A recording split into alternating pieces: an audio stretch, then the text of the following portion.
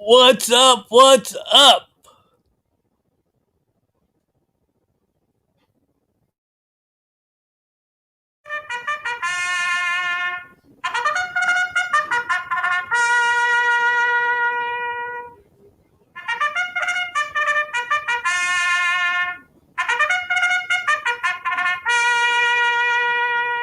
The horses are now moving onto the track for the first race. It is the first half of the Daily Double, the start of the Big Five. Buzz time in 7.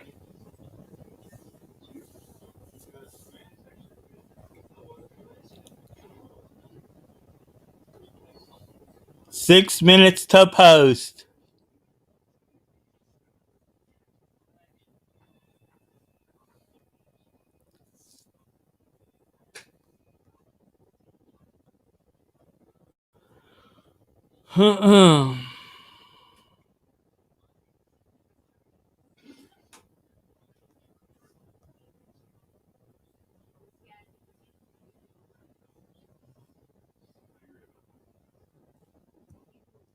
What's up, Kelly?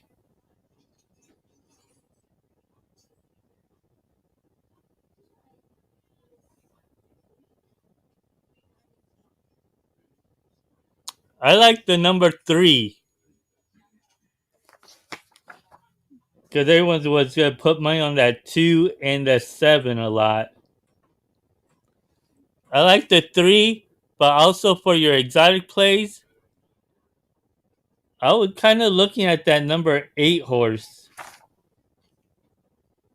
to come into the exotics.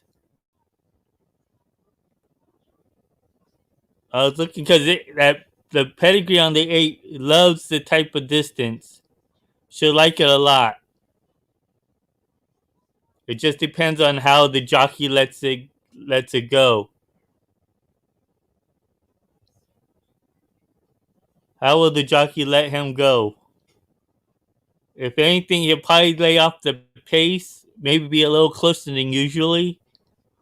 Lay off the pace setter and then make its final move.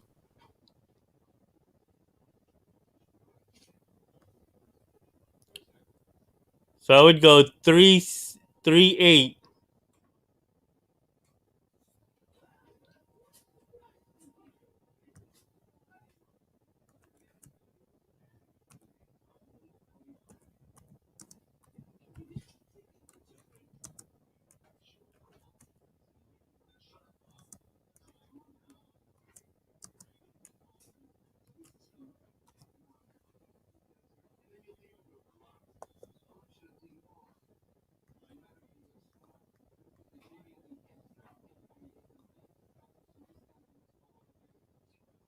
The 3 and the 8 I like.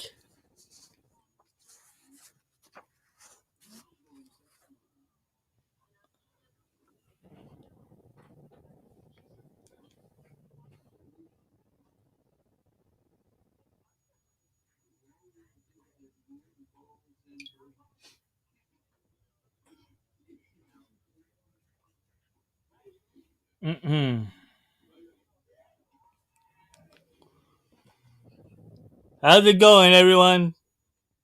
What's up? ¿Qué pasó? Buenas tardes a todos. 3 minutes to post to I the didn't first. catch that. Please say that again.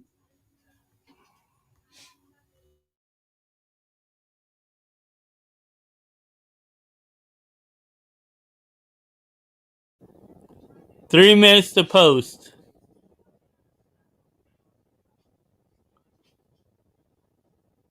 My selections there are the 3 and the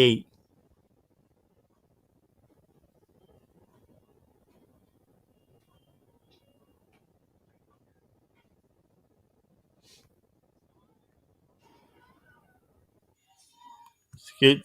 Subscribe to the channel and like the video. Suscríbete a mi canal. No vamos a poder oír, a ver las carreras, pero podemos a oír y tener un buen tiempo haciendo nonero.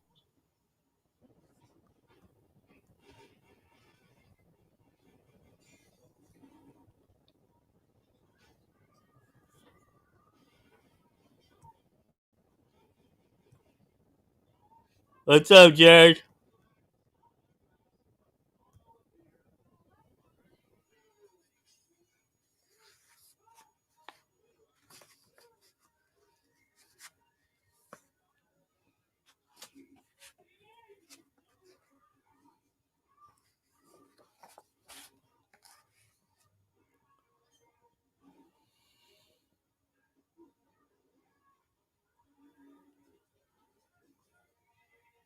Hey, Grandma, how's it going?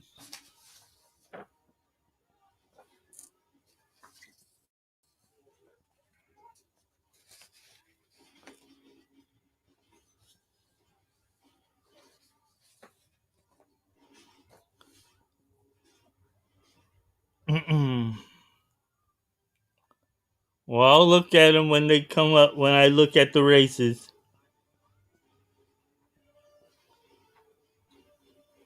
we'll try.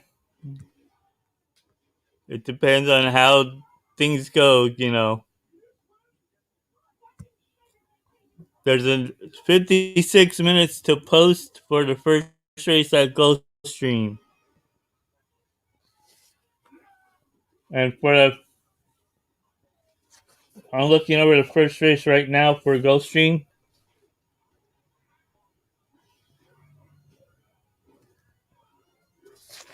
Although that two, everyone's gonna be placing tons and tons of money on that 2 horse. Let's see what we can find as a little bit of a price to possibly make a little money on it. And it's gonna be one of those sprint races. Whew.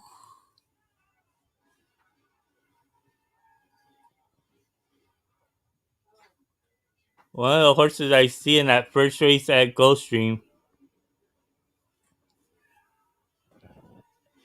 at may like the sprinty type of distance is a 7. But also too, you may be close careful eye on that 5 horse. That 5 horse may come up too at Gulfstream.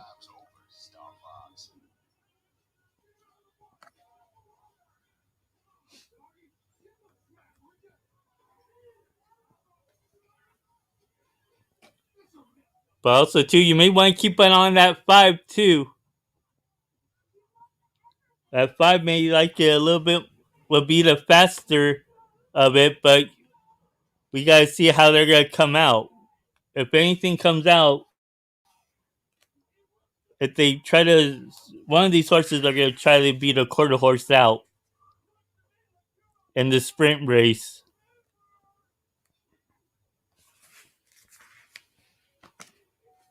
Like I said, that 7 looks good, but also you may want to keep a closer eye on that 5 horse.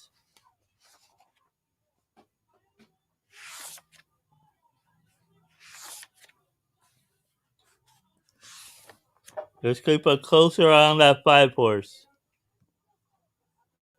The horses are now approaching the starting gate. Welcome to the many outlets throughout the United States and all across Canada.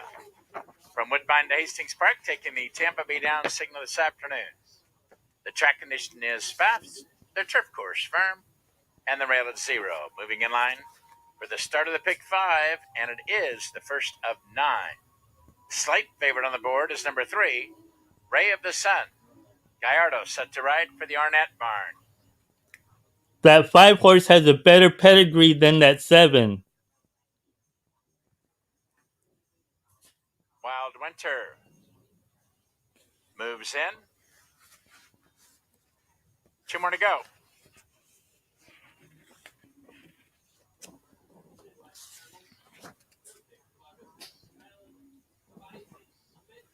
From the outside, Brent will complete the lineup. He's in. They're at the post. And they're off. And running to a level beginning. From the outside, Uncle Hal breaks for the lead. There goes Executive Decree, now moving up and taking command. Along the rail is Didn't Do It, and the last horse away is Wild Winter.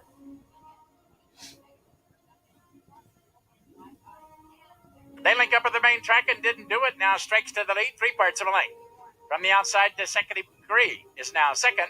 There's Little Meatball off the long layoff. Down along the inner rail now third. Ray of the Sun, right there from between horses now, racing along fourth. Up on the outside, that's Uncle Hal now traveling up all the way up to third and now going to second and vying for the lead. As they approach the quarter-mile pole, Uncle Hal from the outside is in front. Little Meatball shoots through toward the rail, now to challenge second. From between horses, Brant is now back to third. As they're into the stretch, it's Little Meatball and Batista. They now have the lead and drawing clear. Uncle Hal is there second. Didn't Do It moves up now to be third, but it's Little Meatball running them off their feet to win it by 5. Uncle Hal second. Didn't Do It was third, and that's the first at Tampa. Told you everyone was to put that money on that 7.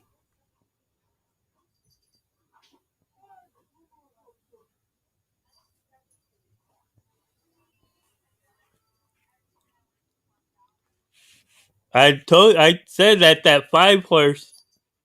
I can't show the races, Robert. The races, we don't have permission to show the races. El Uno ganó.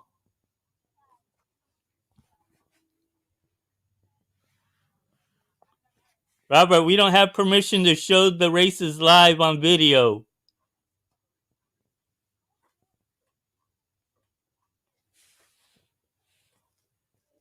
It didn't destroy it. It just got off better than the others.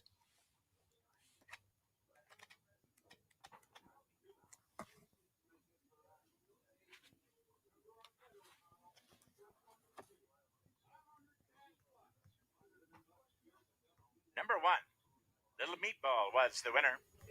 7, Uncle Hal second. 2, Didn't Do It was third. Number 8, Brant fourth. And number 3, Ray of the Sun was fifth. Running time on the board, 3 por 1. There were 3 claims in the first race. The winner, number 1, Little Meatball, was claimed by owner-trainer Tim Padilla. Number 3, Ray of the Sun, was claimed by Snowbird Thoroughbreds LLC, Cody Axmaker. And number 6, Uncle Hal,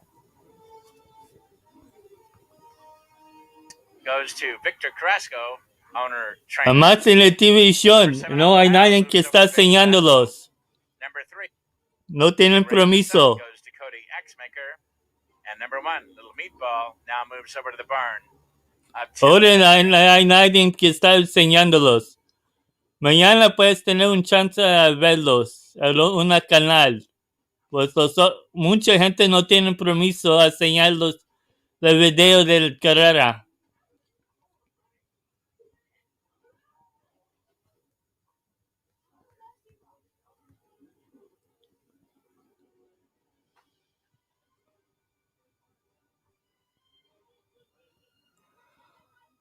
Now returning to the winner's circle is the victorious number 1, Little Meatball.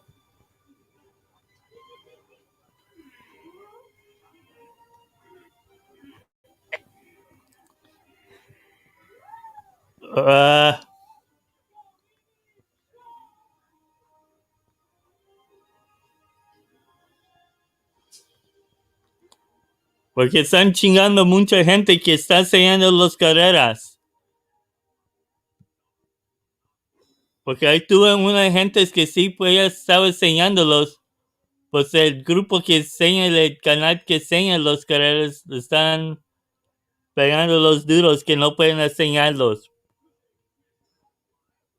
Porque no tenemos permiso.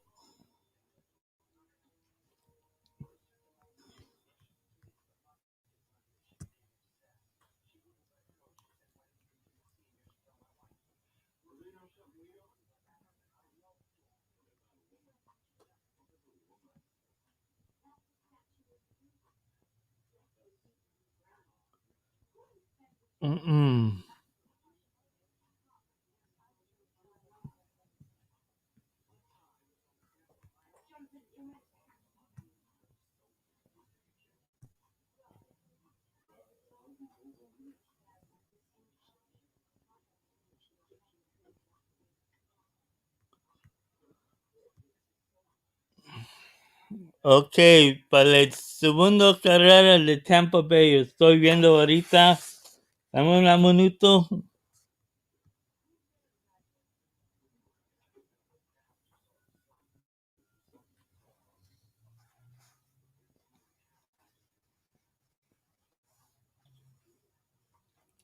Oh, and Derek, because the reason why I don't like that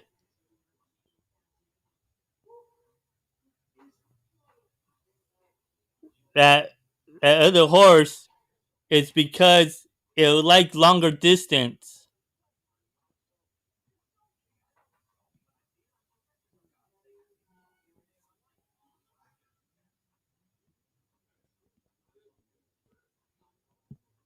If you're looking at the pedigree wise, it likes longer distances.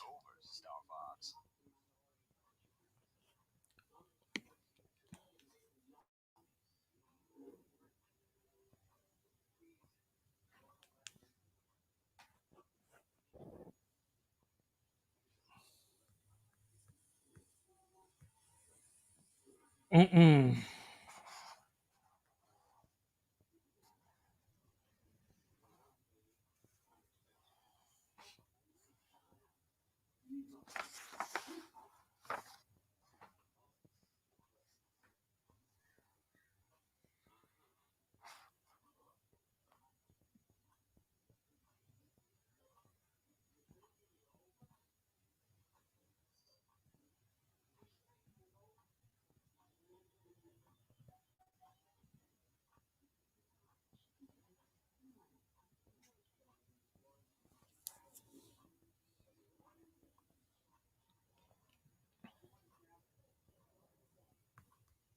Okay, race 2 at Tampa Bay.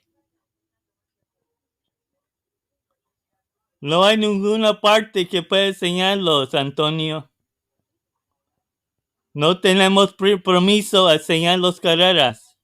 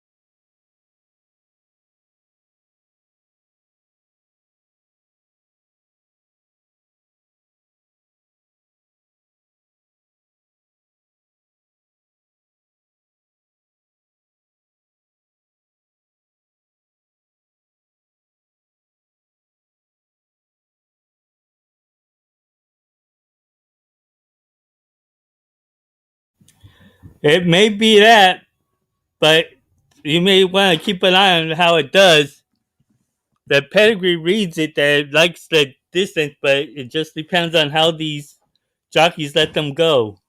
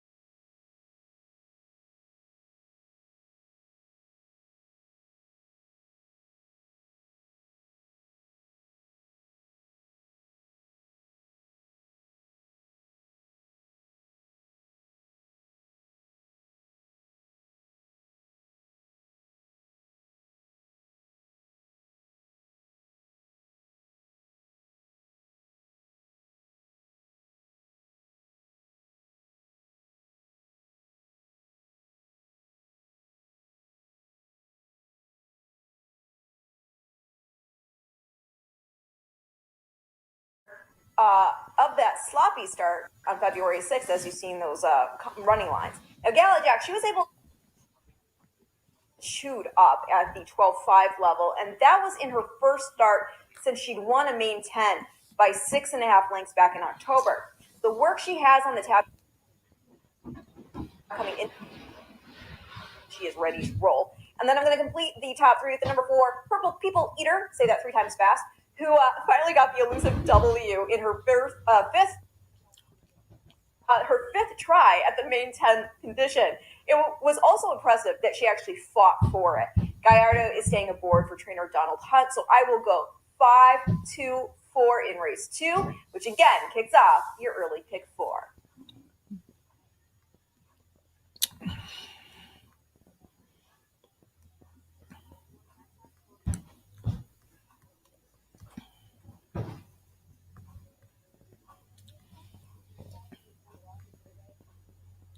The turf course firm.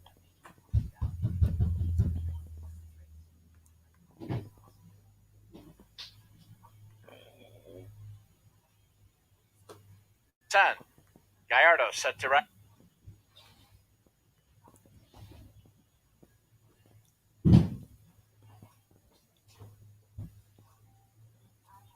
Winter.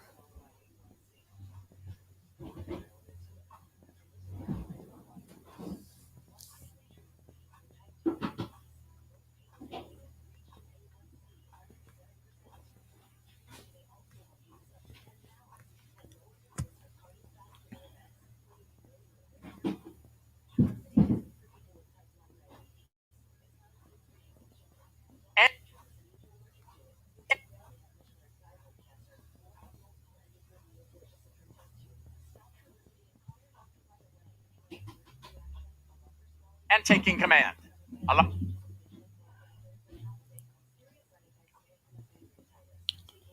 They're heading into the paddock. 12 minutes to post. From the outside, the second. And 12 minutes to post for the second race at Tampa Bay.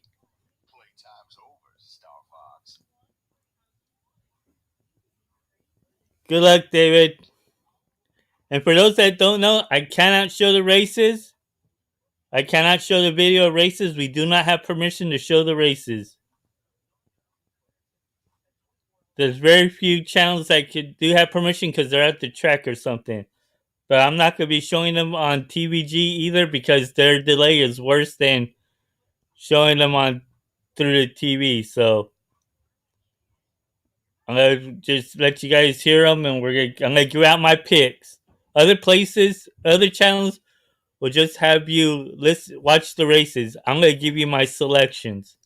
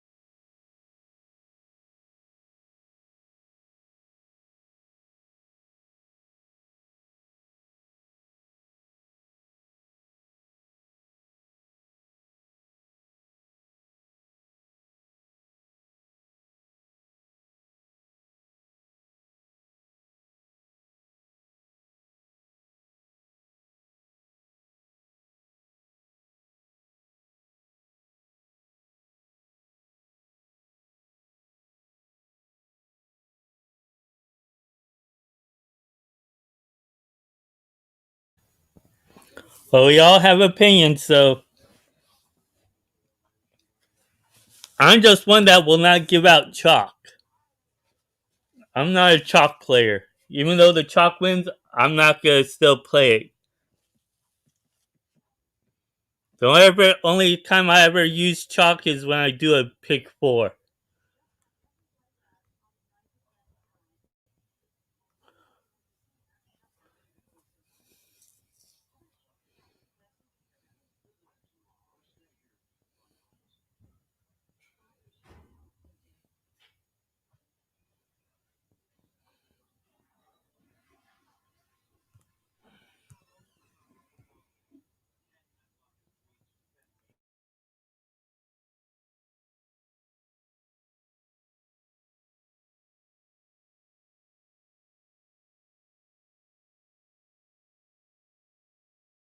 It's 34 minutes to the first race at Gulfstream Park.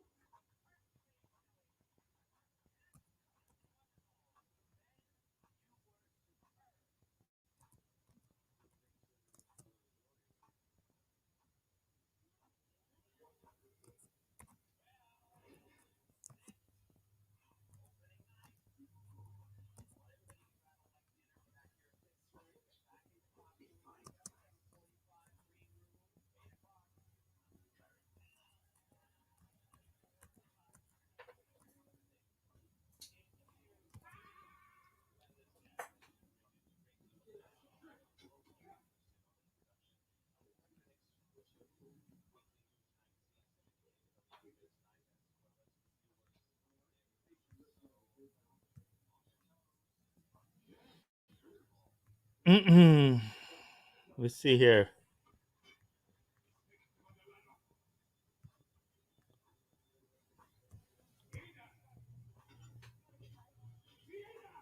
Five minutes to post.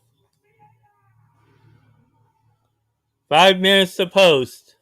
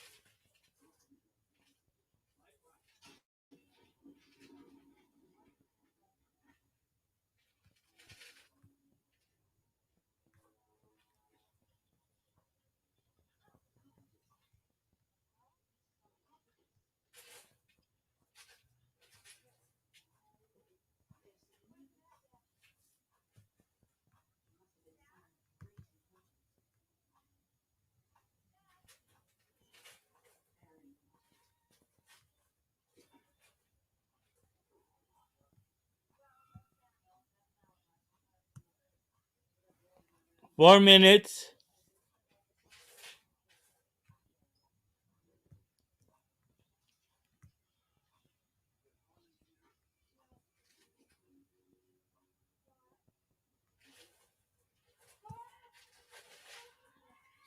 Mm-mm.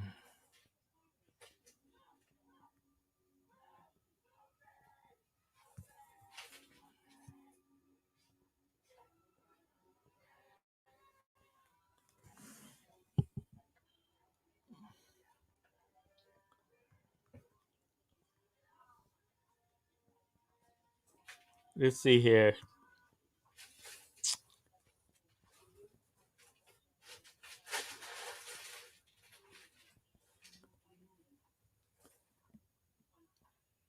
Well, the 8 horse, that jockey does bring in a lot of long price horses.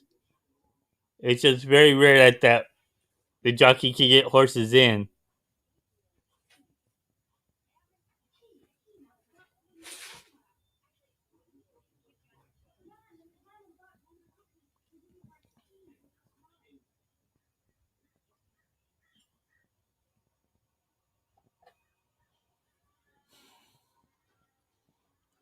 Like one to possibly add into the exotic plays.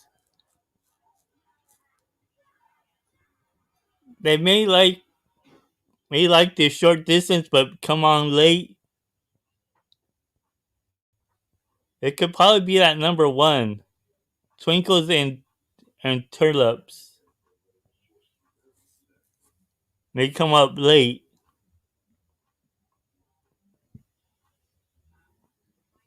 If it doesn't try to go out too far and stays near the rail pretty close, may show up into the exotic plays.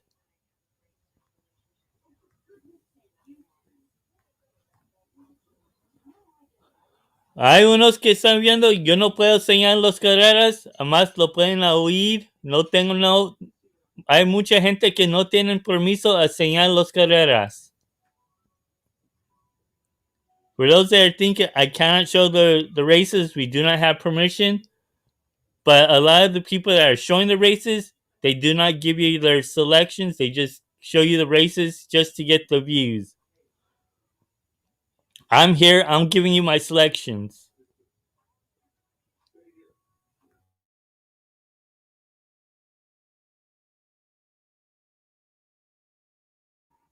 And I'm one that I give out prices.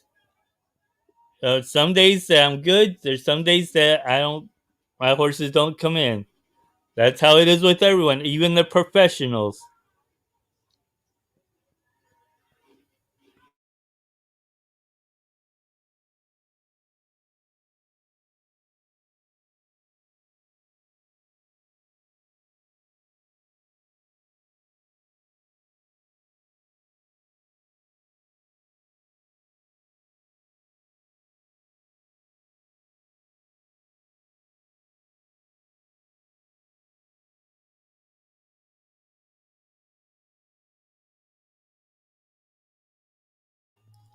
I know that there are a lot on here thinking that I could show the races. I'm sorry, I can't. I do not have permission, and I'm not going to be showing it through TVG because their signal is more delayed than anything. So, good luck to everyone on their selections. Buena suerte a todos en tus selecciones. Subscribe to the channel. Suscríbete al canal. Possibly when they show some aqueduct, I'll be able to show aqueduct races. But other times, other tracks, I do not have permission.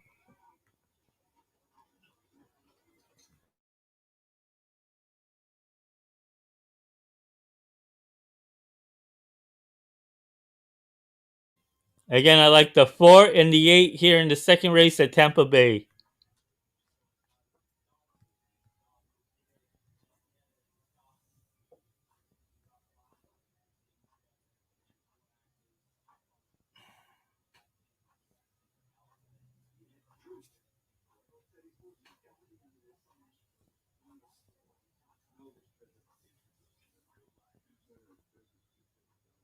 The horses are now approaching the starting gate.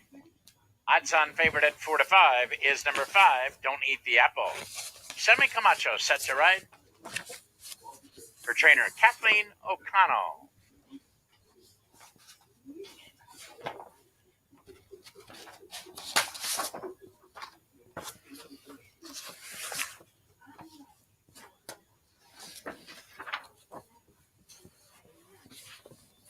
The field is down, moving in line.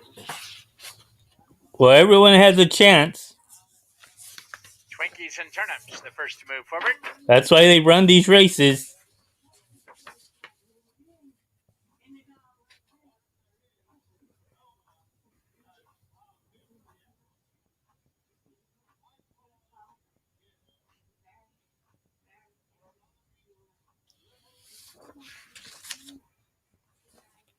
Two more to go in. Purple People Eater. And from the outside, Ice Grip.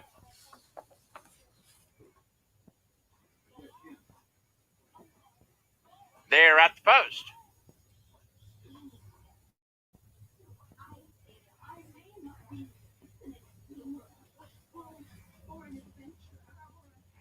And they're off.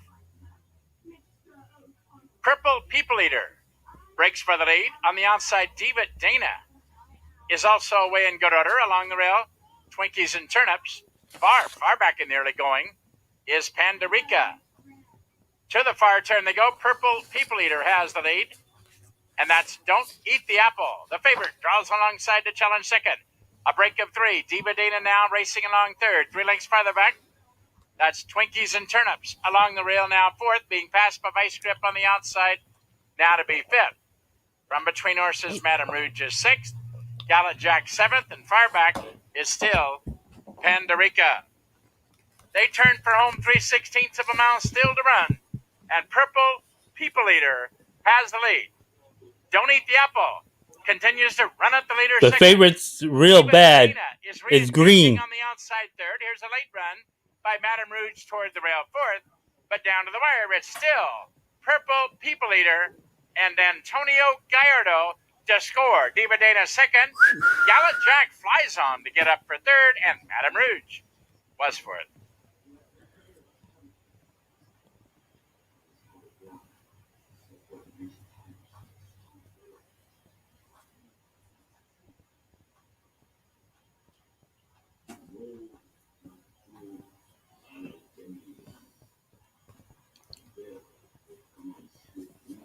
And if the signal's kind of off here, it's because it's raining over here. So, pardon me for that.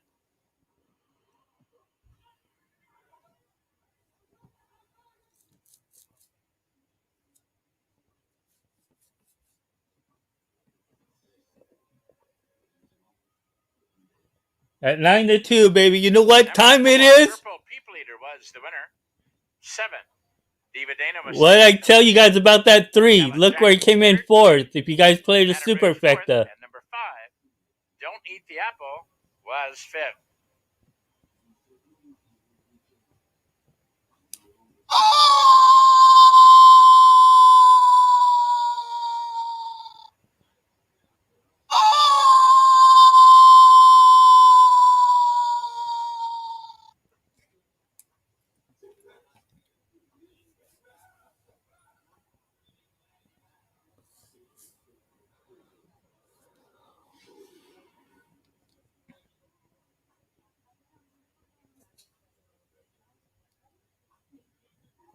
Look how much that superfecta paid with that 3 horse that I gave out to put into the exotics. The exact $99.20. $1 trifecta, $232.60. Daily double, $46.60.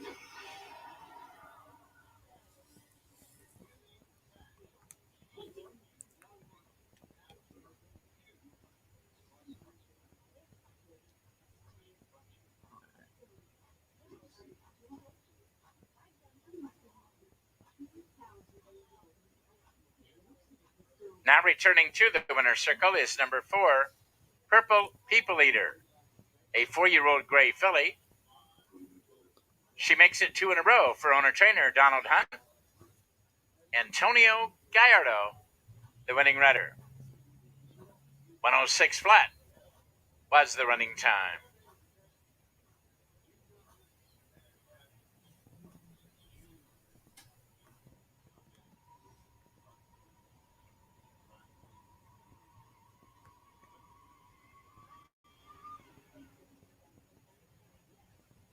$1 superfecta, $1,234.60.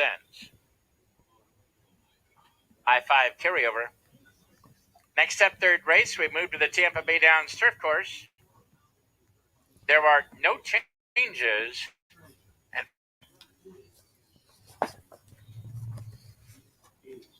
post time for race 3 at 1:16:25.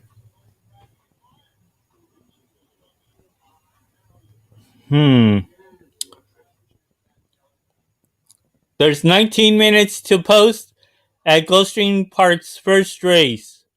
19 minutes.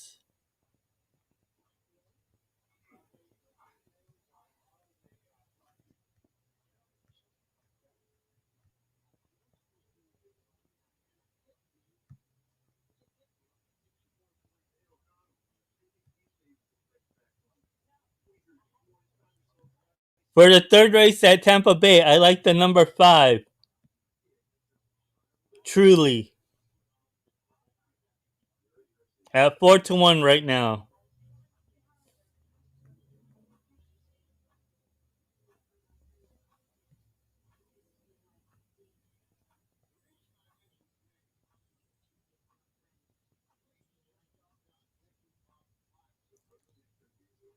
My second choice would be the number 10.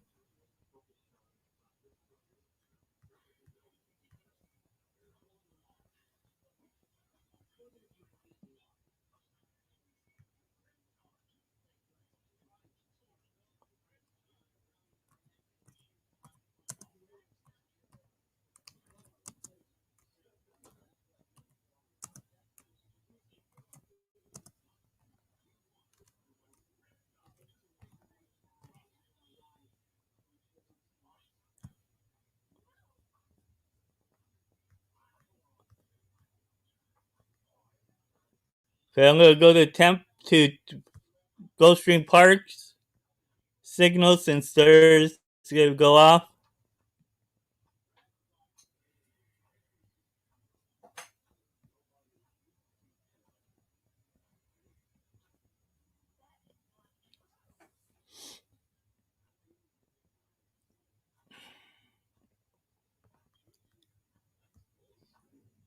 I'm gonna get over there. So seeing right now.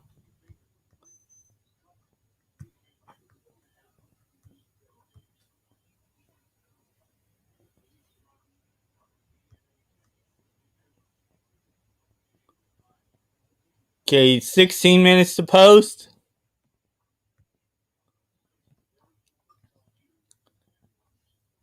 Again, I would go 5-7.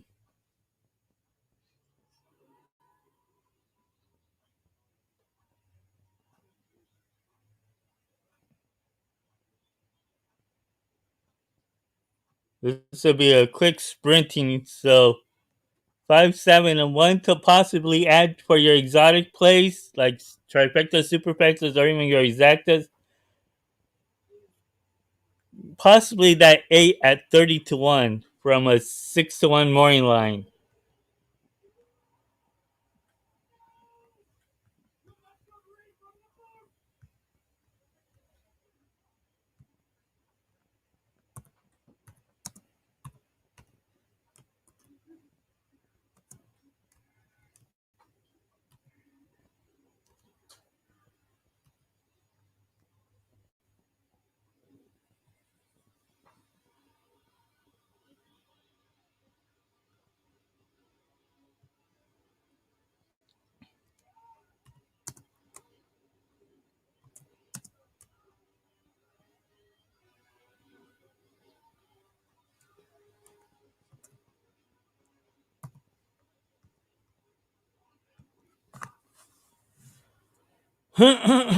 Excuse me. I didn't catch that. Please say that again.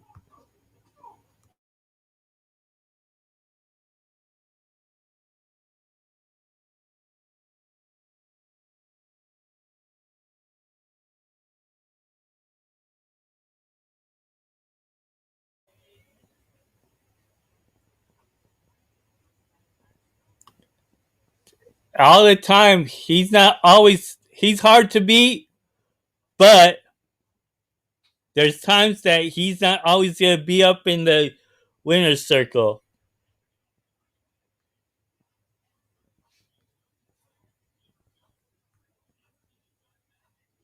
Playtime's over, Star Fox. Just because it's Ortiz doesn't mean he's going to be up in the winner's circle every single time.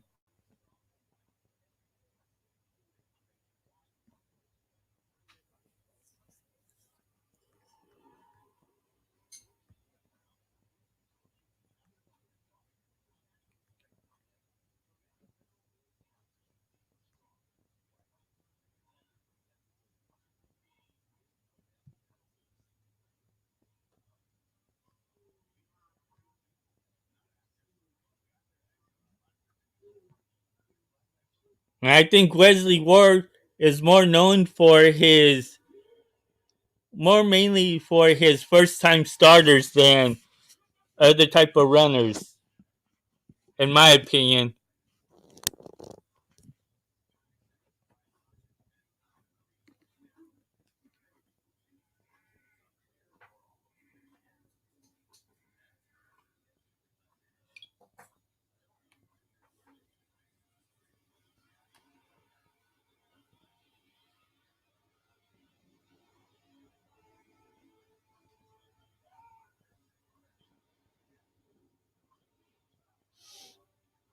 Mm-mm.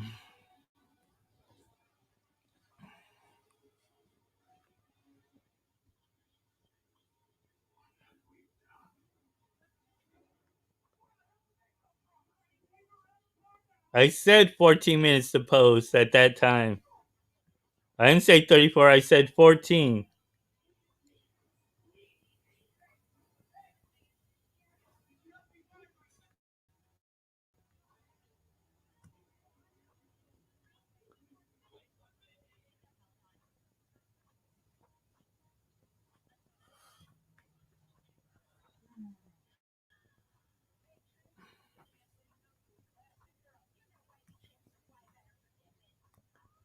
They're getting out to the paddock area right now, into the walking ring.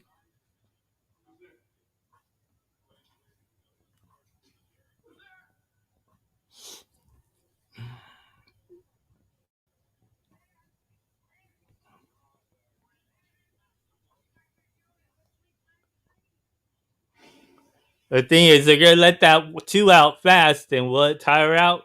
Who knows? Or that Race 1, 5 furlongs on the firm turf course. These are maiden claiming 3-year-olds, $25,000 down to $20,000. Going to scratch the number 3 and scratch the number 6. And this kicks off a first of 2 pick 4s. And by the way, good afternoon, everyone. Ron Nicoletti, along with Acacia Courtney, looking very sharp in that black dress. Thank you, Ronnie. Thank you. Yeah, it's a little overcast, but a beautiful, comfortable afternoon here at Gulfstream Park. And we do kick off the early pick 5 here. And while we have a super heavy favorite for Wesley Ward and Irad Ortiz, I'm not going to just single that one. I'm using the number 7 as well. First off, the claim for Kelly Breen, the King Achilles. I think it's a lateral move, and 1 to 5 is a bit short for me, though could be the one to beat. Too deep in the second. I've got 3 horses in the third race. We've got a nice maiden 50 in the fourth. I've got a first-time starter and one with experience, and then wrapping it up with, I think, the logical 2 in Roadhouse Blues and Alma Cocoa Pebbles in race number 5. That kicks off the Rainbow Six today with 150,000 in that pool. And getting to the favorite here, 1-5 breakthrough, is dropping to the 25 level and going to try the turf. Return from a layoff up at Turfway, finished fourth against special weight runners. So going 6.5, that was on the turf. So I just looked up a stat on Wesley Ward. He does this an awful lot of the time. With horses going synthetic to turf in sprints, he's really good. You can see it up there. 38 for 141, a big sampling, 27%, 47% the money, 214, return of investment. So looks like a logical contender. But putting your ticket together, I would like you leave the 7 off to my early pick 5 ticket. Right, and the biggest thing is that absolutely this number 2 breakthrough can win. It's just 1-5. It's such a short price. He does have a big flat turf hoof, so no problems with him going back to the. Sorry guys, I'm still on the number 2, but the 2 breakthrough still no problems with him going back to the turf. And he is well muscled. He is the brother to multiple Grade 1 place Red Vine, who got to be known, I guess, more going long on dirt, but he was actually a 2-time turf winner as well. So no issues with the surface. He is well muscled. He's very sharp today. Ticks all of those boxes. But now getting back to the 7, the King Achilles.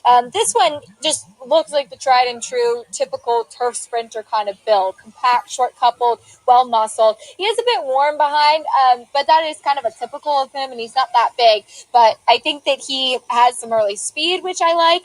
And Kelly Breen has been very good claiming horses, particularly for owner Mike Dubb.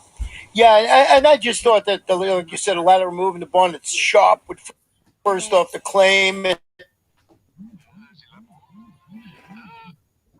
And Wesley does okay, but he doesn't, win that much at the championship meet that you have to take 1-5. But Iran, I think, is part of that money. The number 5, Andreas Eduardo, who's turning back to 5 furlongs. And you look at his last race, had some trouble, got pinched in at the quarter pole last time out when they tried the mile. I just think if you're looking for that type of horse who has tactical speed that maybe closes out the try in here, you look at a horse like the number 5, Andreas Eduardo, trained by Antonio Santos, had a very nice meeting. Yeah, he absolutely has. And I think it's tough to gauge this horse. First of all, he's by Cantharos. They love sprinting on the turf here at Gulfstream. He's a kind of smaller, handier type. I think sprinting may actually suit him. Yet his only turf sprint race was when he had a far outside post, which is not conducive to the distance of the race a couple of races back. And he was taken out of his comfort zone when he wasn't up in that first flight. So that could kind of be, he could kind of be the sleeper in this spot, all of those things considered. Well, they are heading to the track for our first of 10 races this afternoon. Pick 5 pool approaching $150,000. The main track is fast. The turf course is firm.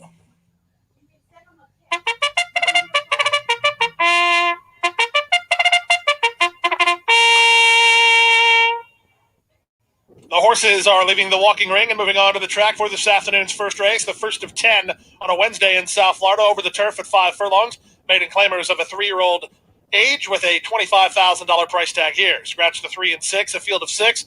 Win, play, show, exacta, quadella, trifecta, superfecta, daily double, and pick 3 opportunity. If this is the start of the early pick 5. Race 1, first of the day on the turf in 7 minutes.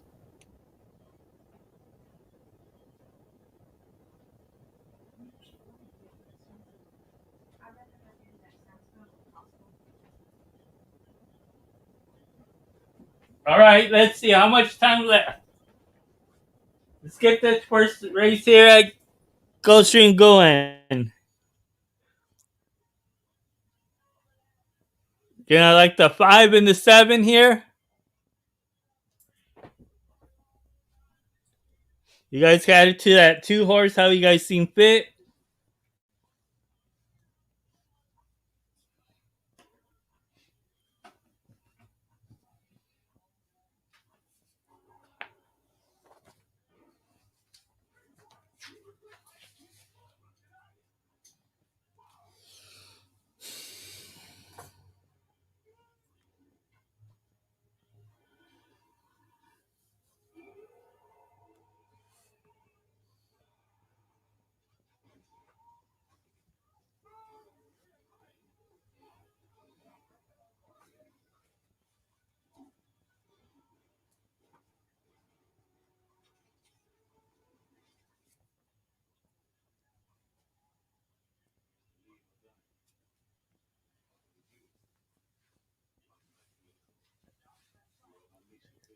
Five minutes to post.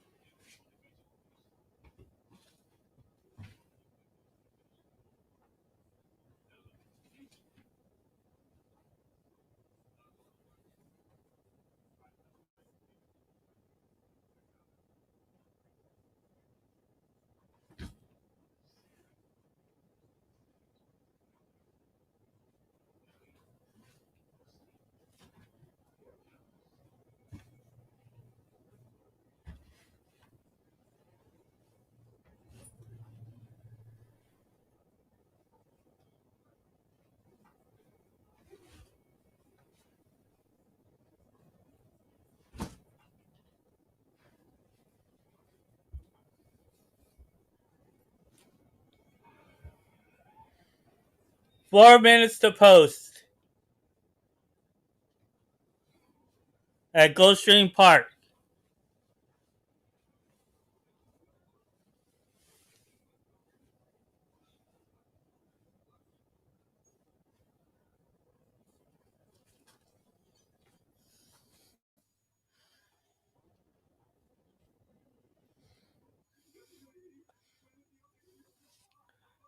The 7's ready to go.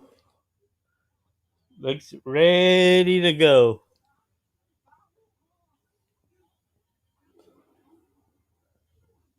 Has a little too much energy. Ortiz.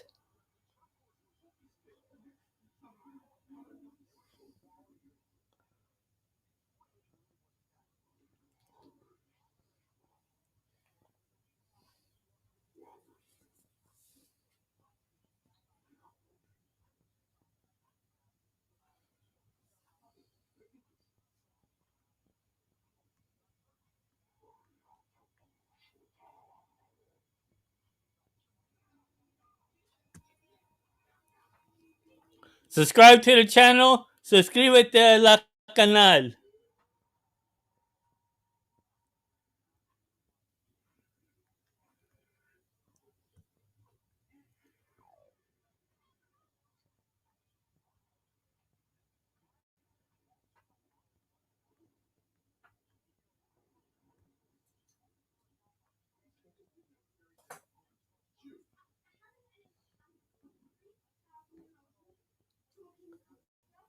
Two minutes to post.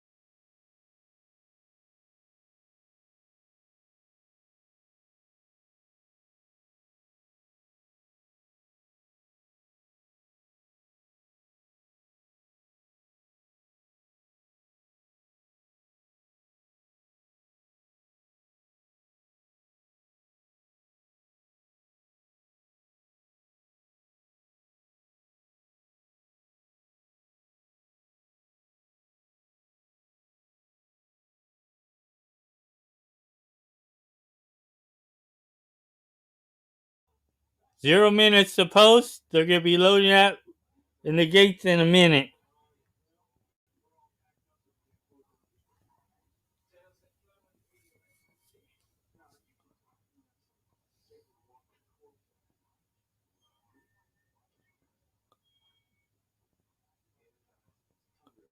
Good luck to everyone in your selections. Buena suerte a todos que están jugando esta carrera en el Gulfstream. Yo me gusta el 5 y el 7. Yeah, my selections are the 5 and the 7.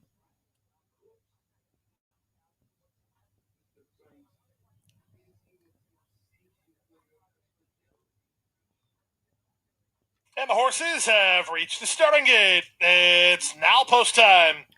Lining up and moving in for race number 1, first of 10 on the Wednesday program in South Florida. Over the turf at 5 furlongs, 2-5 on number 2, Breakthrough. Irad Ortiz Jr. rides for Wesley Ward. 3-1 second choice is the 7, the King Achilles.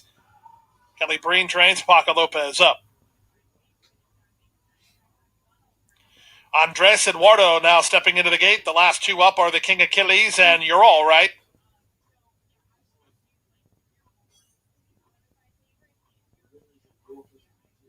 You're All Right.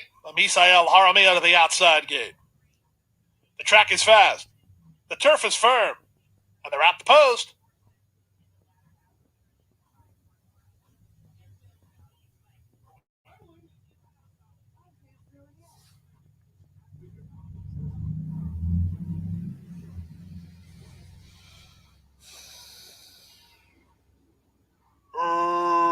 Racing at Gulfstream. The King Achilles was quick into stride. Here's the heavy favorite Breakthrough on to take over. You're All Right is away in third. A gap of 4 to Can't Be Broken. Then it's Andres Eduardo. And after a bit of a slow beginning, Uncut Gem is last of all with half a mile to the finish. It's Breakthrough in front, 3 parts of length. The King Achilles is there second, 3 back to You're All Right third. Can't Be Broken at the rail fourth, followed fifth by Andres Eduardo. And Uncut Gem is last. Around the far turn they go. 21-3 for the opening quarter. Breakthrough holds inside ground and the lead. The King Achilles trying to cling to him second, 4 ahead of You're All Right third. The others strung out behind them as they move to the top of the stretch. Breakthrough now has a clear advantage and opens 2.5 off the corner. Second is the King Achilles. Third is You're All Right. Then Can't Be Broken and Andres Eduardo. But inside the final 16th of a mile, Irat Ortiz Jr.'s not moved his hands because he hasn't needed to. And Breakthrough will do exactly that. Breakthrough wins at odds on by 3.5 in the end. The King Achilles second, Andres Eduardo third. 275.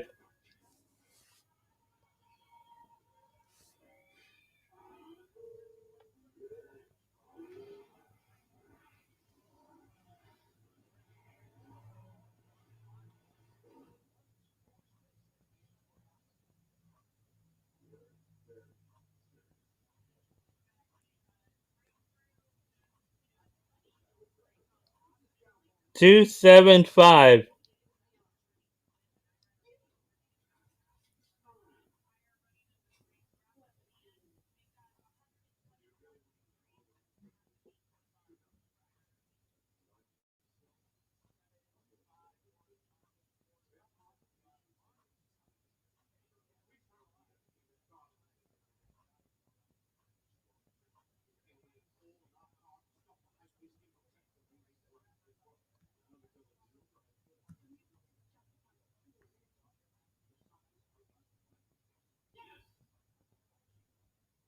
Okay, 2 minutes for Tampa Bay's third race.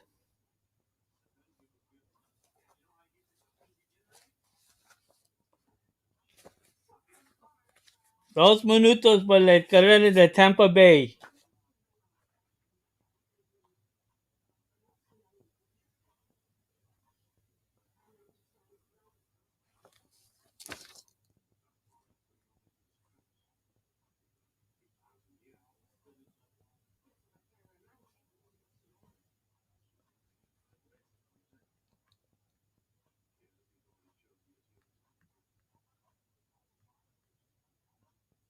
Y a mí me gusta el número 5 y el 10. Again, my selections there are the 5 and the 10.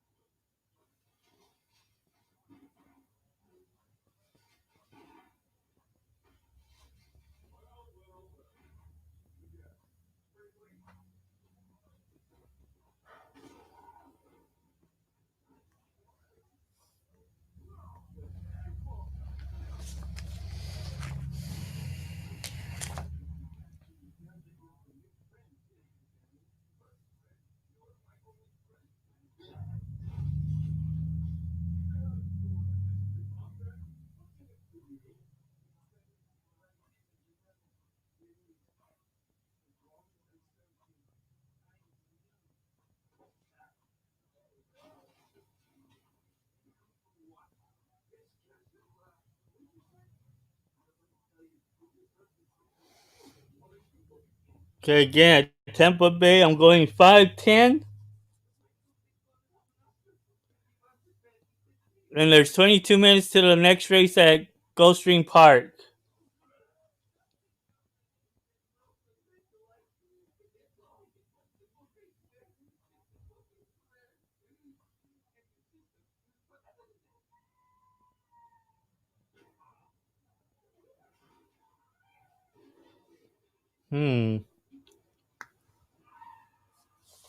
There's something I see here at the second race at Gulfstream.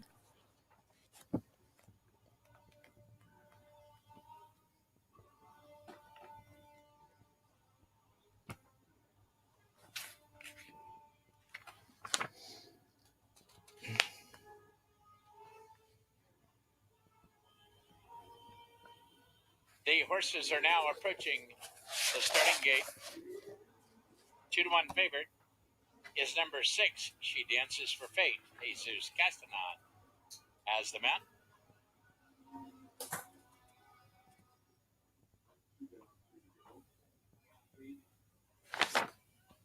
Turf Course Firm. The rail at 0. Moving in line.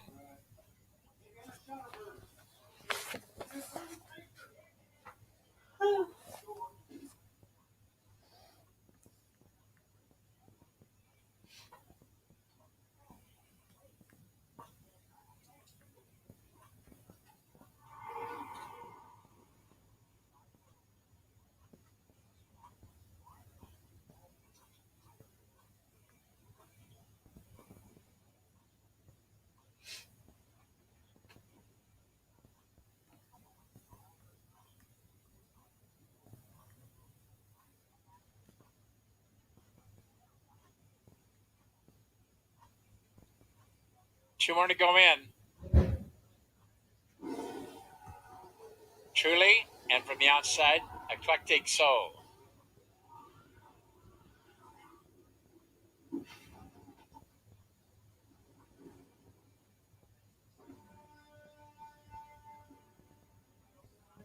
They're at the post.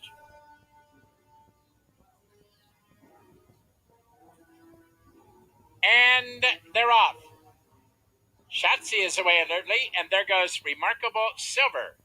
And Dees, the long shot, quickly moves up and now going to the lead. Bahamian Moon gets over from the 9 post and now moves up and challenges for the early lead. And the last horse away is Treasure Tales. They make the charge to the clubhouse turn. Dees over to the rail and now has the lead by a length and a half. Up on the outside, Treasure Tales is now second. Remarkable Silver tucked in nicely toward the rail now to be third. There's the favorite. She Dances for Fate now on the move to be fourth. Truly, in the 3-path racing along fifth, Beautiful Diva is along the rail, a close-up sixth. A length and a half farther back, Andy Amo is now seventh. A length farther back to Shotzi eighth, Eclectic Soul ninth, and the trailer is Treasure Tales. And it's a compact field as they make their way to the far turn. Playtime's over. That's Deets with the lead, now by a half a length. Bahamian Moon moves up second. She Dances for Fate, and now Castanon gives her the wake-up call, and she's on the move third. Length and a half farther back, Andy Amo with a quick turn of foot, and now she runs all the way up and challenging for the early lead, and there are 3 across the track. She Dances for Fate re-engages and now boots clear to lead by 2. There you go. Truly exploding down the center of the racetrack. Truly runs by him, and on the outside, Treasure Tales is flying on. The 5, 3, and 6. Settles for third, and Shotzi fourth. 5, 3, 6.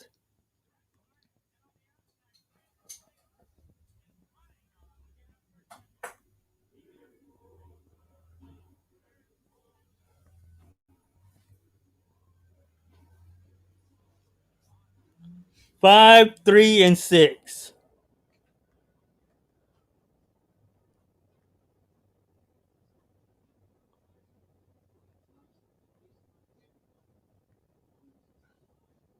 At 5-1.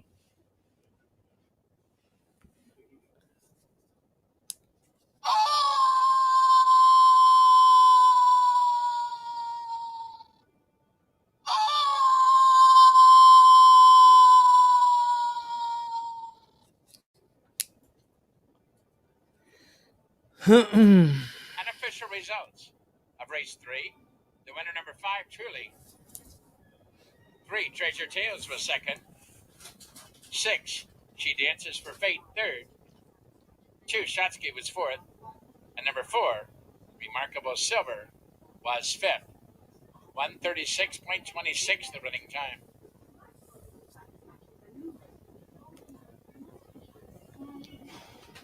All right, now let's see what we can get going here at Gulfstream, which is to be obviously the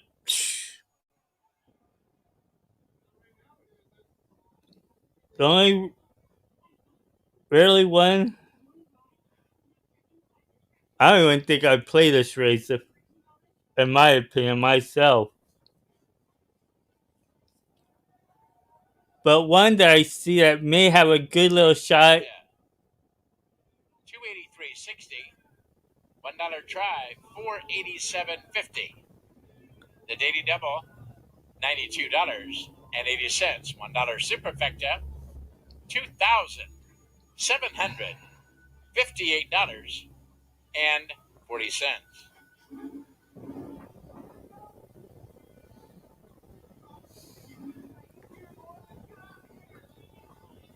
There's 15 minutes to Gulfstream's next race. 15 minutes.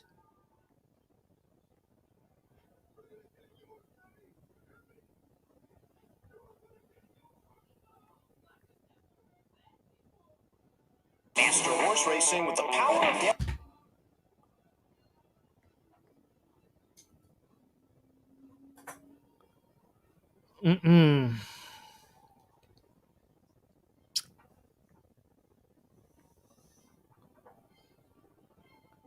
Huh. All these other horses are obvious choices.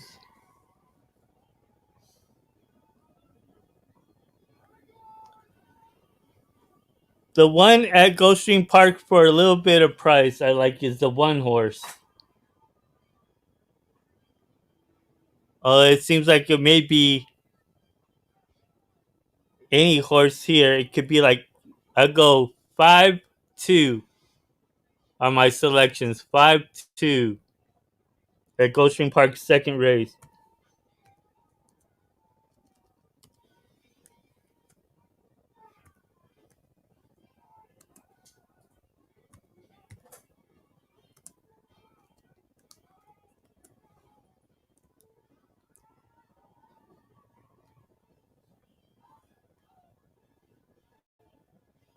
Well, actually, 1-2. Excuse me, 1-2, not 5-2. 1-2.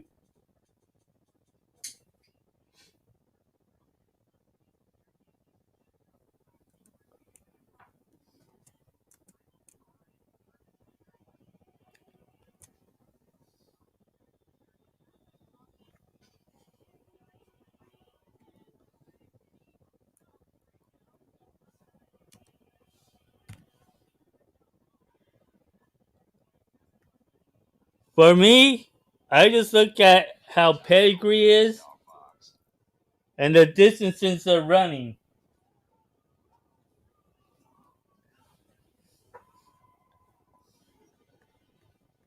Whatever sheet you use, because I don't use past performances.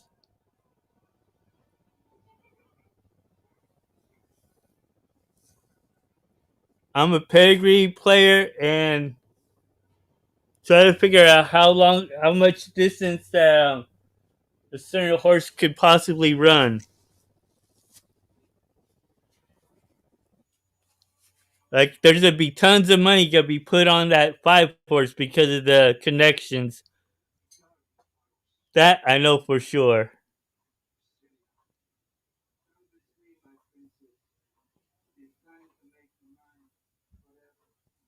With the Red Ortiz and Ian Wilkes. That horse I think could do it, but I don't like it.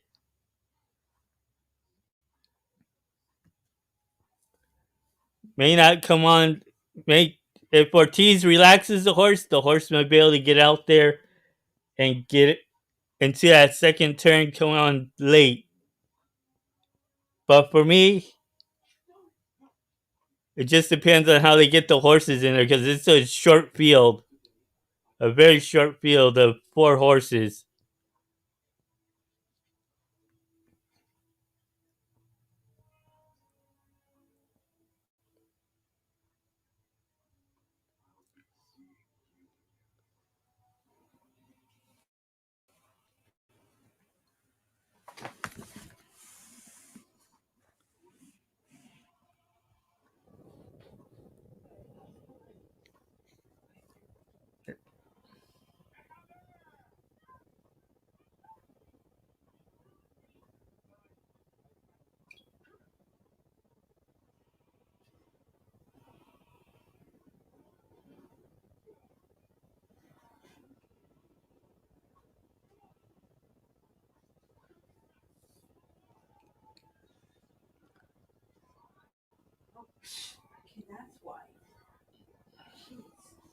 Turf last time, and I had a few questions about him trying the grass. So he goes back to the dirt today, and he's only ever run in maiden special weight company on the main track. So he's going to the dirt and dropping in class. Went 2 turns on the turf last time. Going to be a mile on the main today. Both of those dirt races in Kentucky were sprint races, and he looks more like a miler to me physically. A little bit of a leggier, stretchier type, and here's your rare opportunity to get a little bit of a price on Irad Ortiz as he won the opener, looking to make it the early double here as he'll climb aboard at Bourbon Thunder. Then number 2, Billy Yank, first time on the dirt for this colt by Union Rags. His 2 races, both with Catherine Day Phillips and last time with the current barn with Brad Cox, have been on the grass. Also gets shortcut blinkers on today. He's by Union Rags, which typically you prefer to see on the dirt. The dam was a dirt sprinter, so the pedigree makes sense that he's going to be switching to the dirt, but why has he been on the turf for his first 2 starts, and I guess is the biggest question. He's also second off a layoff and taking an extra drop in class, so he certainly could just make sense as switching to the dirt today and dropping in class. Talking about pedigree for a specific surface, though, the number 1 Warp Speed Baby is the final horse in the field. He's a first-time starter and just seems to have more of a pedigree for turf as far as the immediate family does go. He's by High Cotton. The dam's only win was on the grass, and both siblings won only on the turf. Does seem to have a flatter type of turf hoof as well, so maybe one to watch and see how he runs moving forward. But 4 to 5 right now to the outside on the number 6, Brett's World, as they head out for race number 2 and the start of today's early pick 4.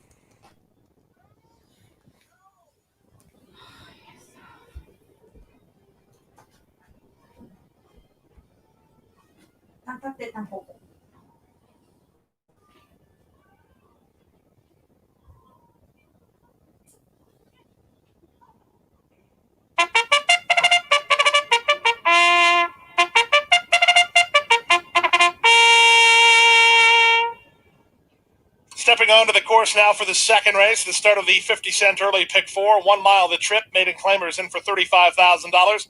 Scratch the 3 and 4. No try, no show, no superfecta wagering. Win place, exacta quinella, daily double, pick 3, and early pick 4 possibility. 8 minutes to posta.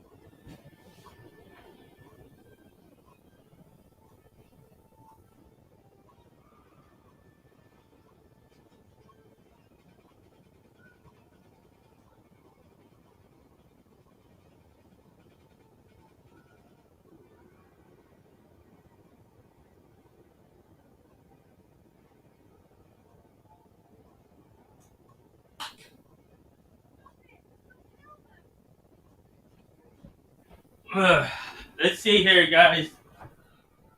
What you guys like here in the second race at Gulfstream?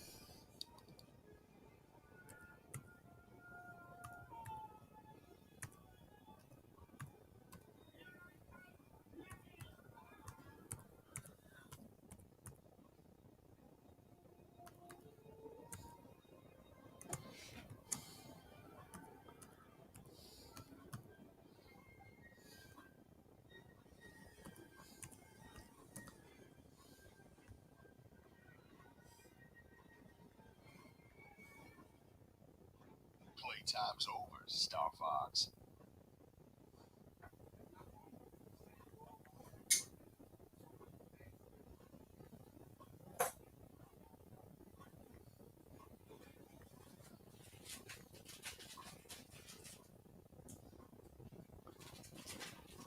Yeah, I like the one because I'm a prize player and I also like the pedigree. So, and you don't know how that one horse will be running. They may try to quarter horse out that one horse out. If anything, Sias and Nix may try to get that. They may plan to try to get Work Speed Baby out there fast and maybe take a long distance and try to quarter horse it as much as they can. But also another thing too, they could also try to maybe lay off one of the other horses, but not too far off. Let one try to take off. Let the other horses relax. Let Warp Speed Baby relax. Then take off right into the turn, to that second turn.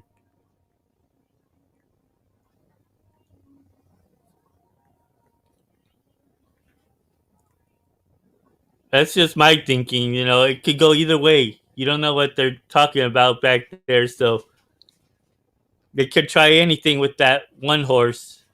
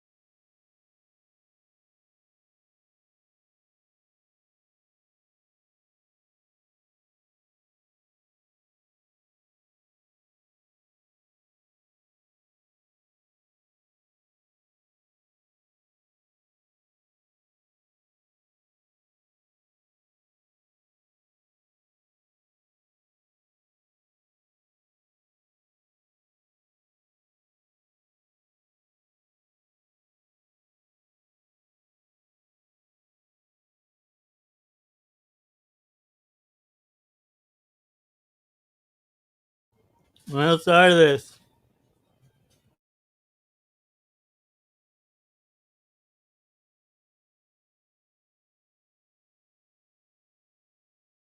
Yank moving out the rail, warp speed, baby. And up on the outside, it's Brett's World as the four horses come out of the chute and link up with the main course. Billy Yank from down toward the inside. From the outside, Brett's World. Brett's World is clearly in front. Bourbon Thunder is between horses. Billy Yank is along the rail. And Warp Speed Baby is a bit slow into stride, fourth of the four, with an opening quarter behind them. Brett's World leads through a 23-1 opening quarter. Billy Yank is along the rail. Bourbon Thunder is between horses. Irad takes hold of Bourbon Thunder to secure the two-path. The trailer is Warp Speed Baby. Run of the final going to the half-mile point. Down at the rail, Billy Yank and Tyler Gaffleone lead by a neck. Brett's World is there second. Bourbon Thunder elects to race between horses third. These three almost in line, and they're four better than Warp Speed Baby. 46 seconds for the opening half mile. Billy Yank holds inside position in a narrow lead. Bourbon Thunder right alongside second. Working hard while three wide is Brett's World and Warp Speed Baby not keeping up. So we're down to two here. Billy Yank along the rail. Bourbon Thunder on the outside. 5/16 from home. Billy Yank on the inside. Bourbon Thunder on the outside. Brett's World's an all in third. Then Warp Speed Baby. Quarter of a mile left to go. Bourbon Thunder now has a half a length advantage over Billy Yank, who's not gaining with the leader. In fact, he's losing ground after three quarters and 1:10.4. There's an eighth of a mile to go, and Bourbon Thunder's in front. Bourbon Thunder leads by two. Billy Yank fighting the good fight, but he's still second. Brett's World is third. As they come home for the wire, it's Bourbon Thunder for trainer Ian Wilkes to win by a length and a half. Billy Yank with a good try second. They were well clear of third running Brett's World, then Warp Speed Baby.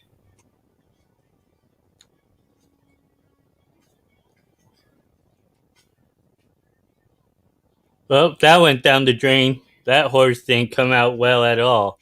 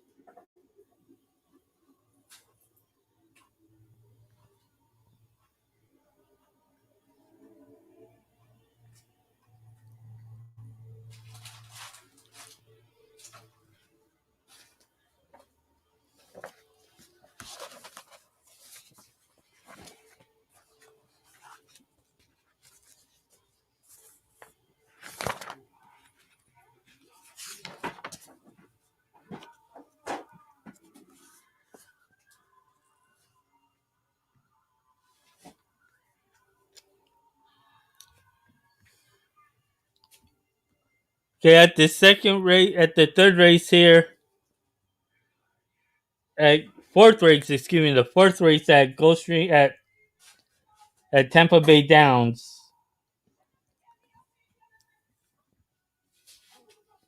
I'm looking at the number one, Ransom Reward.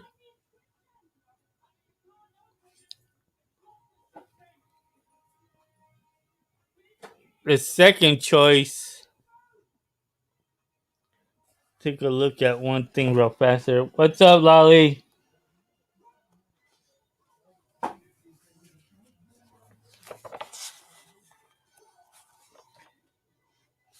Um, our second choice.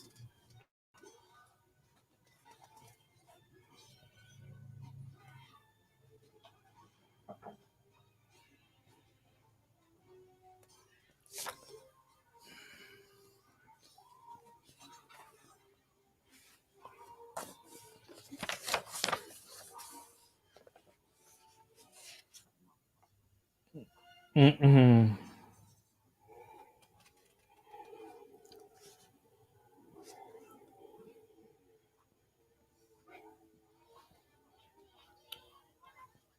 My second choice, I'm looking at the number 6. Really like Laura. So I'm going to go 1-6.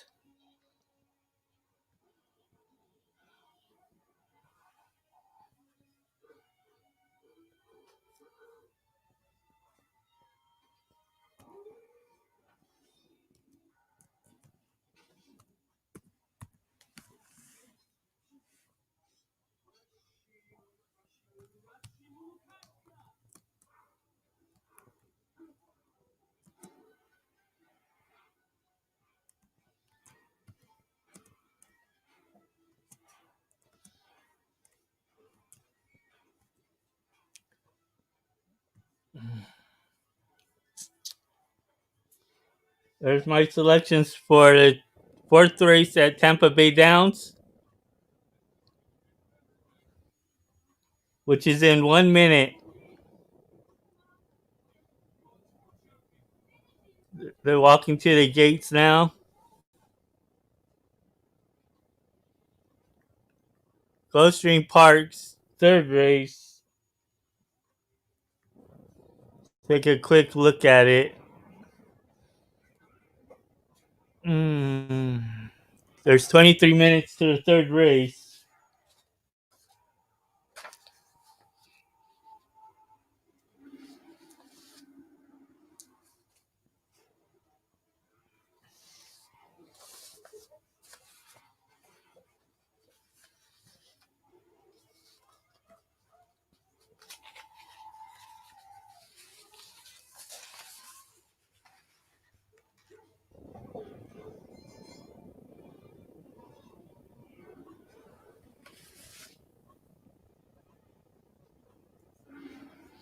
Hmm.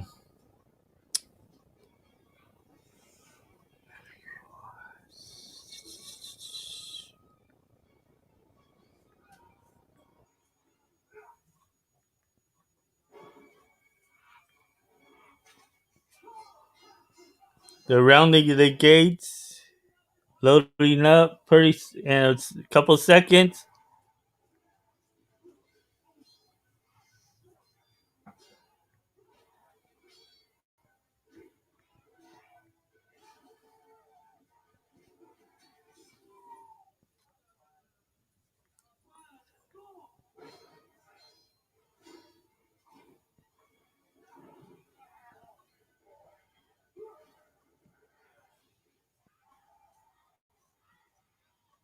Hmm.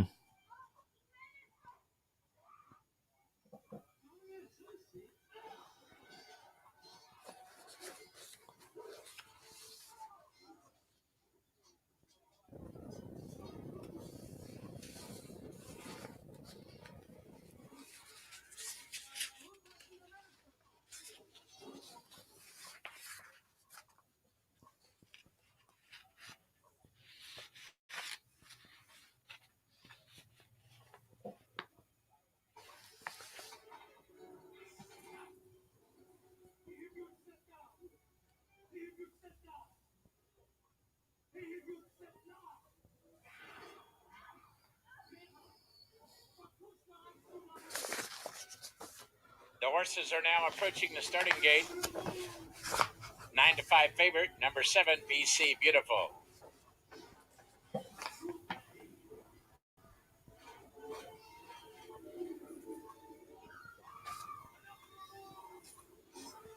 Jose Frere rides for trainer Kerry Raven.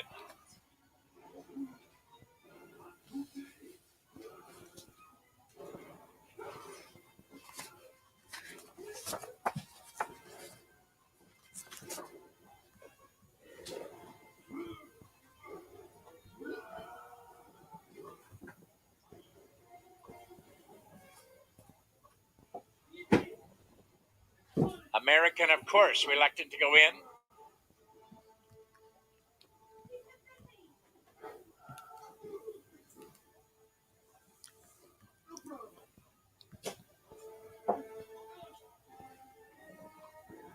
behind the gate, Jude's Lawyer.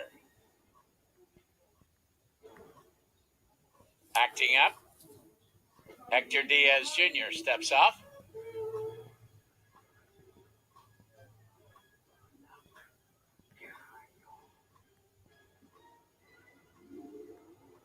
Now number 2, American of Course, unseats the rider and is loose behind the gate. There will be a short delay into the running of race 4.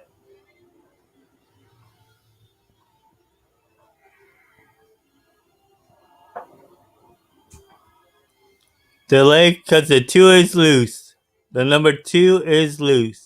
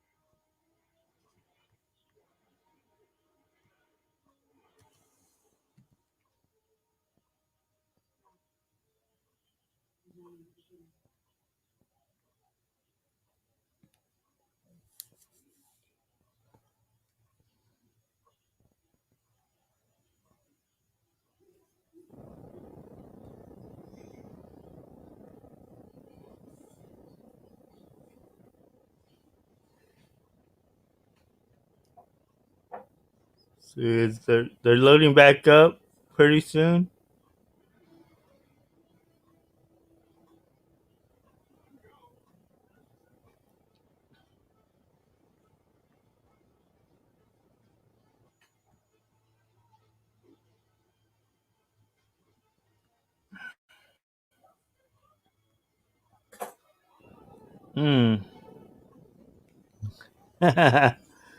The juice is loose. Rolling 8.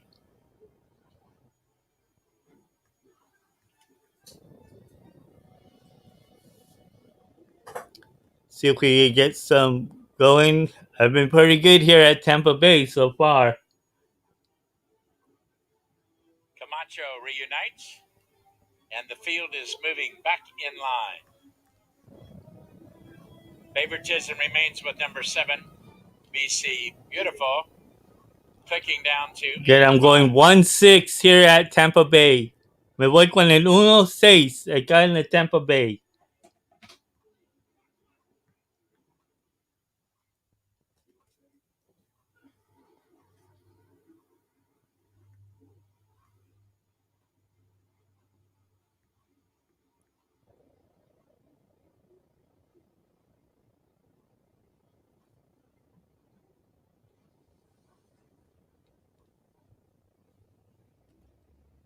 Two more to go in. BC Beautiful. And from the outside, Dondetti.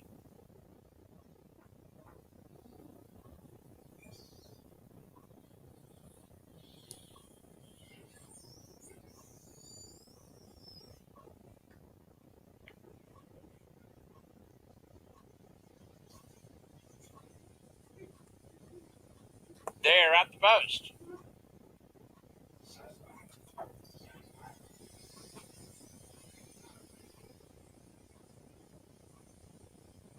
And they're off. The favorite BC Beautiful is away very sharply and gunning right for the lead. Jude's Lawyer comes away second. On the outside, Dondetti in the last horse away, La Bella Vida. They link up with the main track at BC Beautiful. Shoots clear to lead the race by 2. American, of course, now attacks toward the rail to be second. Jude's Lawyer is out there racing third. Length enough farther back, Ransom Reward is now fourth. Then it's a break of 5. Dondetti is losing round 5th, followed by La Bella Vida 6th. The gray horse Bunny Princess is seventh and far back, Really Like Laura, as they approach the quarter mile pole. BC Beautiful sets sail and has the lead by 3. Jude's Lawyer on the outside second. American of course is there toward the rail third, and Ransom's Reward to the outside fourth, but this one's over, and it's BC Beautiful. From the outside, Ransom's Reward is gaining on the leader, but still well back, and BC Beautiful, well prepared after the long layoff, will make every pole a winning one. 7-1 and 3. 7-1 and 3. Got up for third, and Dondetti settles for fourth. 7-1-3 was the order of finish.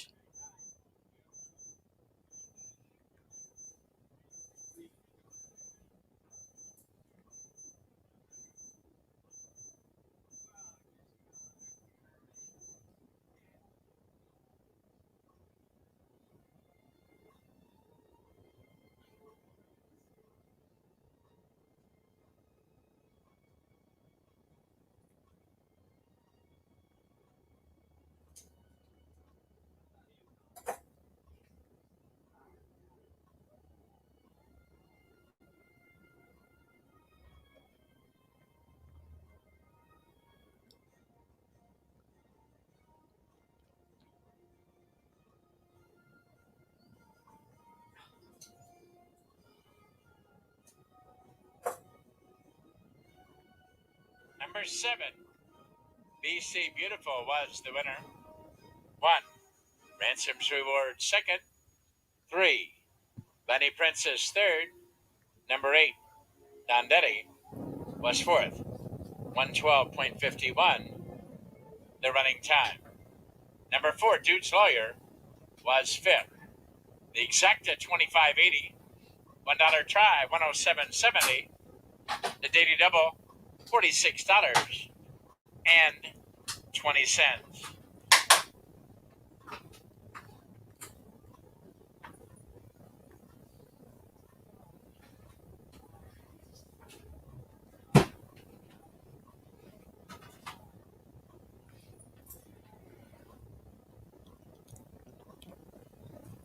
Alrighty, 7-1-3. Let's see what we can get here at Gulfstream, which is in in gentle 11 speed minutes. in the race. Now, of course, you do then have the questions where the wins are kind of few and far between. So, as you mentioned, over 2 at the distance, it started out being more of a sprinter. She did win at a mile a couple races back in December, but I guess you wonder at such a short price what's going to happen in here. But absolutely agree. I nearly put her on top, thinking that there could be a case where she might try to wire the field in here. Well, the number 3 horse in here, Just Saying, stretching out to the mile in the 16th. This one tracked the pace last time. Thought finished an okay fourth against similar going the mile. And my thought was, if this horse can sit behind the number 6, and maybe the 6 doesn't get the distance, the 3 could end up sitting sitting there and reaping the spoils when the other one, when the other one gets leg weary. I don't know if that's going to happen, but I sort of put it together that way. Well, if you want to go just based off of looks, this mare, looks sensational here in the walking ring. She looks excellent and would definitely get the check mark, just as you say, the beauty contest here in the walking ring, carrying great weight. She's handling herself beautifully. She's rock solid. Lovely the way she's turned out as well. So she ticks all the boxes as far as that. I guess pace-wise, will she be up closer, maybe not stuck too far back? Yeah, so I mean, that's it. It's all. This race is certainly going to be all about the trip in here with the speed. Maybe that 6 is just going to run away from the field. But I know you had some interest in the number 5, Is Adorable Aida. They're stretching out to the 8.5 furlongs today. And recently she's been coming from off of it, but typically prior to that, she had been one that was kind of up in that stalking spot. She does have Irad Ortiz aboard, who's looking to continue his sweep of the card today as he won the first 2 races. And I thought that this would be a case where he'd take advantage of the lack of pace in this race. She has some natural early foot, and we'd see her up in that first flight. Yeah, she's run okay. Yeah, as you mentioned, when she's closer to the pace this afternoon. So a compact field. We'll see how it plays out in race number 3 with about 9 minutes to post. The main track is fast. The turf course is firm.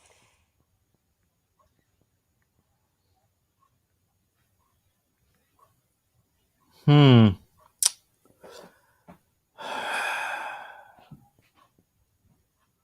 Take a look on how they are. I may even skip this race the way this seems like it may be chalky.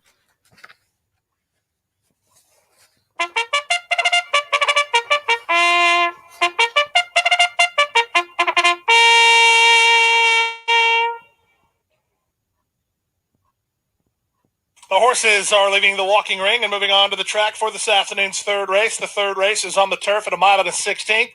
It's a claiming event for fillies and mares and for a price tag of $16,000. Win, play, show, exacta, quinella, trifecta, superfecta, super high five, daily double, and pick three possibility. 8 minutes on Toposta.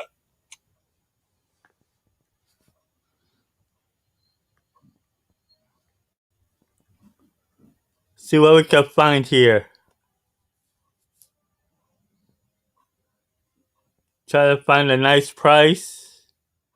If not, I may skip this race.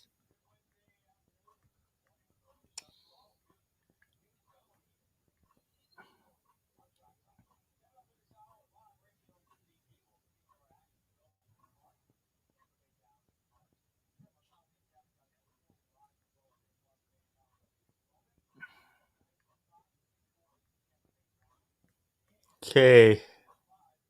There are a couple other horses here. One that I was looking at that may have a good shot.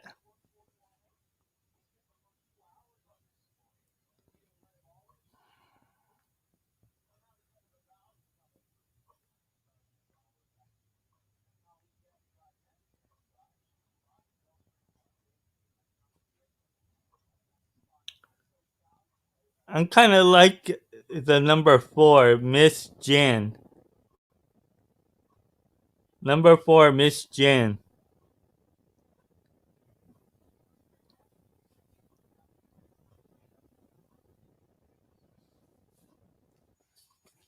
Then another one that everyone's just gonna be misguided and looking over.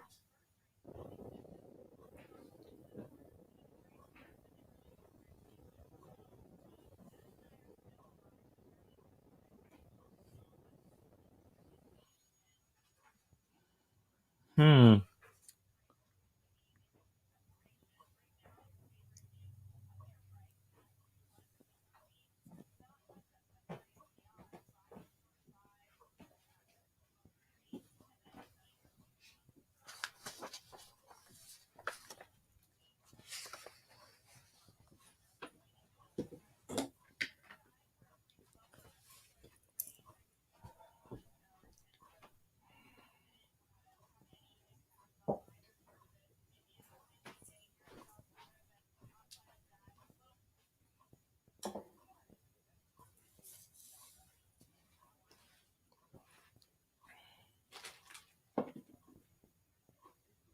Hmm.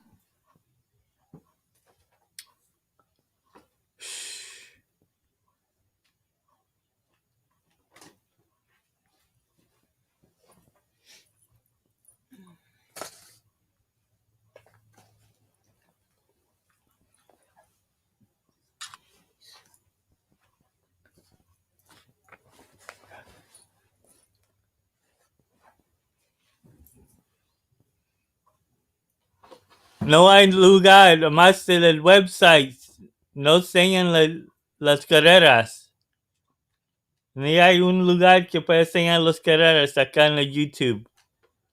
Porque no tienen permiso.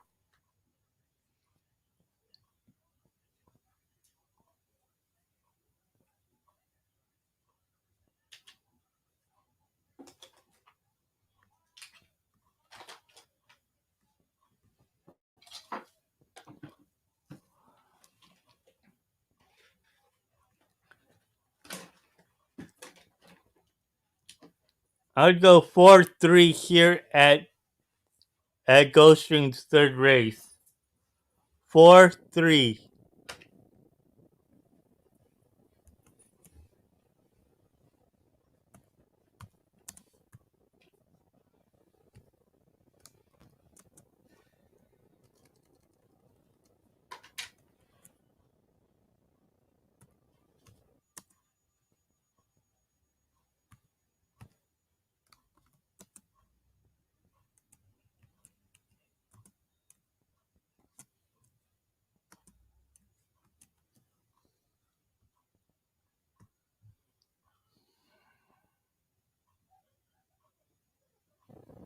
times over, Star Fox.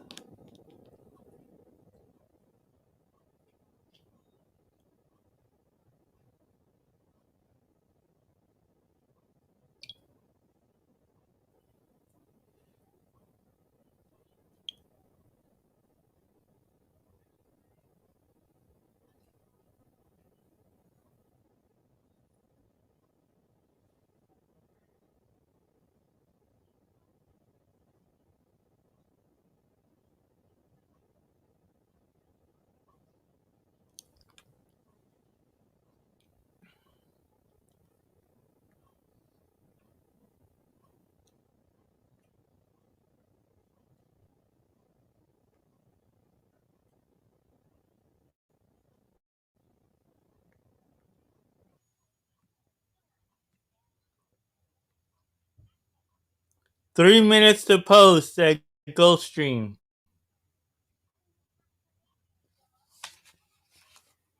Three minutes to post.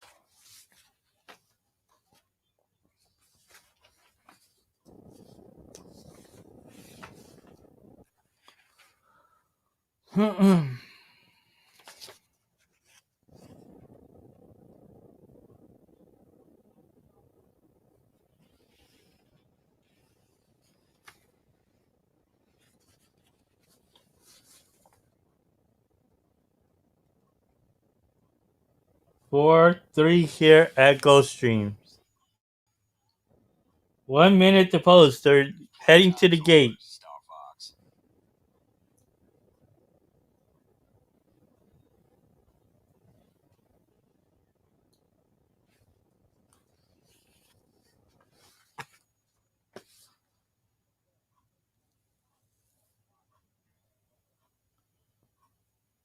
En un minuto.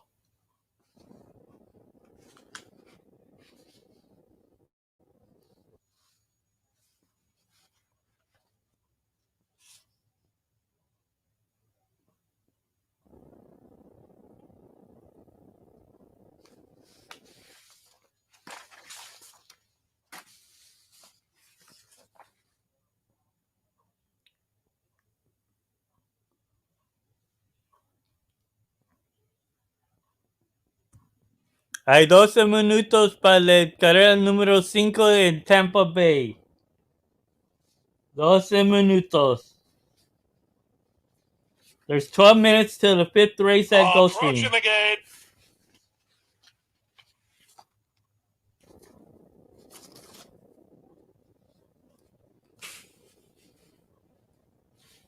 And the horses have reached the starting gate. It's now post time. Field of 7 on the turf at 1 mile and a 16th for race number 3 today. Tawa favored. Rajiv Mirage for Alan Iwinski. Is Adorable Aida second choice here currently. Irad Ortiz Jr. looking for his third riding victory in as many races today.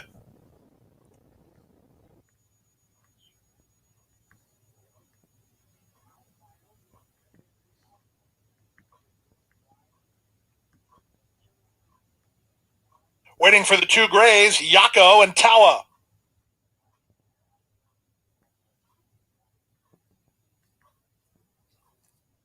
Yako and Edgard Zayas to the outside gate. All set for a start. And they're off. Bobbling badly and unseating the rider was Tawa. Race favorite Tawa is of the race. From the far outside, Yako will use an advantage tactically to take a clear lead here from Isadora Baleda, who races from second, and Just Saying on the outside is now third.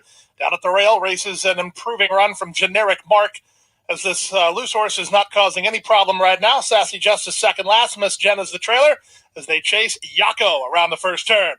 Yako through a 25-second opening quarter leads by 2.5. Just Saying is second. Isadora Baleda is third. Up the fourth, Sassy Justice tucked in while fifth is Generic Mark, and the trailer is Miss Jen. Down the backstretch they go. Yako has the lead. She got a soft opening quarter, and she tries to back it down even further. Just Saying, who moves to her hip to race from second. Ortiz Jr. has Isadora Baleda third at the inside, followed fourth by Sassy Justice. The two at the back are Miss Jen and Generic Mark. 50-1 for the opening half mile. There's less than half a mile to run in the race. Yako holds a narrow advantage. Just Saying draws up alongside second. Isadora Baleda ready to go third at the inside, followed fourth by Sassy Justice. Then it's back to the rail and Generic Mark. Miss Jen is last, and then still in front is Yako, but she's under siege. From the outside, Just Saying within a neck. Three wide, Sassy Justice. Isadora Baleda looking for racing room. Fourth toward the rail. Miss Jen gets started on the outside. Held up at the back is Generic Mark, and they're at the top of the stretch. It's still Yako in front. Sassy Justice launching a bit on the outside from between horses. Just Saying angling four wide. Isadora Baleda charging hard. Final 16th of a mile. Here comes Isadora. Aida loose and charging, and here she comes. Isadora Baleda surging to the lead now. Isadora Baleda wins. Generic Mark second. Miss Jen wins a photo for third over Sassy Justice. There's an inquiry looking at the start. Hold all tickets, please.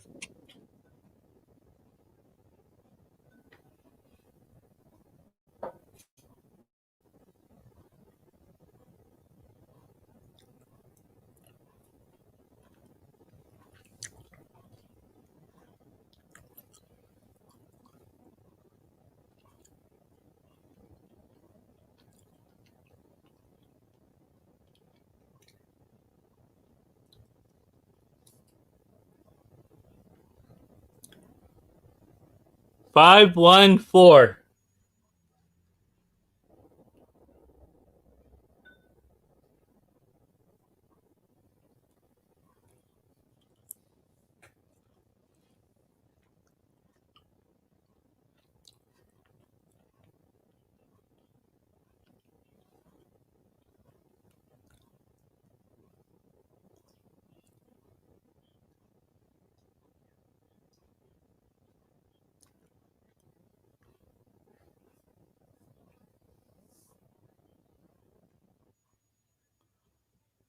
Five, 1, 4.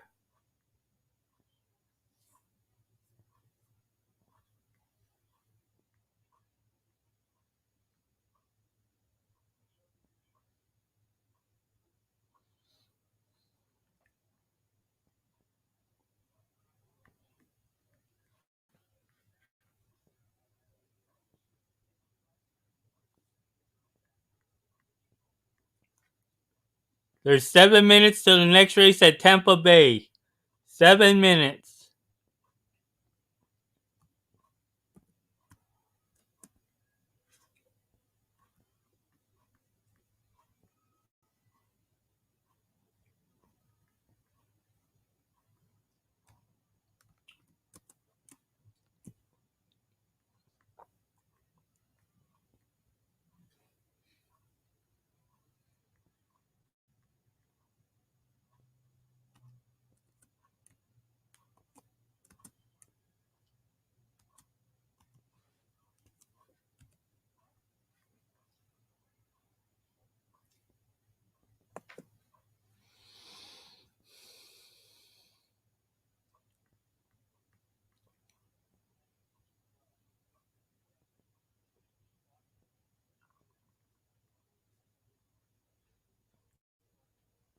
Ladies and gentlemen, in addition to the steward's inquiry at the start of the race, stewards are also looking at an incident nearing the wire.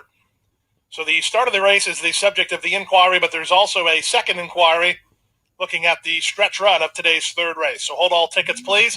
At this point, the inquiry does not affect the unofficial winner.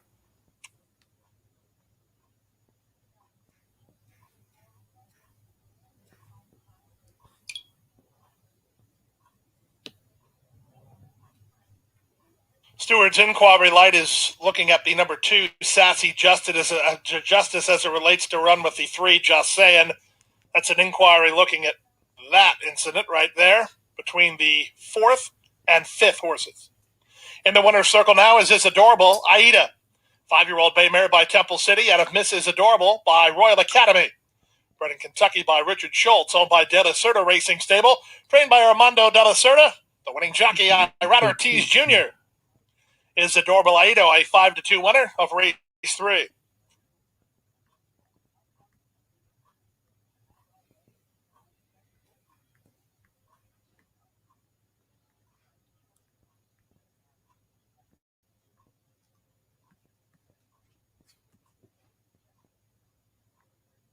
Five minutes to post to the 5th race at Tampa Bay Downs.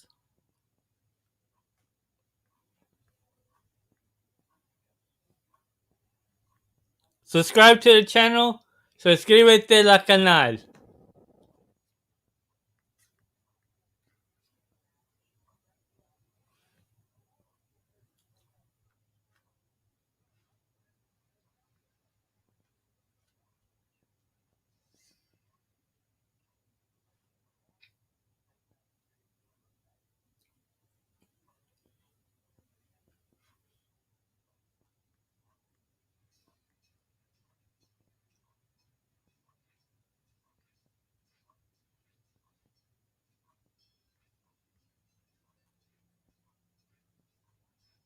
Playtime's over, Star Fox.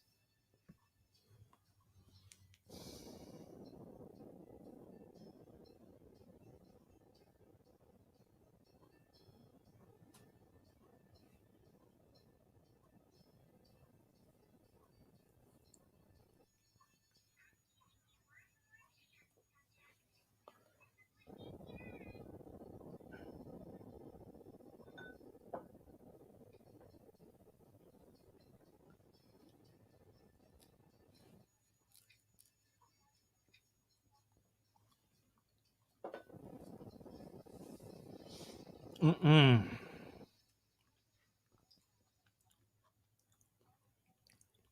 3 minutes to post.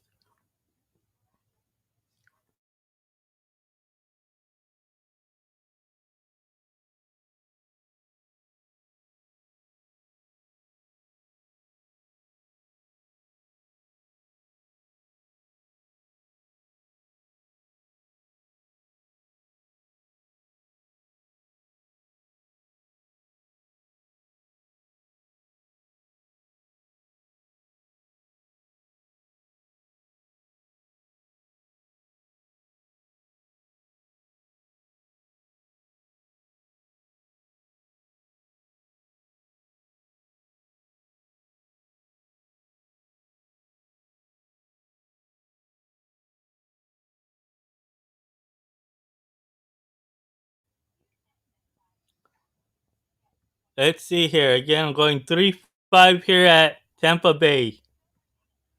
Yo no puedo enseñar las carreras. No tenemos permiso a enseñar las carreras.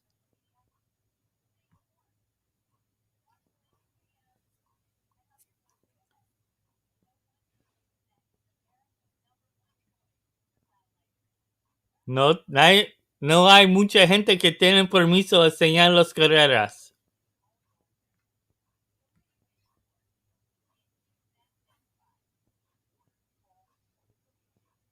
En el carrera número 5 de Tampa Bay me gusta el 3 y el 5.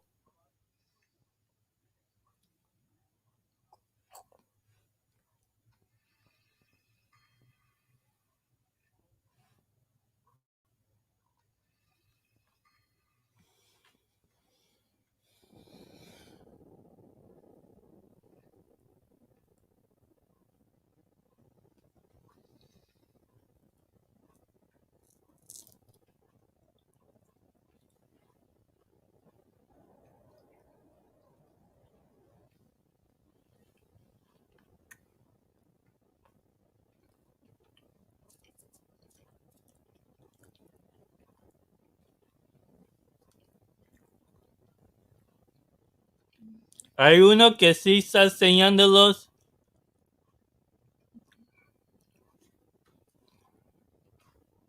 Hay otro canal en el YouTube que está enseñando las carreras. Pues no lo está dando escogido, más está dando enseñando las carreras. Yo estoy dando mis escogidos. A quien yo me gusta.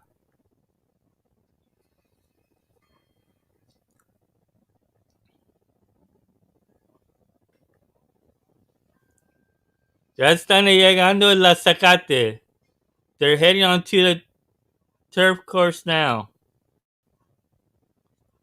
Getting over there to the gates. There's 0 minutes to post.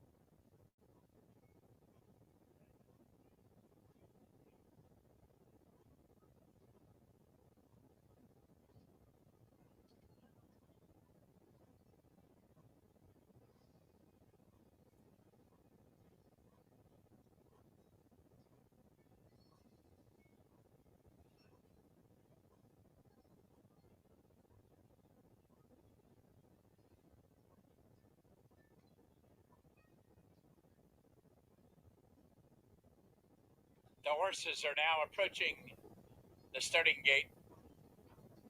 6-5 favorite is Eddie Keneally is number 1. No Way Jose, Sammy Camacho has the mount. The 5th race, start of the late Pick 5, turf course firm. Hay otro canal que sí está enseñando las carreras. Yo no tengo permiso. Pues yo estoy dando mis escogidos.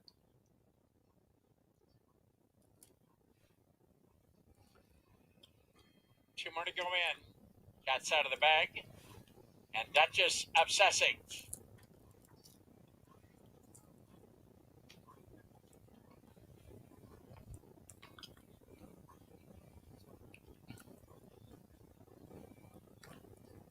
They're at the post.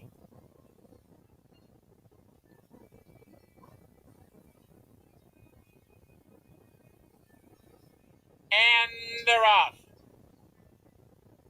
Away and running, Alexandra Kay is away sharply and gunning right for the early lead. The favorite, No Way Jose, comes away in good order. Up on the outside, Duchess of Sussex. Cat's out of the bag. There between horses, and Chick Shadow is the last horse away. To the clubhouse turn they go.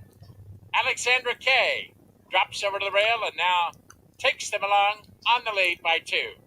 Duchess of Sussex in the 2-path racing second. No Way Jose along the rail third. Then it's a break of 3.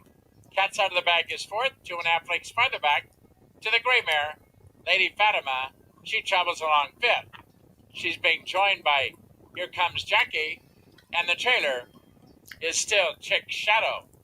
They continue that way with a half mile still to run. Alexandra Kay, the leader, and No Way Jose. Camacho lets out a notch. The favorite responds and now moves up and going to the lead and doing it on her own. Duchess of Sussex on the outside. Hector Diaz Jr. now lets her go, and she moves up and has the lead. There goes Here Comes Jackie, gaining ground on the outside. But as they turn for home, it's Duchess of Sussex. She made first run on the outside, but now No Way Jose is battling back gamely along the rail. 2 lengths farther back. Here Comes Jackie. Inside the final furlong, up on the outside, Here Comes Jackie, runs by. 4, 7, 1, Duchess of Sussex. 4, 7, 1. No Way Jose fades to be third.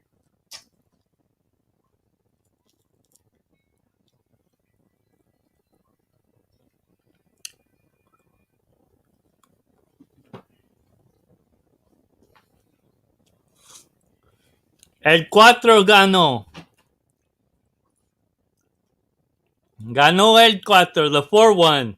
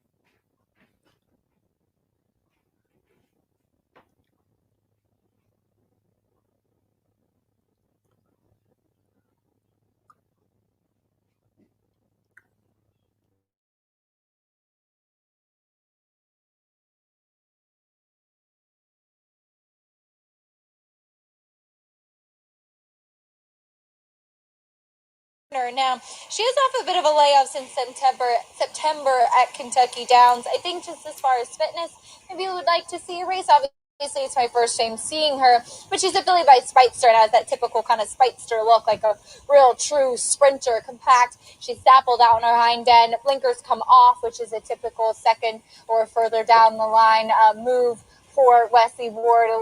Most of them, we'll put it that way, debut with blinkers on.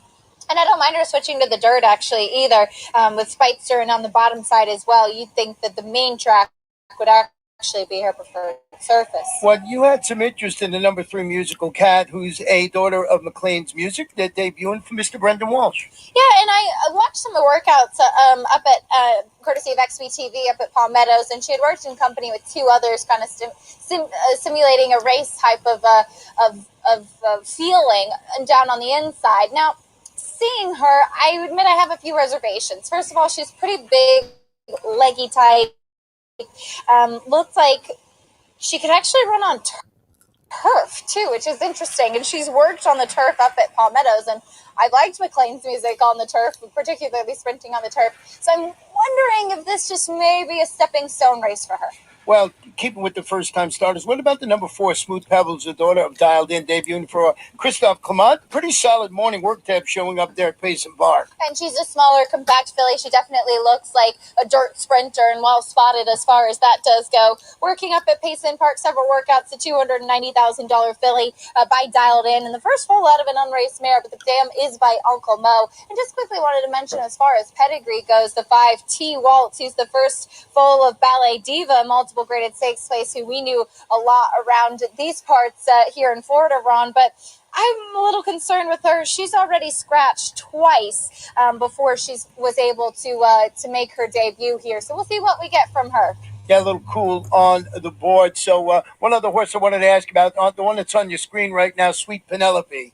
Yeah, this one is the experienced one as far as dirt sprint does go. Comes out of a good race. Slumber Party won by open lengths and passed the Champagne. Came back with an 85 buyer speed figure. She was on her toes today. Well, good luck with your picks. When we come back for race number 5, it will be Rainbow Six time, and that is our 5th race of the afternoon.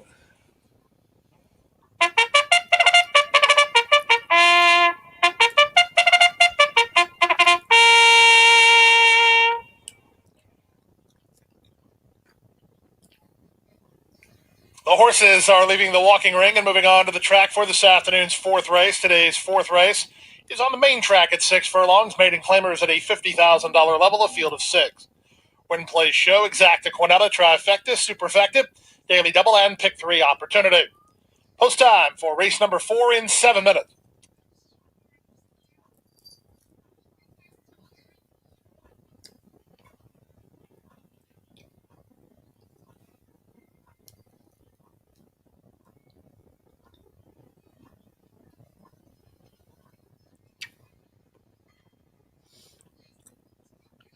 En esta carrera, en el Gulfstream, me gusta el número 4 y el 1.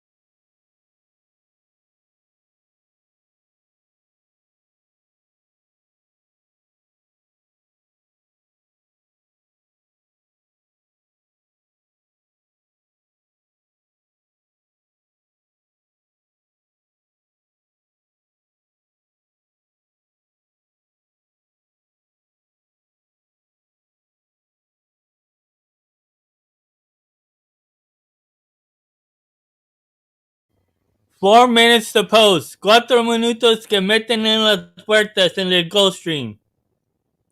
4 minutos.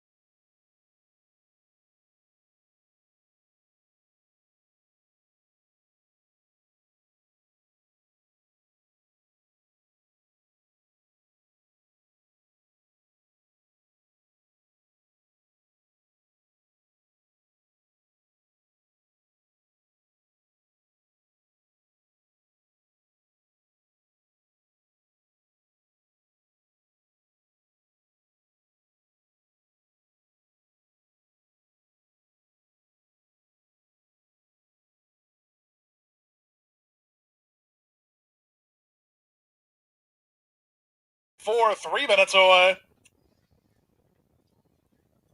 3 minutos.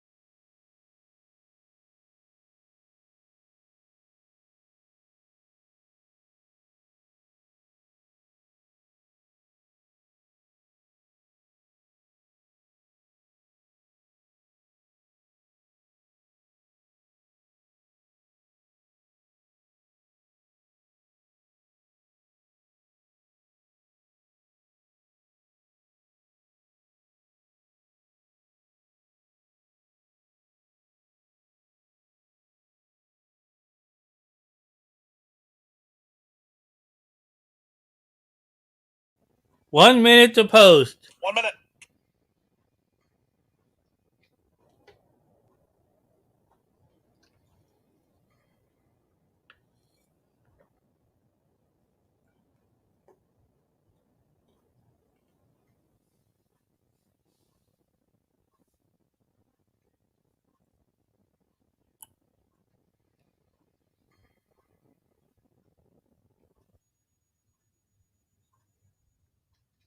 Approaching the starting gate.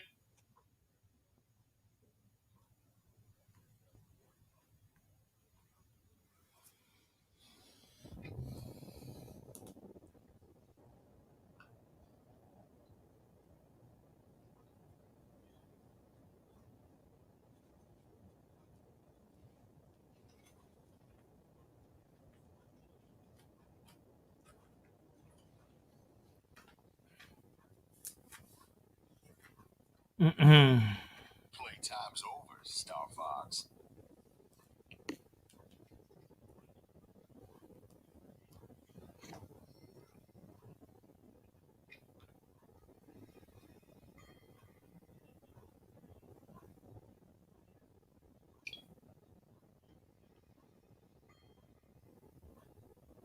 And the horses have reached the starting gate. It's now post time. Lining up and moving in for race number 4 at 6 furlongs. These are maiden claimers, 3-year-old fillies. For the race favorite in number 6, Epicurean. Red Ortiz Jr. has not lost a race today. He tries to continue that trend. Into the gate goes Smooth Pebble. Last two up, T-Waltz and Epicurean. T-Waltz, owner of Fort Loudon.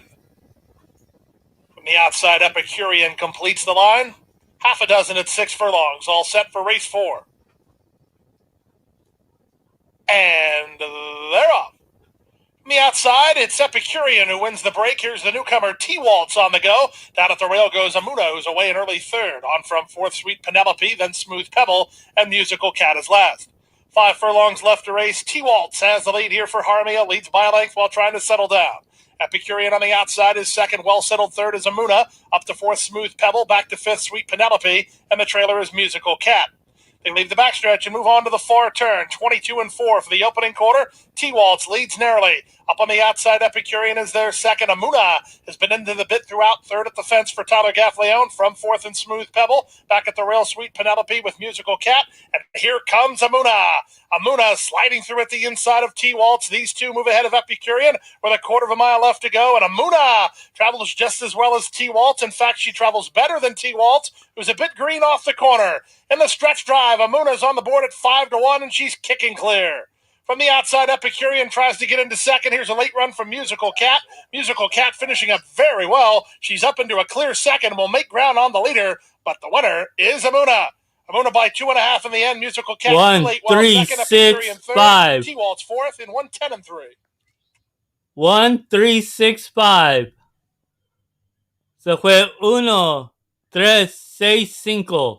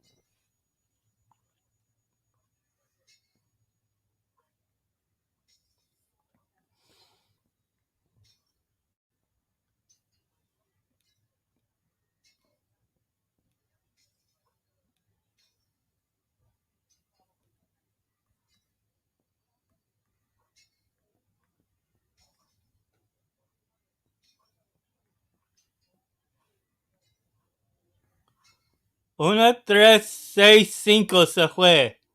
En el Gulfstream. It came in 1365.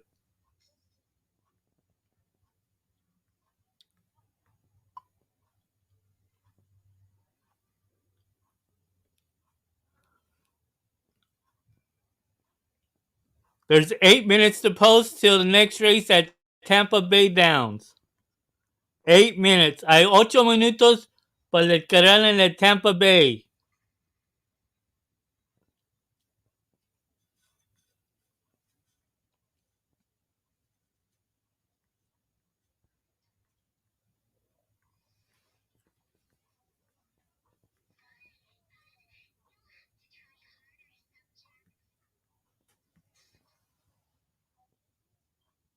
Now returning to the winner's circle, fourth race winner one, Amuna. 3-year-old bay filly by Midshipman out of Fashion Street by Street Sense. Owned by Kadima, trained by Fernando Abreu. The winning rider, Tyler Gaffleon. Amuna bred in Kentucky by Empire Equines, Mashney, Copper Beach, and Spruce Lane. She wins at 5-1 here. 110-3 for the 6 furlong. Next up is race 5. The 5th race is the starting race of today's Rainbow Six. Maiden claimers at 6 furlongs in for $12,500. Scratch the 2, 3, 4, 7, and 11. Field of 6 here. Win, play, show, exacta, quinella, trifecta, superfecta, daily double, pick 3, and Rainbow 6 opportunity. Exacta good for $50. The quinella is good for $26. Trifecta $34 and a nickel. Superfecta $332.30.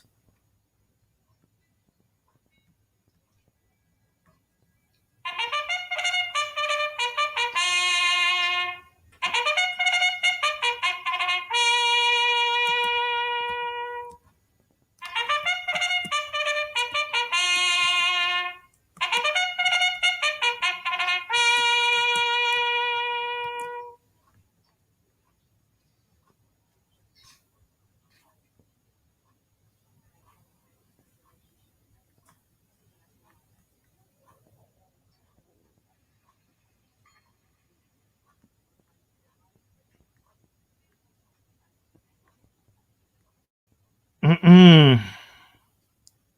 The horses are now moving onto the track for the 6th race. Start of the late pick 4, post time in 5. 5 minutos para el corral número 6 de Tampa Bay. 5 minutes to post to the 6th race at Tampa Bay.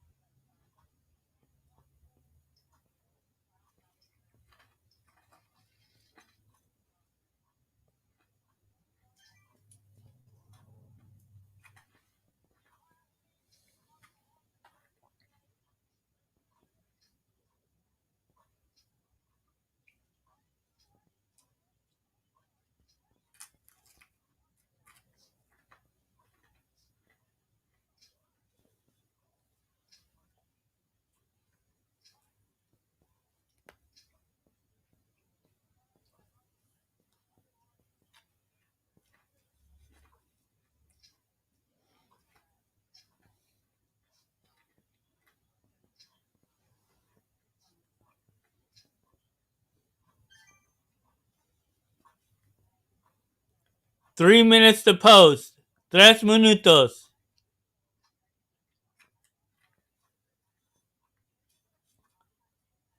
Acá en esta carrera me gusta el número 2 y el 6. You guys can see it there. I like the 2 and the 6 in the 6th race at Tampa Bay Downs.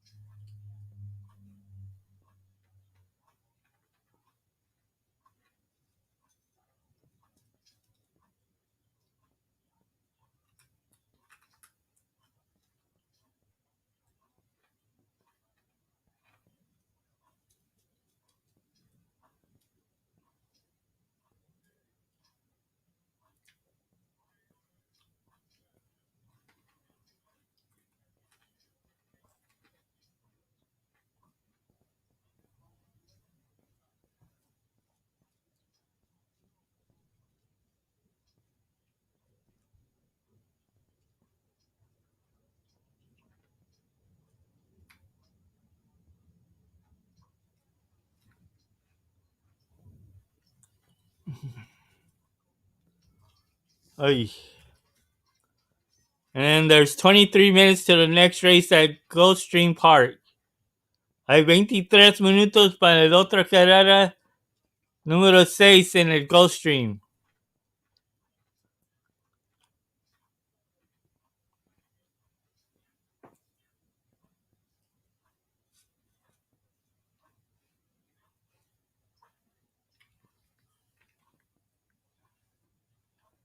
Playtime's over, Star Fox.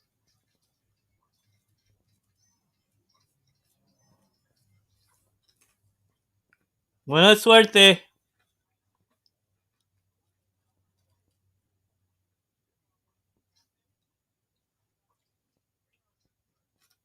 Hay otro canal que sí puedes ver las carreras que está enseñándolos en español. Yo no puedo enseñarlo porque no tenemos permiso. Hay muchos que usaban enseñarlos que no pueden ya porque no tenemos permiso.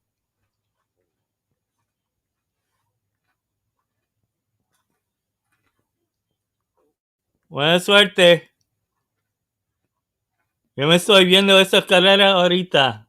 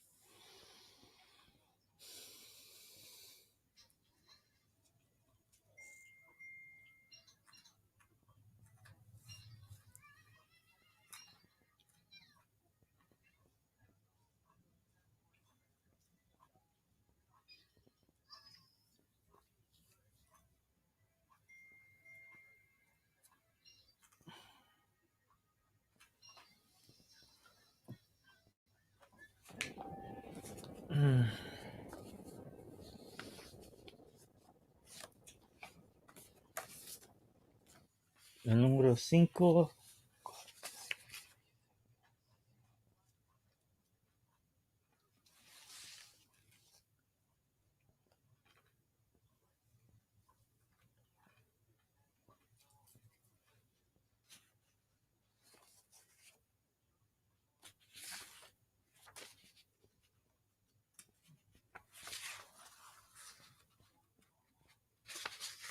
The horses are now approaching the starting gate.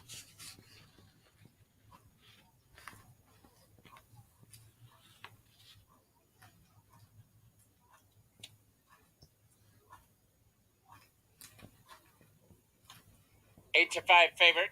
Number 8, Play the Max. Camacho for Gerald Bennett.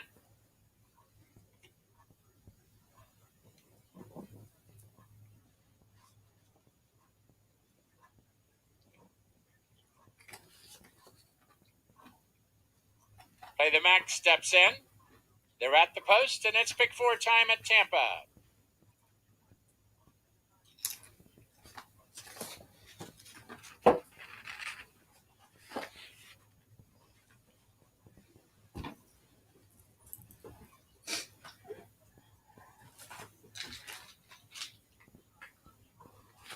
And they're off.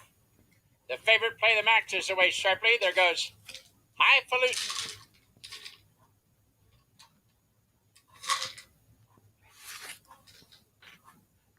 Now I'm moving up to challenge.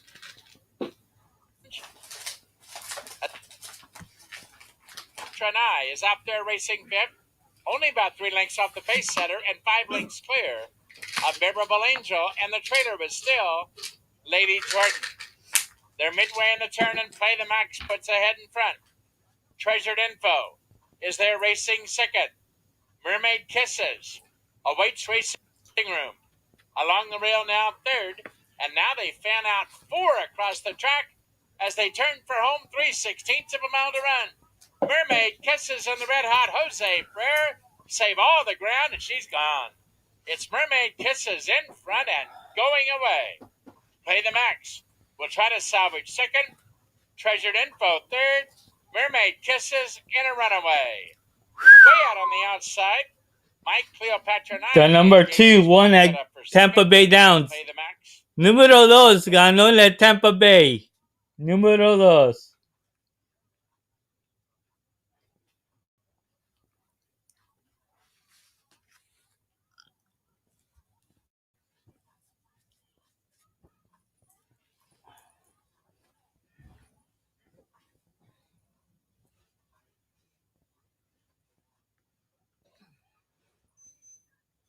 El número 2 ganó en la Tampa Bay.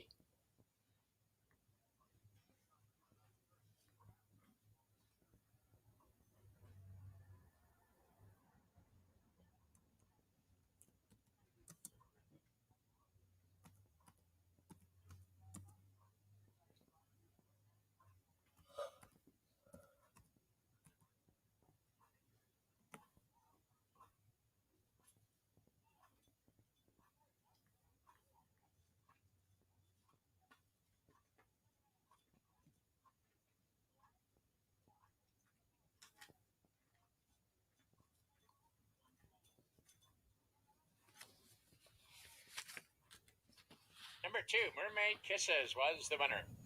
5, My Cleopatra 9, second. Number 8, Play the Max third. 4, Treasured Info fourth. And number 6, Memorable Angel was fifth. 112.73 was the running time.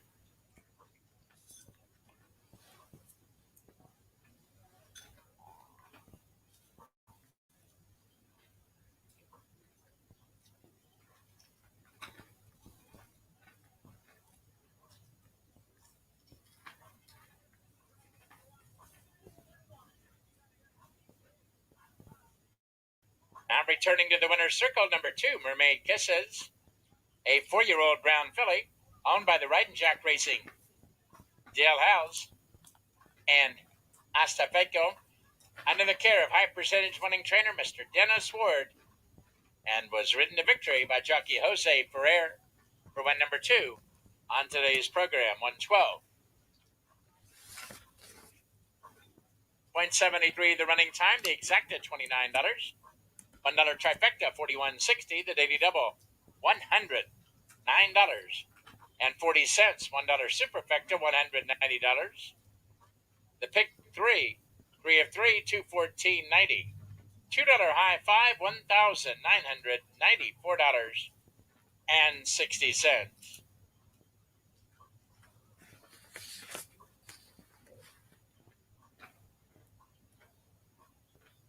Next up is the 7th race. We're back on the turf course. Simply scratch the alternate number 11, R. Avery Lynn. Bus time in 24.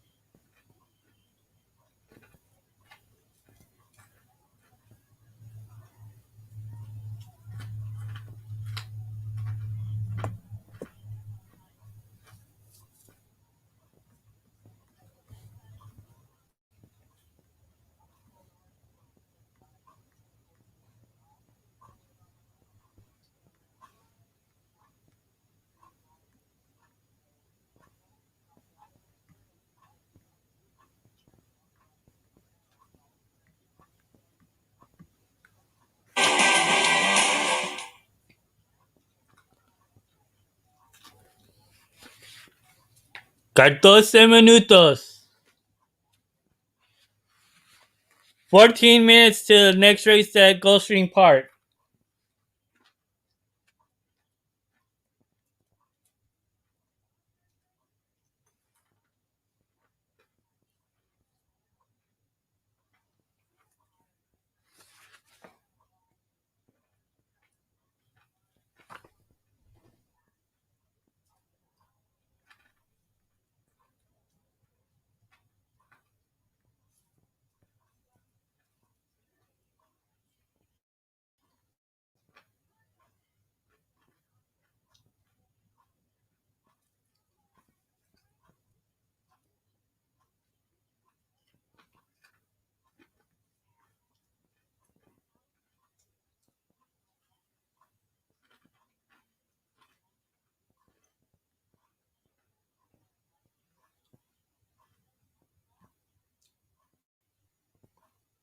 Trece minutos, 13 minutes to Gulfstream's fifth race.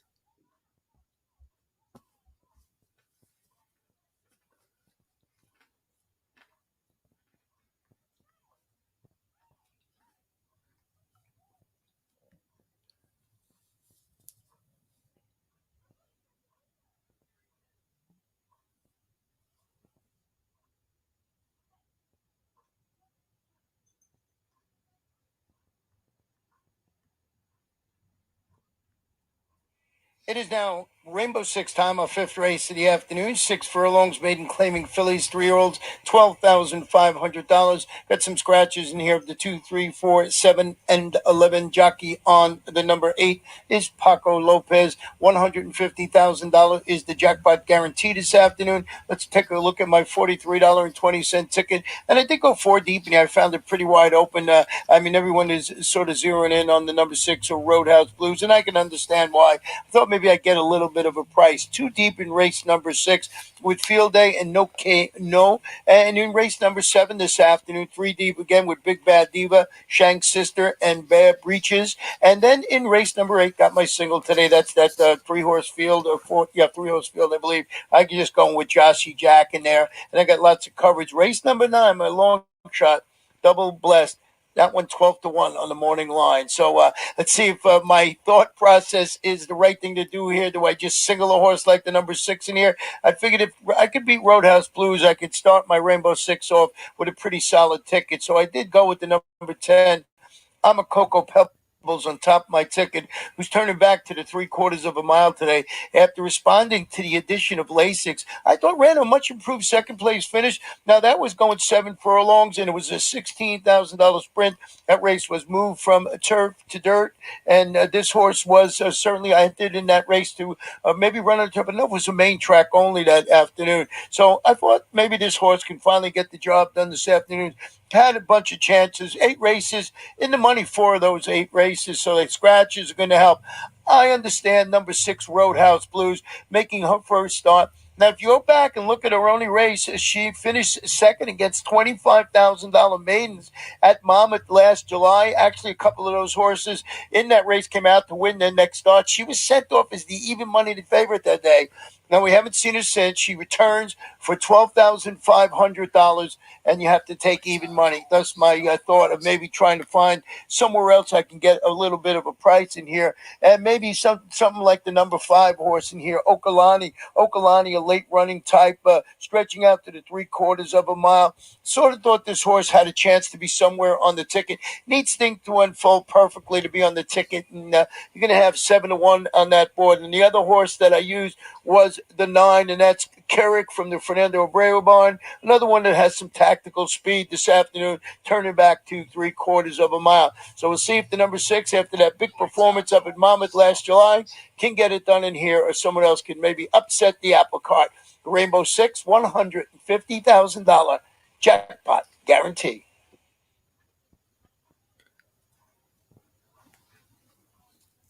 Acá en esta carrera me gusta el 9 y el 1. Y a la José gusta el número 10.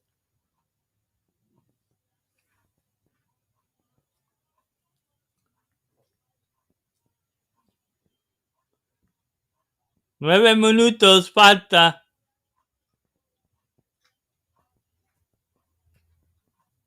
Falta 8 minutos para el carrera número 5 en el Gulfstream.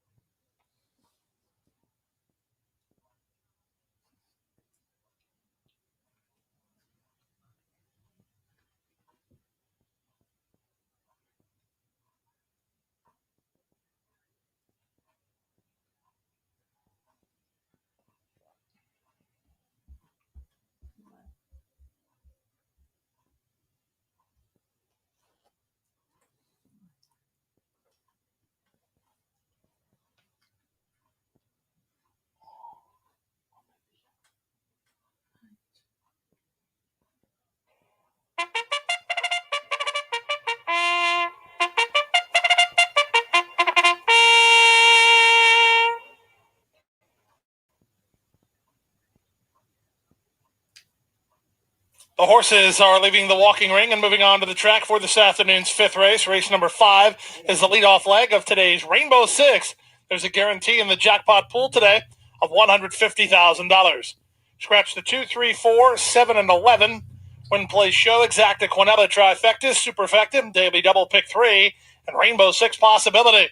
It's a Rainbow 6. It's race number 5. It's next in 7 minutes. You have 7 minutes until post time.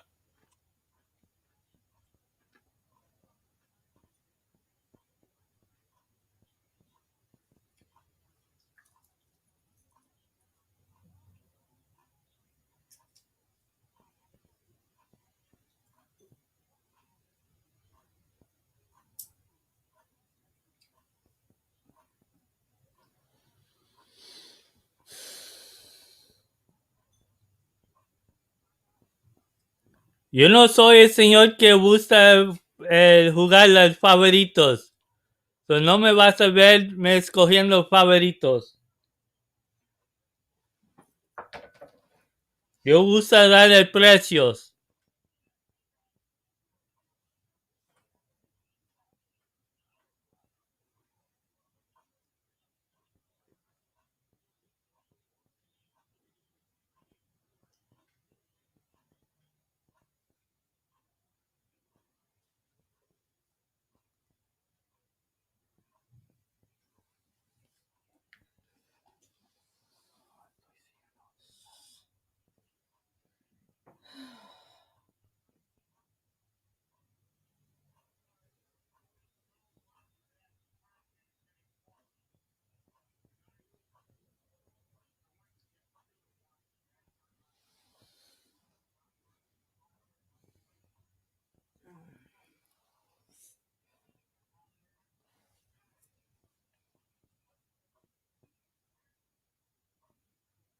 Cancel it because you're on it.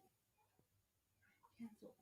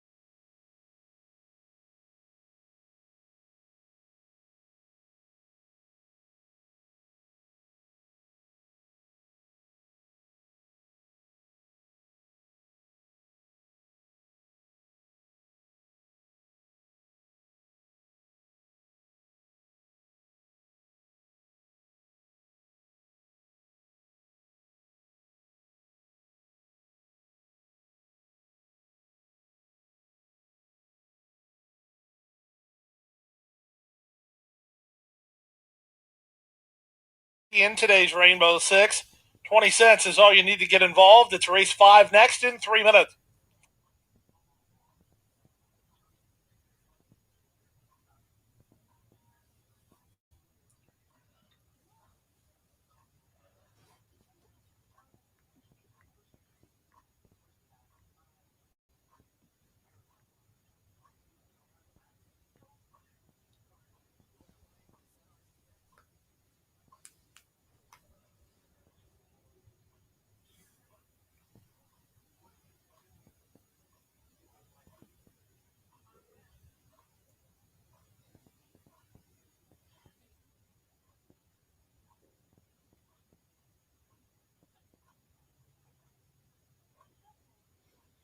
Dos minutos.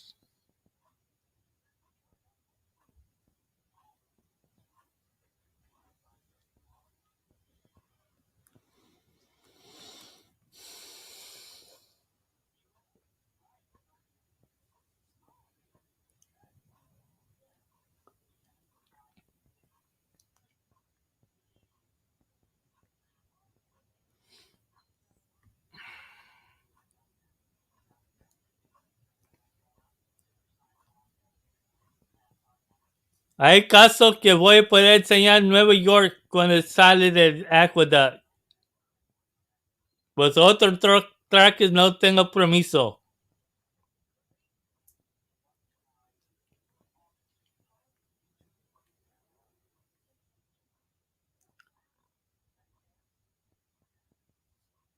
Buena suerte. Good luck, Corinne.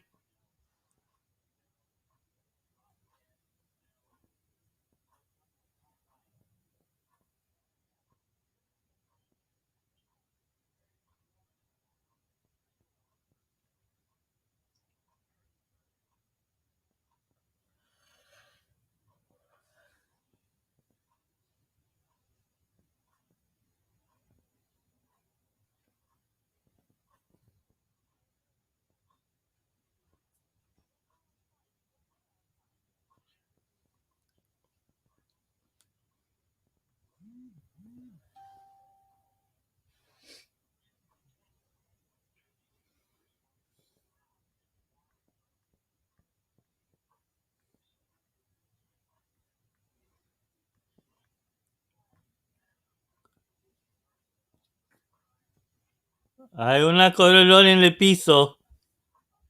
Andándose.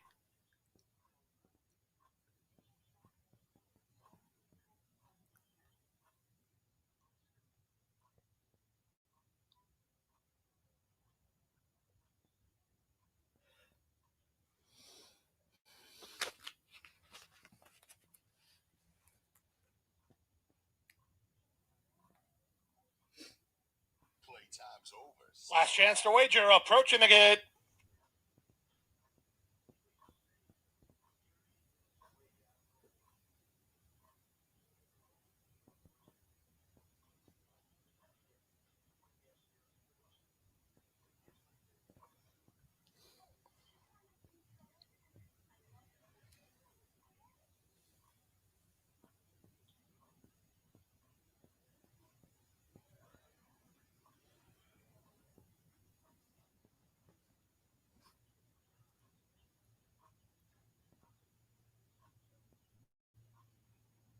And the horses have reached the starting gate. It's now post time. Buena suerte. Good luck to everyone. Moving into the gate now for race number 5, start of the Rainbow Six.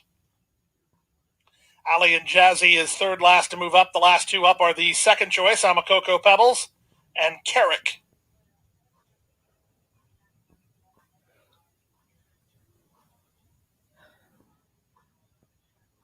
Carrick in the pink colors of the R Sugar Bear stable. Amakoko Pebbles, Jose Ortiz to the outside to complete the line. They're at the post.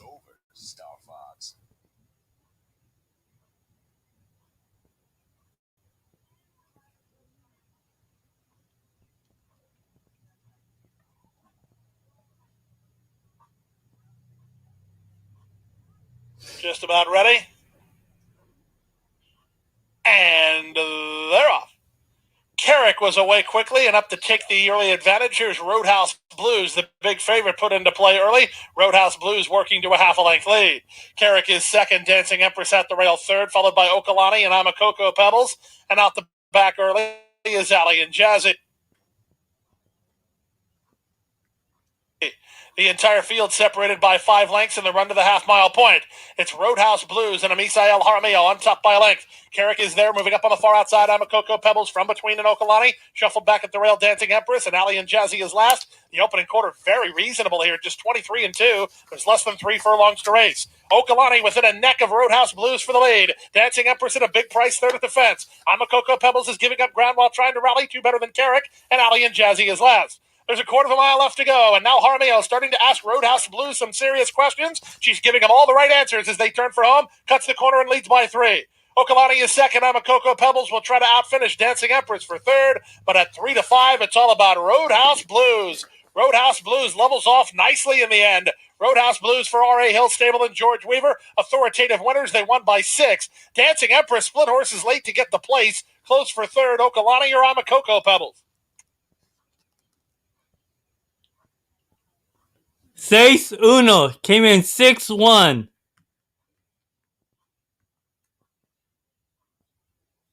Came in 6-1.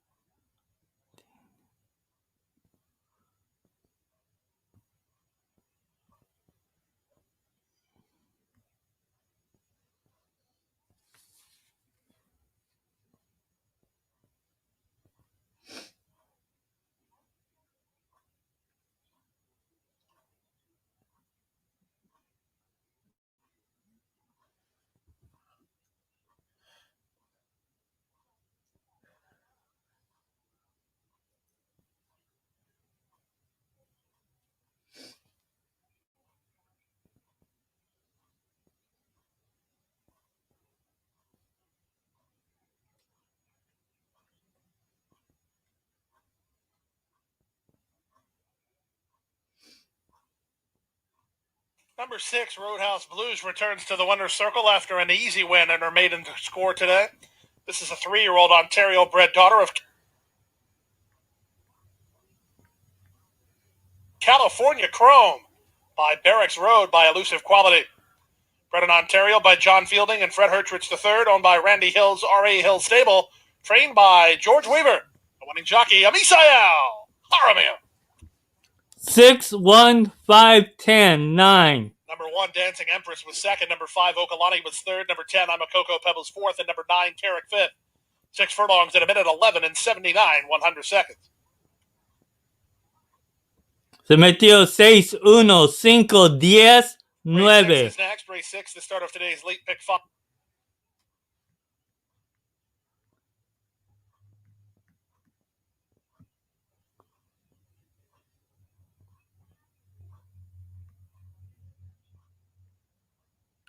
Two minutes to post to Tampa Bay. 2 minutos para Tampa Bay. 1 minuto falta para Tampa Bay.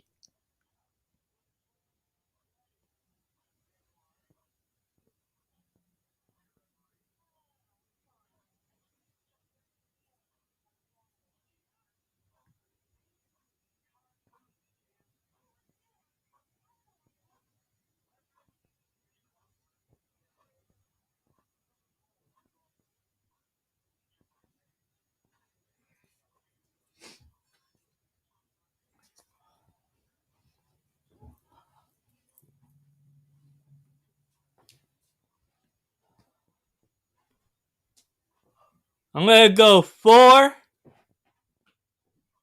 5 here at Tampa Bay. Me voy a irme con el 4 y el 5 acá en el Tampa Bay.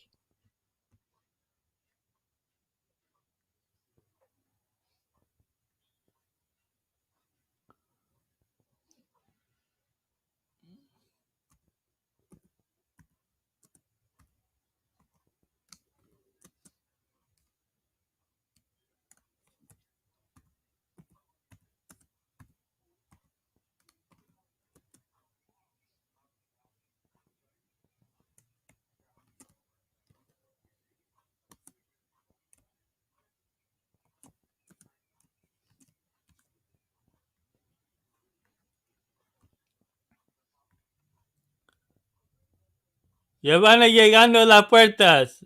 They're heading to the gates.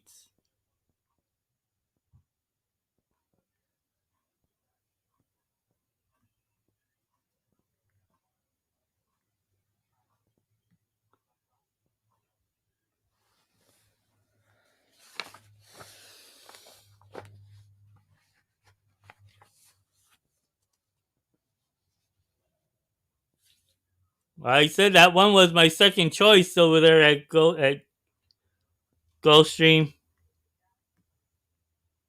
My top selection didn't come in, but my second choice sure did. For the exotics.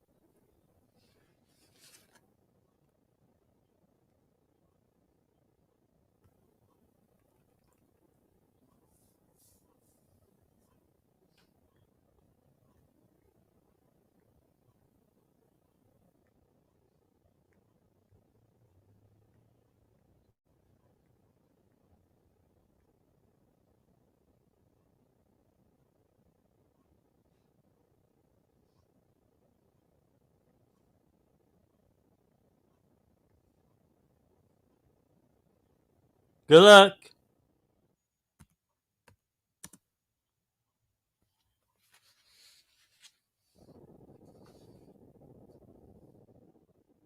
The horses are now approaching the starting gate.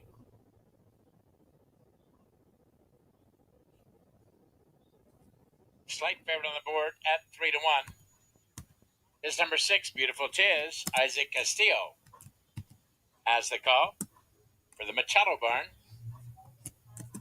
Moving in line for the 7th race, start of the final pick 3. Turf course firm, rail at 0.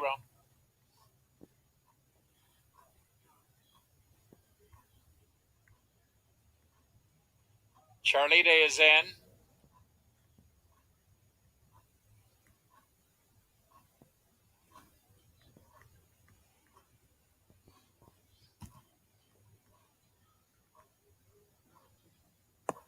Buena suerte a todos.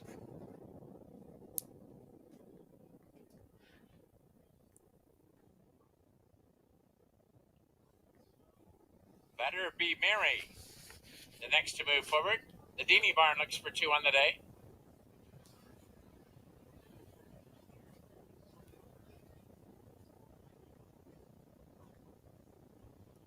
Suscríbete a mi canal. Subscribe to the channel. I can't show most of the races, but we can hear them, and I'll give you my selections.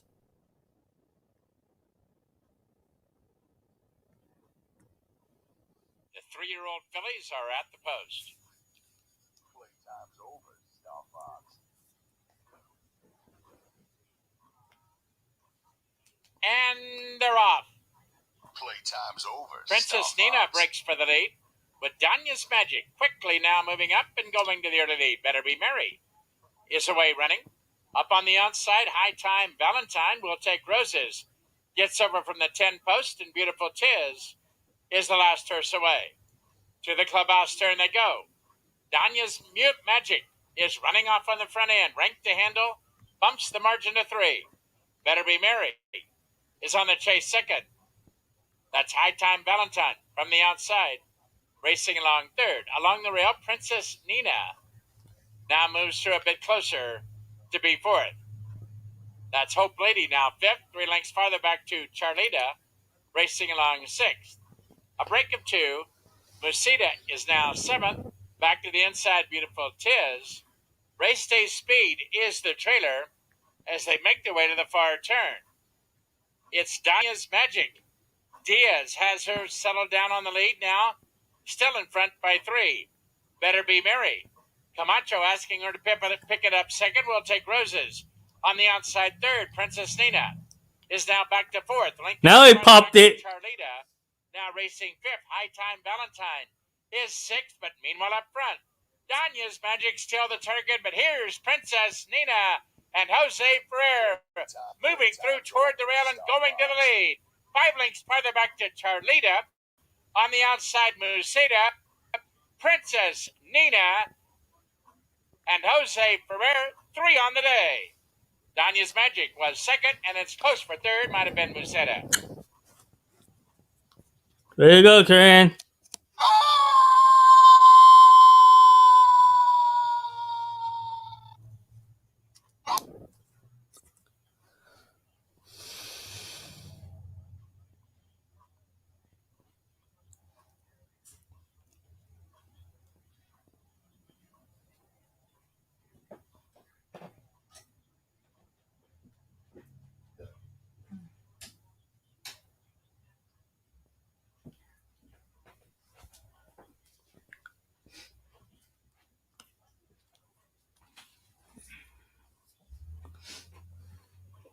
Number 2, Princess Nina, the winner. 4, Danya's Magic, second. A photo for third, fourth, and fifth. 1:35.60 the running time.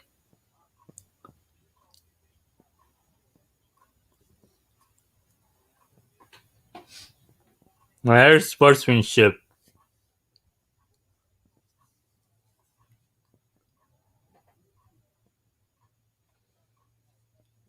El 2 ganó. 2-4-1. Was third, 7, Charlita fourth. Number 6, Beautiful Tiz was fifth.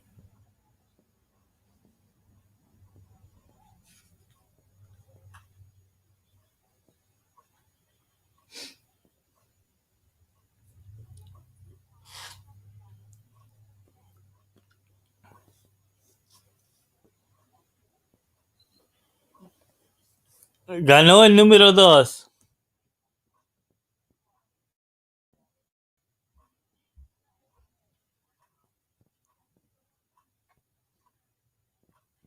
Way to go there, Karen. Nice exacta.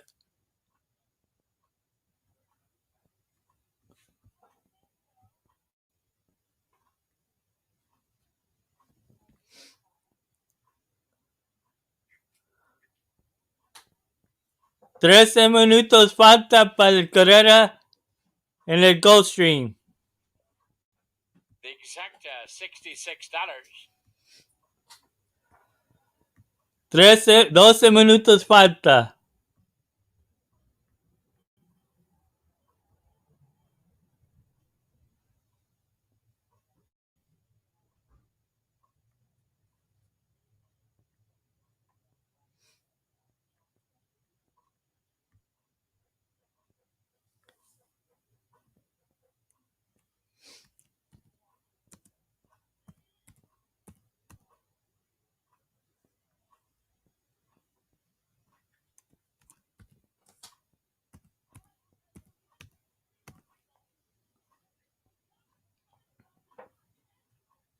Race 6, 5 furlongs on the turf allowance, optional claimer, 3-year-olds. It can run for the optional tag of $75,000. Current 3 to 5 favorite is the number 5 Field Day. Keisha, how you doing down there? A couple of raindrops, but you got your late pick 5.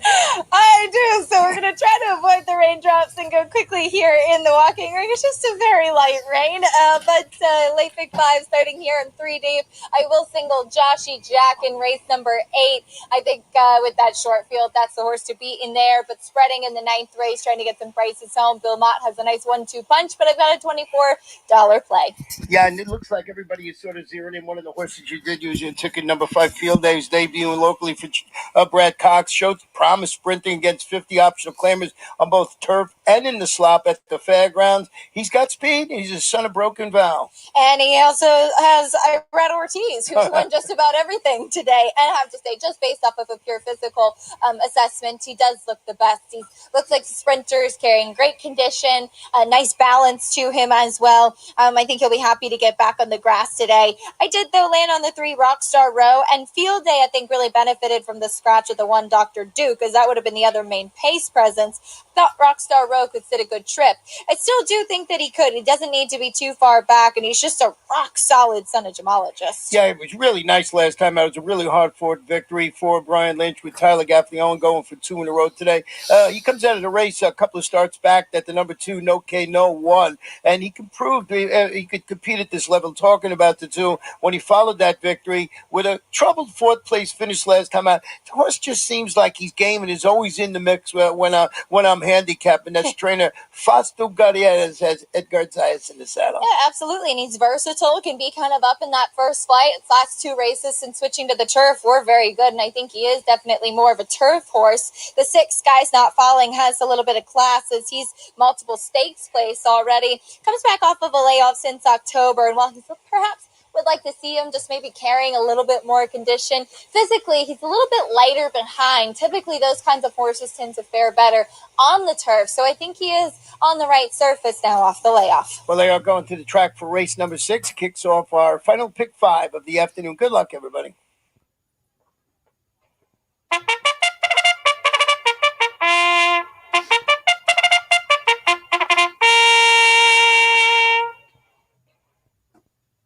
The horses are leaving the walking ring and moving on to the track for race number 6. Race 6 is the start of today's late pick 5.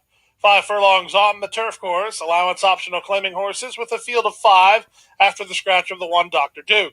Win, play, show, exacta, quadella, trifecta, superfecta, daily double pick 3, and 50-cent late pick 5 opportunity. The late pick 5 and race 6 up next. We're 9 minutes from post time. You have 9 minutes to wager on the late pick 5. Good luck.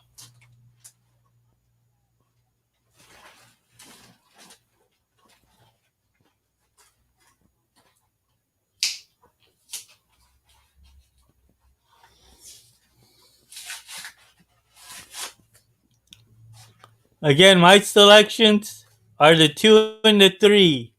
Acá me gusta el número 2 y el 3.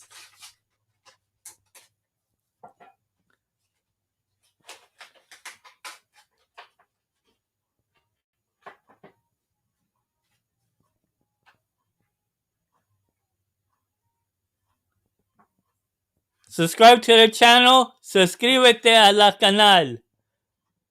Yo nomás no puedo enseñar todos los carreras, pues yo te doy mis cogidos y ganamos.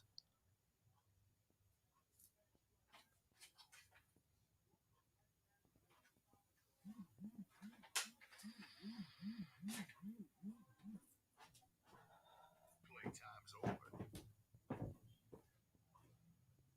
Playtime's over, Starbucks.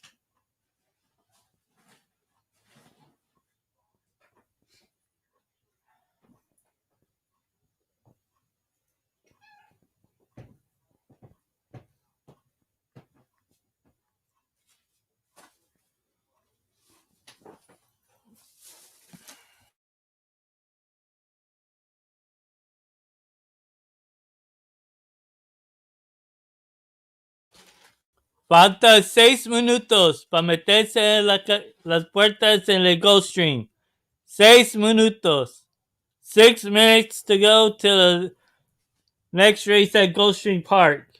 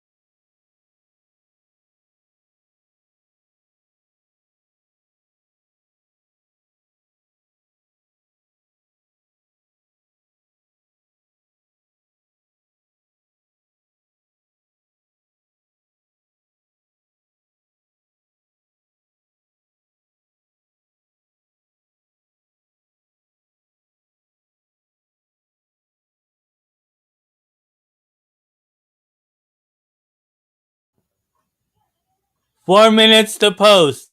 4 minutos falta para la carrera en el Gulfstream. 4 minutos.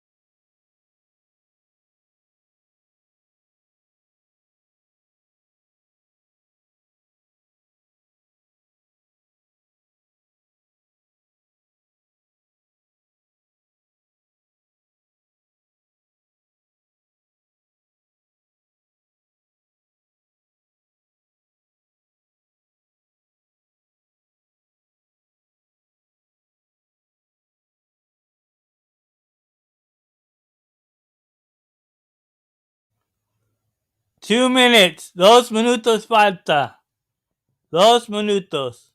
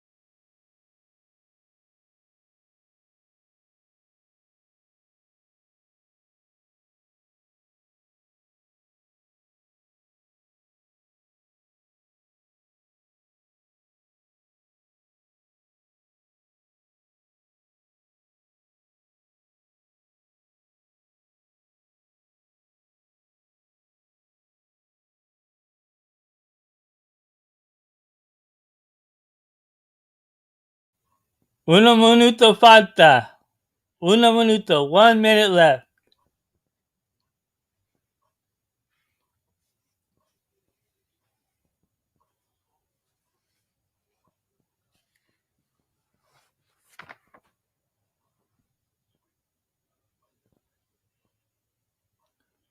Again, my selections are the 2 and the 3. Escogidos son el 2 y el 3.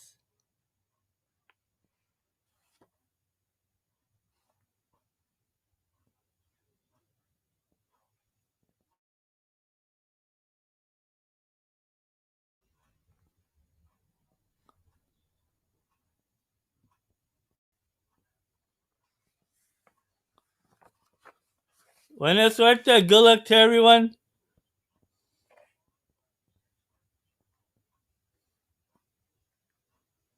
Into the gate now for race number 6, the start of today's late pick 5. Odds-on favorite at 3-5, number 5, Field Day for the barn of Brad Cox, Irad Ortiz Jr. He's had the hot hand today. He has the call here for Klein Racing. Into the gate goes Mr. Tingles. He's 15-1. Field Day.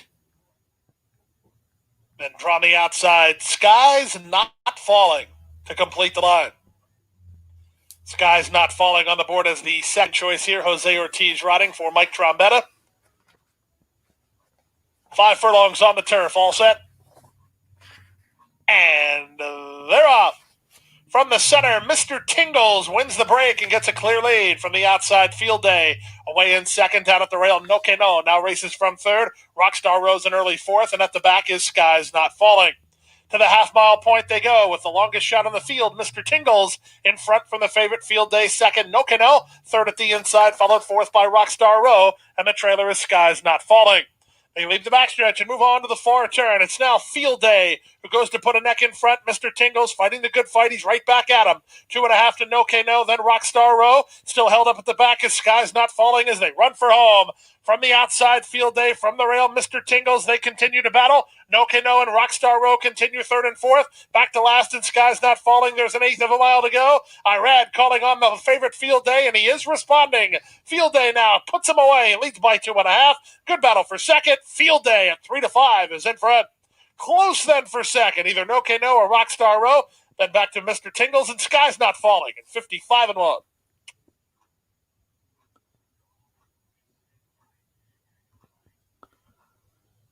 Okay, let's go to Tampa Bay.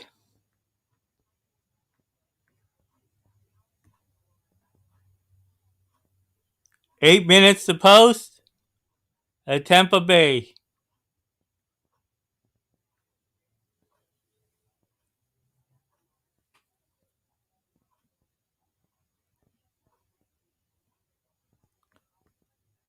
I'm going to go with the 2 and the 8.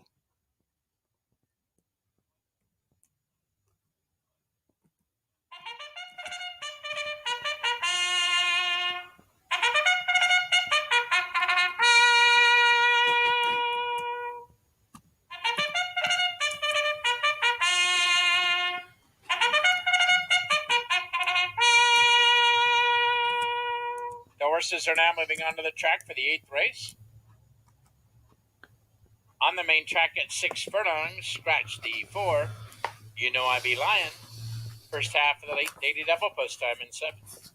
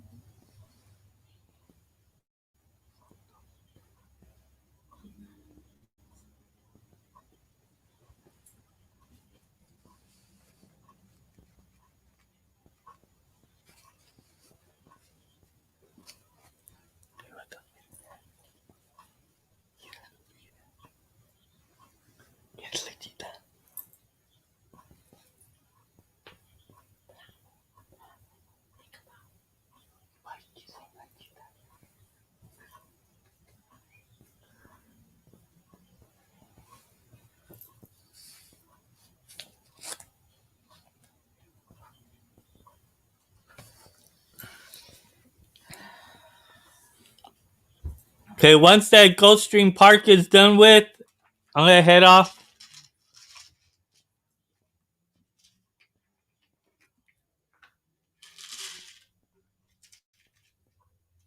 I do got a blog. I do got a podcast on the race number 6 at Sam Houston for tonight's races. Only for race number 6, I got a podcast on that on the horses I like there.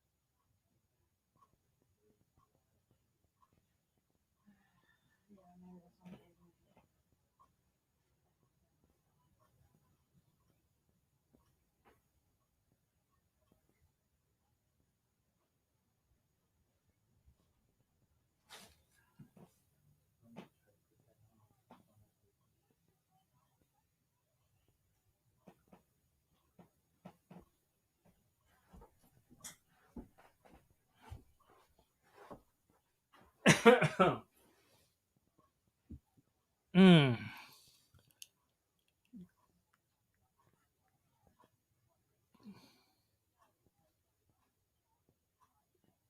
3 minutes to post to Tampa Bay.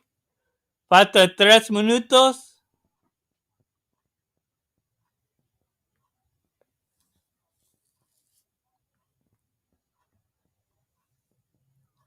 Falta 3 minutos para el Tampa Bay.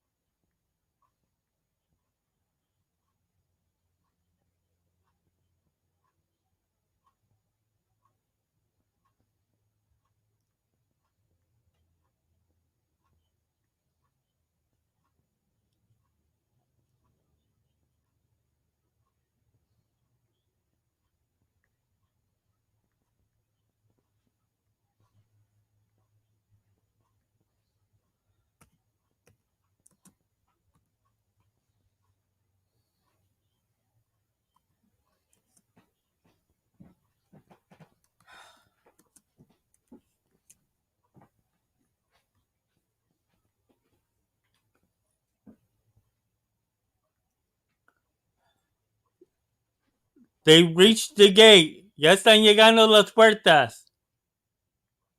En el Tampa Bay.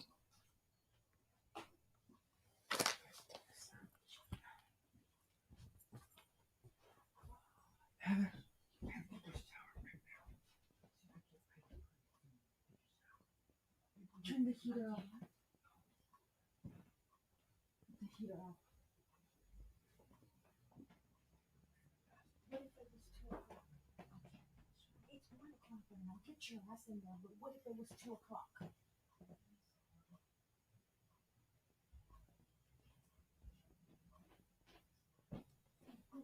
No quiero, oh my God, oh my God. She needs to sit down. No, no. She has to sit down. She's going to take a shower.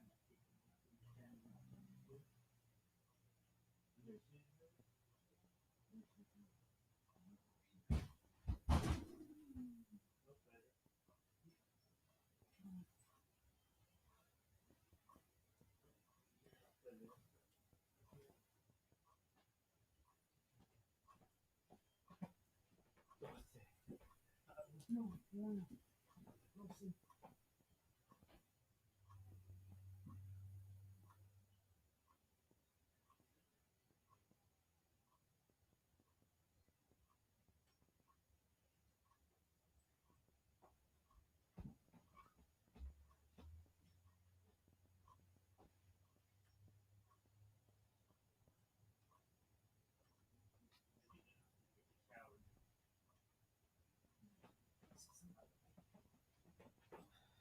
The horses are now approaching the starting gate.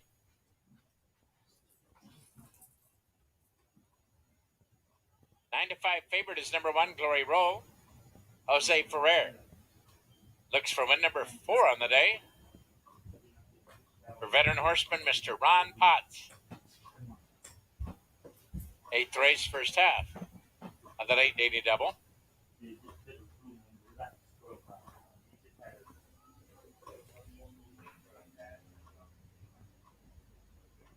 Lady Brianna takes her spot.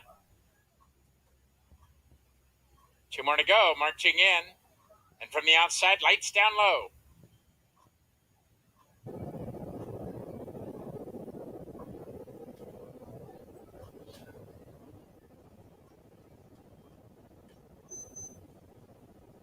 Here at the post.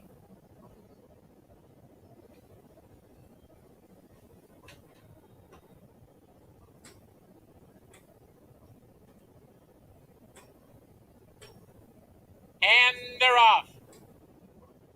The favorite, Glory Roll, wins the break and right to the early lead. Lady Brianna moves up from between horses, now second.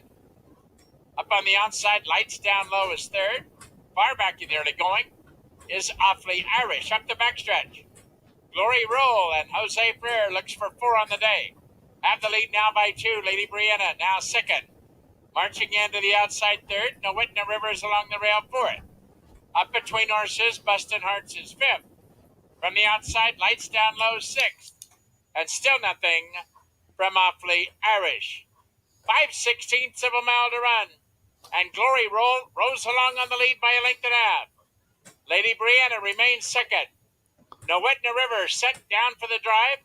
Now moves to the 2 path and runs at the leader. They're into the stretch. It's Glory Roll. Here comes Nowitna River. Up on the outside, now second. Lady Brianna is third. Along the rail, Bustin' Hearts fourth.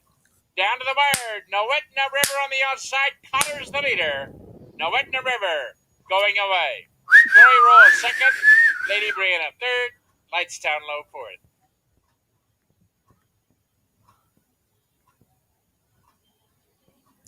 It came in 2.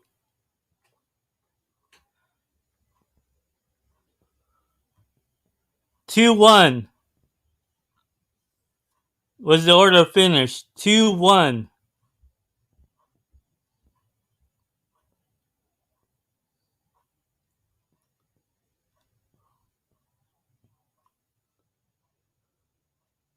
Ganó el número 2.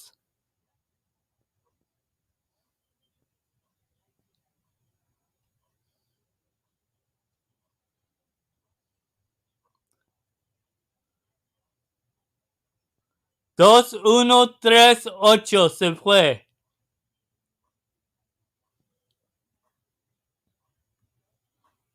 Number 2, Nowitna River is the winner. Number 1, Glory Roll second, 3. Lady Brianna third, number 8. Lights Down Low fourth, number 6. Awfully Irish was fifth, 111.62. The running time.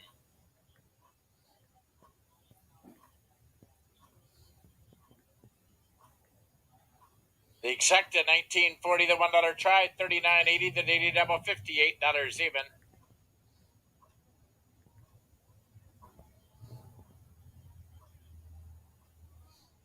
$1 superfecta, $180.90.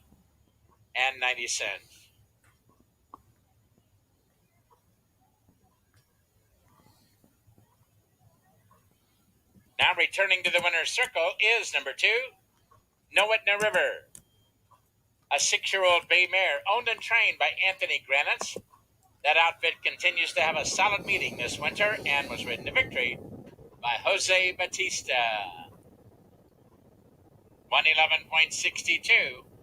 The running time, Nowitna River, was full in the state of Florida.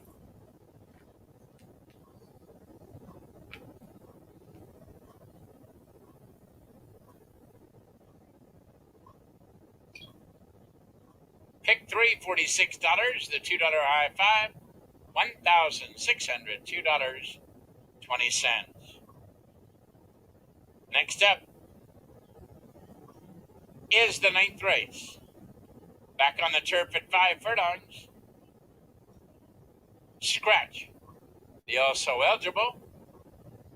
Plus time at 4:22 in 24.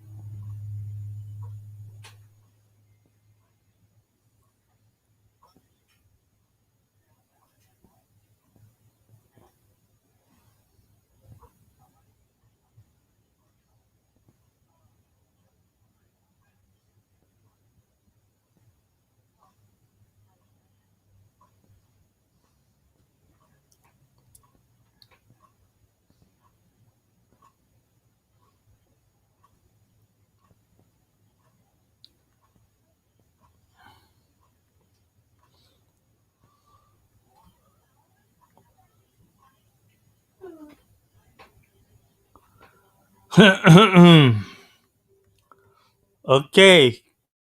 Que falta 13 minutos falta para el Gulfstream. Carrera número 7. 13 minutes to the 7th race at Gulfstream.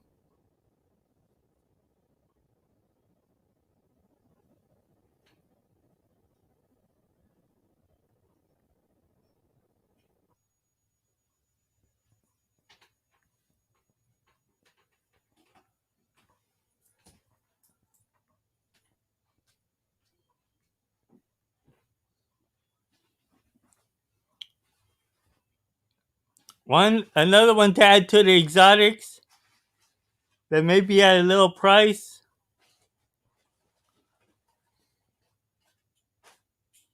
Maybe that number. Looking at that 3-horse, Bears Breeches.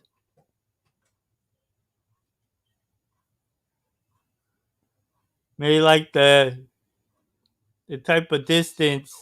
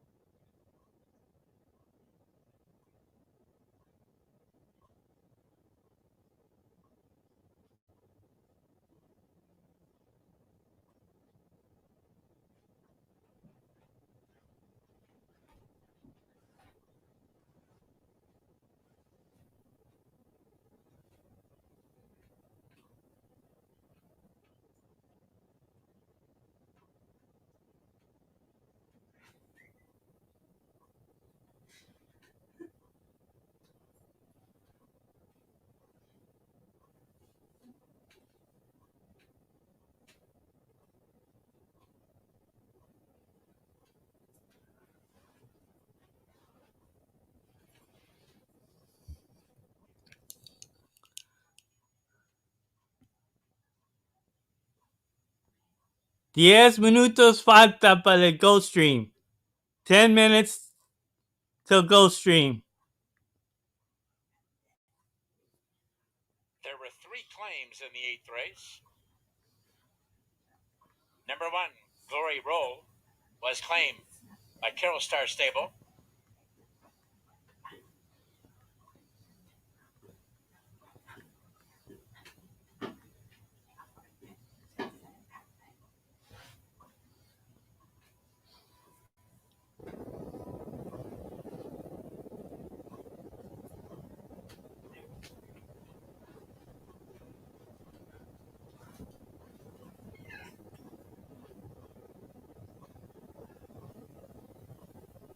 You're the bad girl.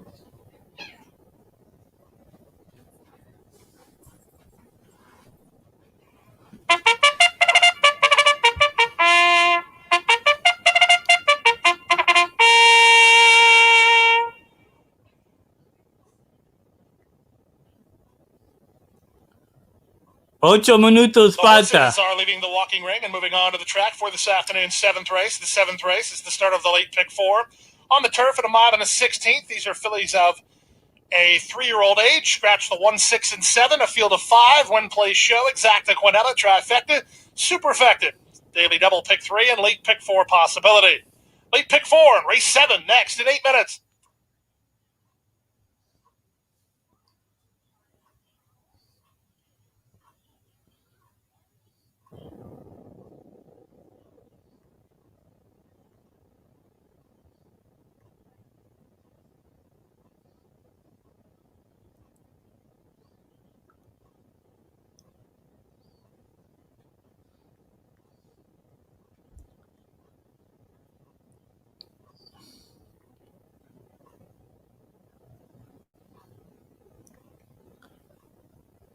Siete minutos falta para el Gulfstream.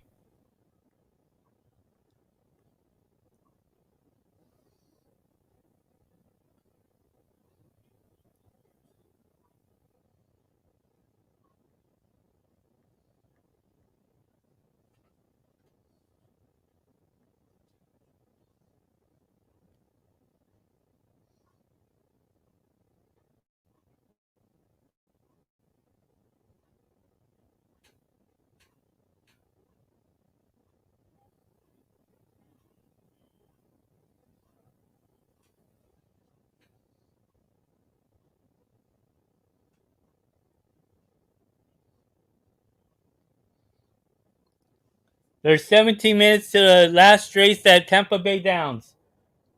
17 minutes to the 9th race at Tampa Bay, the finale at Tampa.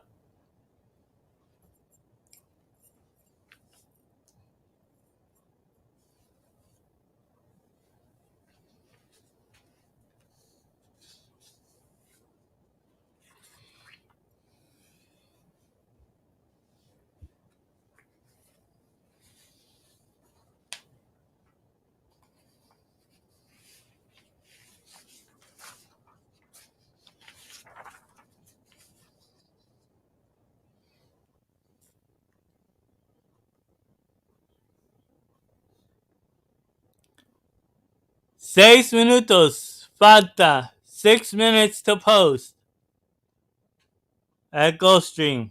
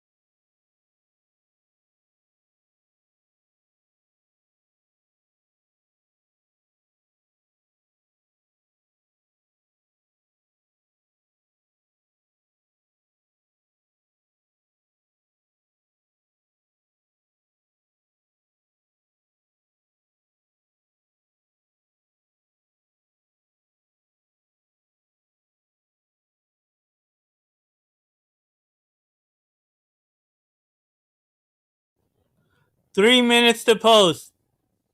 3 minutos falta para meterse en las puertas del Gulfstream.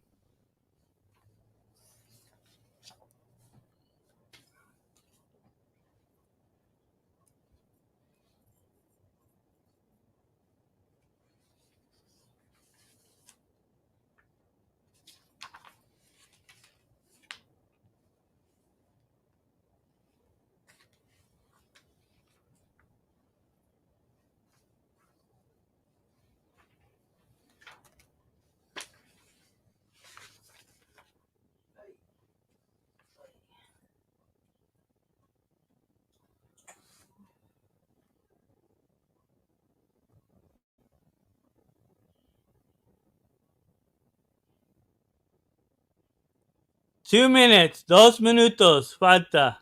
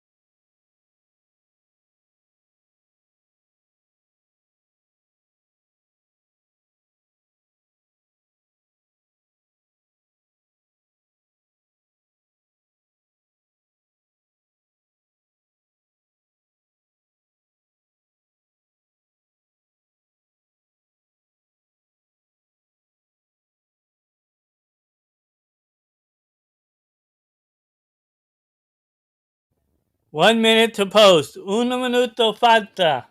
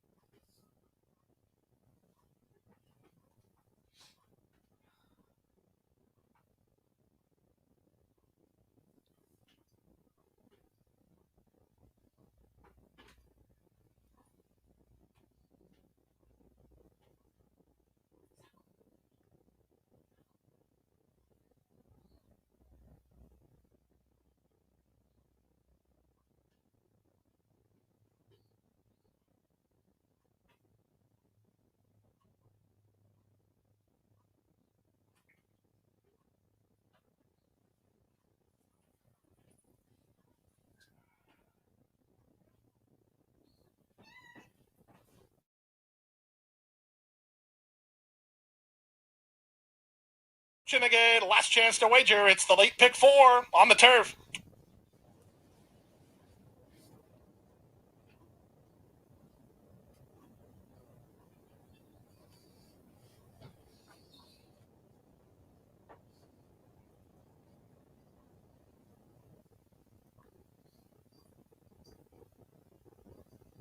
And the horses have reached the starting gate. It's now post time. Lining up and moving in for race number 7, start of today's late pick 4 on the turf at a mile and a 16th. Heavily favored, number 8, Big Bad Diva. Jose Ortiz rides for Safi Joseph Jr.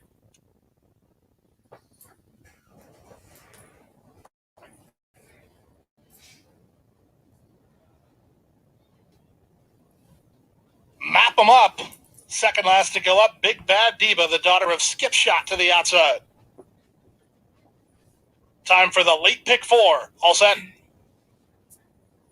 And they're off. Map them up from up between horses was away quickly. Big Bad Diva moves to her from the outside. Down at the rail, Shang's Sister. In between horses and Bear's Britches. And the early trailer is Coworth Park. In the charge to the first turn, Map them up, and Paco Lopez have the lead. They lead by a length and a quarter.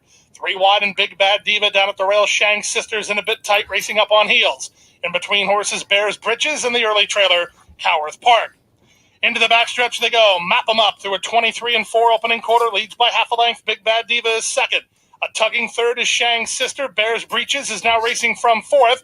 And it's a gap of 2 to Coworth Park. Unhurried, last of all, with 5 furlongs left to race.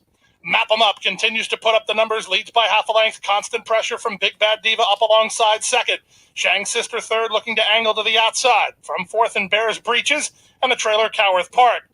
47-2 for the opening half mile, less than half a mile to race. From the outside, Big Bad Diva's on even terms now with Map 'em Up. From third, Shang's Sister. Vasquez would love someplace to go. Bears Breeches keeps her from getting out, and the trailer is Coworth Park. She slides through at the inside and begins to launch a bid as Big Bad Diva is now on to take over. To the top of the stretch with Big Bad Diva in front from Map 'em Up, who tries to counterpunch second. Coworth Park traveled well into the race. She'll swing 4 wide for the drive, 3 wide in Shang's Sister as they turn for home. Big Bad Diva has the lead with work to do as Coworth Park takes aim on the outside. There's an eighth of a mile to go, and here's Coworth Park, patiently handled and on to take over. This is the 5th riding victory of the day for Irad Ortiz Jr. Coworth Park 4-1, geared down and 2 on top. Big Bad Diva second, Shang's Sister third, then Map 'em Up and Bears Breeches at 141. Oh, you know, it's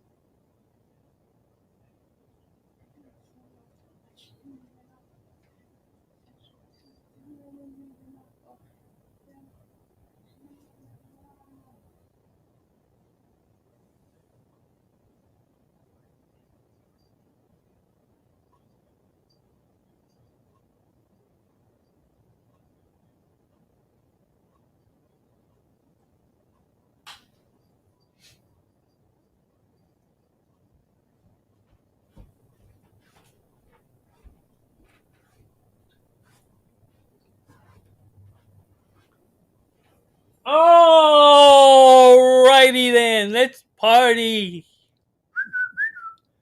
You should have had that in the reverse way there. Correct.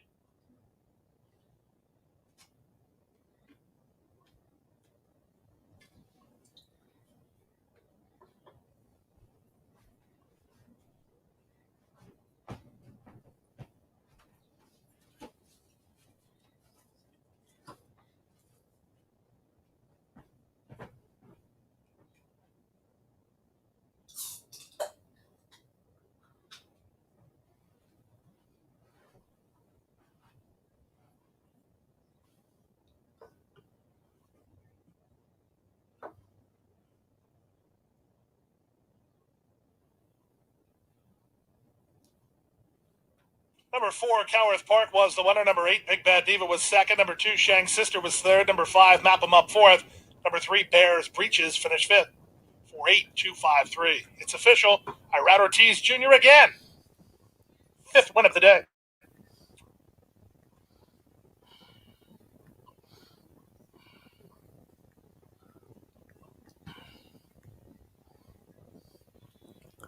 Three minutes to post till the 9th and final race at Tampa Bay. 3 minutos falta para el carrera número 9 en el Tampa Bay. Y ahí tengo mis escogidos. Me gusta el 3 y el 2.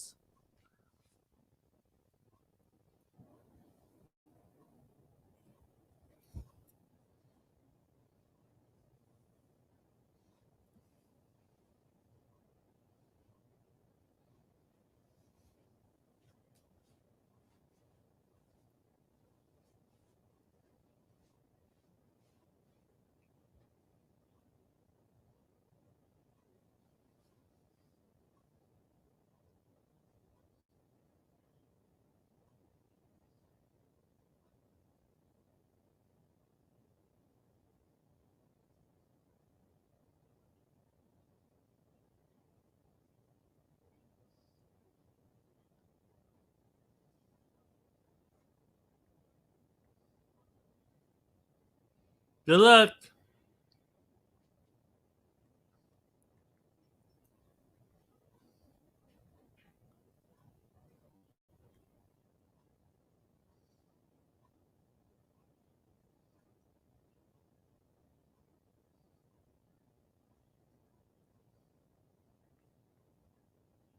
Good luck.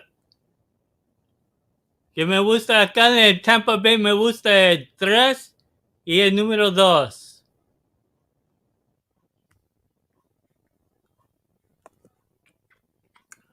Suscríbete a mi canal. Yo nomás no puedo enseñarte los caras, pero yo te doy mis cogidos a precios. Subscribe to the channel. I can't show most of the races, but we can listen to them, and I give you prices.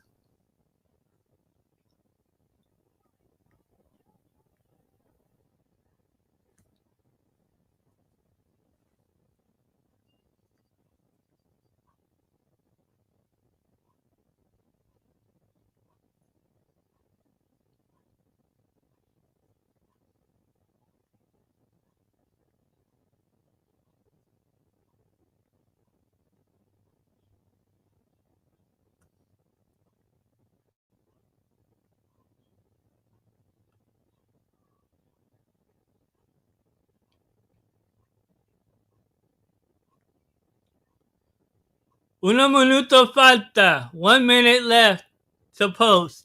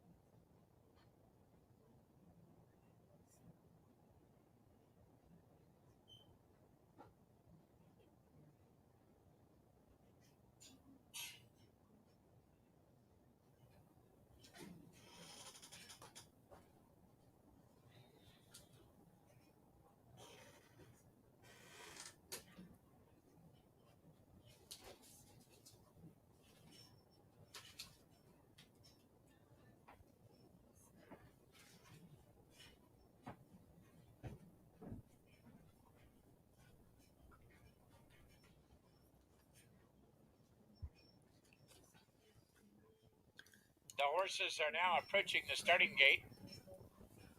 The 6-5 favorite in the 9th race is number 9, Oceanic. Antonio Gallardo set to ride for trainer Jordan Blair. No, pues, no tenemos permiso de enseñar las carreras, Jose. A reminder, racing resumes again on Friday here at Tampa Bay Downs. First post time, 12:15. Racing Friday, Saturday. ¿Tú quieres pagarme que me chinguen? For the 9th and final.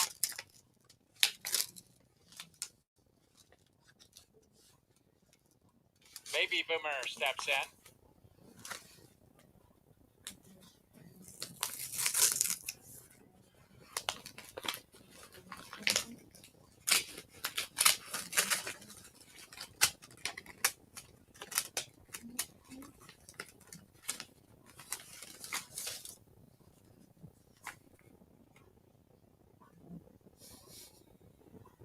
Phase out. Reluctant to load.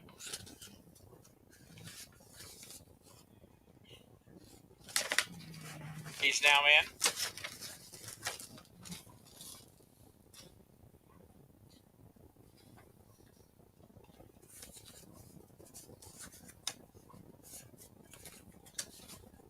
Okay. That's Buckbeak. Next up.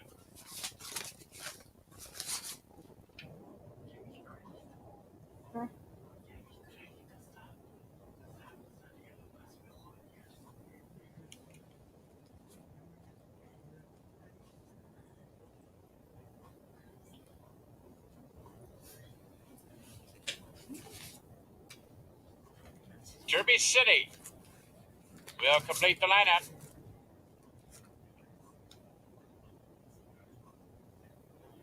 He steps in. They're at the post.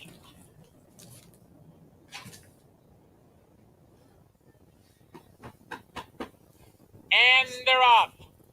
Chess Master like a rocket. Away sharply and right to there to lead. Mighty Electric comes away second. Baby Boomer is there along the rail. Hellfire Bob, the last horse away. To the far turn they go. Up on the outside, there goes Oceanic. Now moving up to challenge Chess Master for the lead.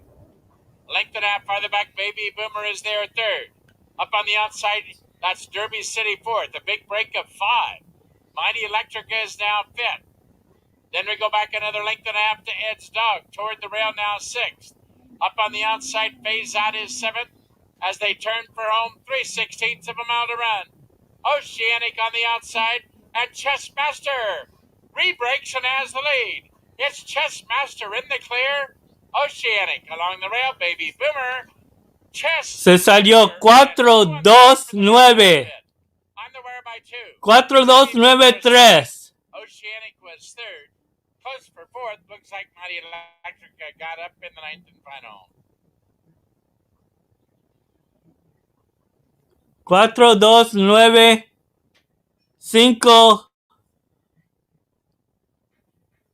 4-2-5-1.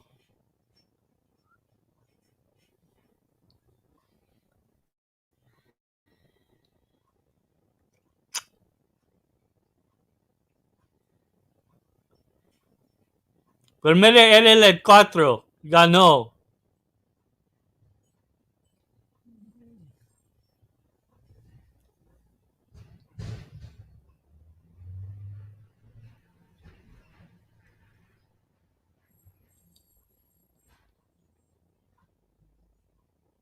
Number 4. Chess Master makes it 2 in a row. 4-2-9-5. 81. Number 2, Baby Boomer was second. 9, Oceanic was third. Number 5, Mighty Electrica was fourth. And number 1, Hellfire Bob, was fifth.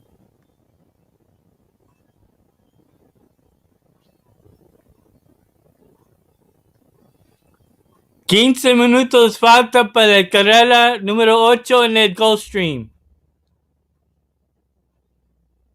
Falta 15 minutos. 15 minutes to post to the 8th race at Gulfstream. Ya acabó las carreras de Tampa Bay.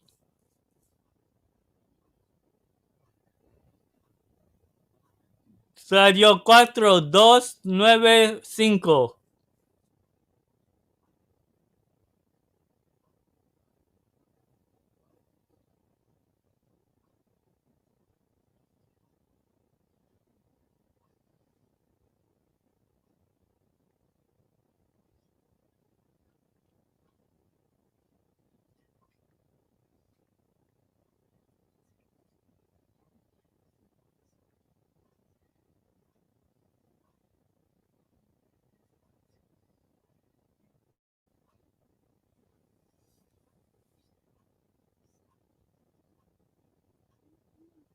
A este carrera va a pasar porque ya sacaron más caballos. Hay más 3 caballos corriendo.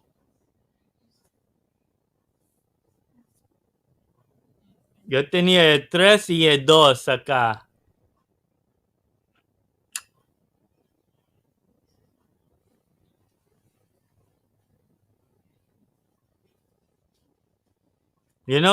Hay mucha gente que no tiene permiso a enseñar las carreras, el video. Y yo no quiero enseñarlos en la televisión porque se está más tarde que podemos enseñarlo. Race number 8 coming up next, 6 furlongs on the main track here for this starter optional claiming. This is for 3-year-olds and upward, and unfortunately this was the race most affected by the scratches this morning. So we do have a heavy favorite, 1-5 now on the number 2, Joshy Jack, but it is a horse that does make sense in this spot, and just had a nice win last time out. Debuted for $25,000, and I'd always had a few questions about this guy because he had stepped up into class, into state bred. Maiden special weight company clearly prefers sprinting over going long. Cross out that 1 mile try, and got the win last time out with a 70 Beyer speed figure. Well, tactically, I wonder if he may be up against it just a touch, as he is a kind of a late closing, relentless closing style runner in the short field. I just feel like he's probably the best horse in the field. The number 6 is Florida Endeavor. Fernando Abreu, already a win on today's card. And this horse ran a disappointing effort last time out. Did win at first asking, sprinting going 5.5 with previous connections, was claimed, but has been gelded since that last try. Give him another chance in here. A slight drop in class as well. It just felt his debut win was very good. Let's see if he can run back to that. Miguel Vasquez is going to be in the saddle, and he's pretty energetic there in the walking ring. Now, tactically speaking, the number 3, Florala Al, is probably at the best advantage in here because this colt by Gone Astray, the 3, has the most speed now after the scratches. And I think that that's probably the biggest positive for him. He's also the only 2-time winner left in the field. Could potentially try to wire it under Jesus Rios as he's on his toes. Wired the field to break his maiden back in August. Comes off a win last time out. So that's the biggest benefit that this horse does have. However, he does have to get around Joshy Jack, who, again, does appear to just be the best horse in the race. Let's see if it plays out that way on paper as they have riders up and they head out 3-horse field. But it'll still be a fun one. You got a heavy favorite. Let's see who gets the best of it in this spot as they head out for race number 8.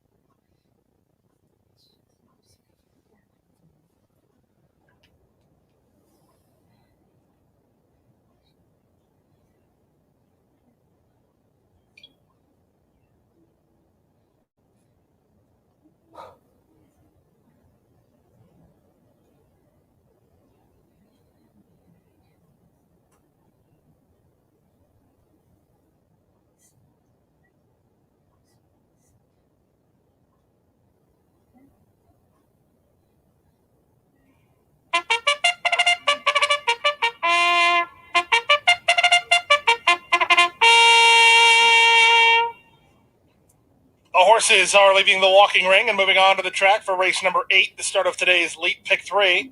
Win, Quinella, Exacta, Daily Double, and Pick 3 possibility here.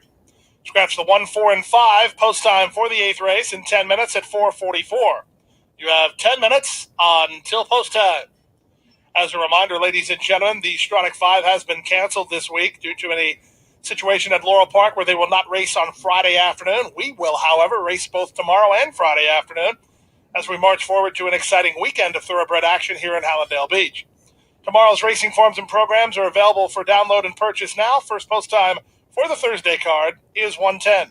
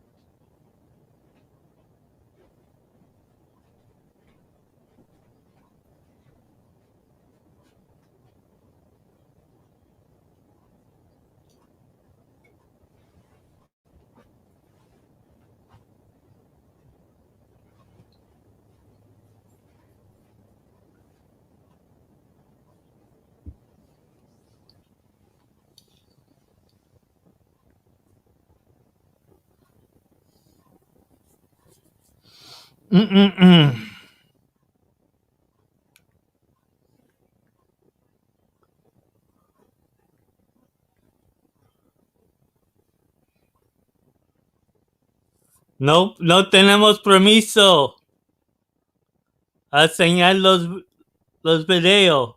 Podemos oírlo, pues no podemos enseñarlo.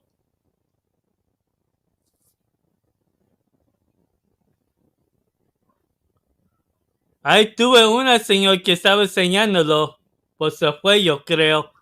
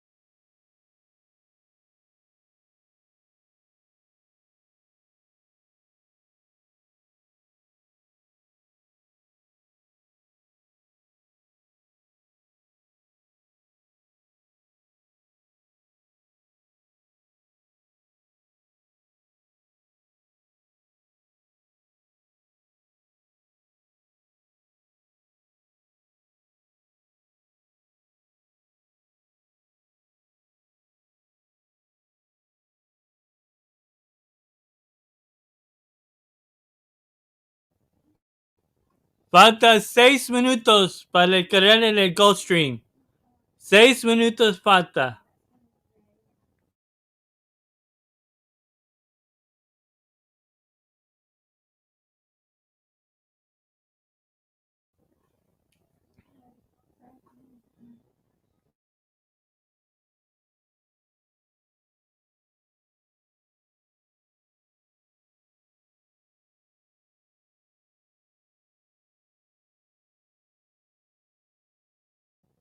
Falta 5 minutos.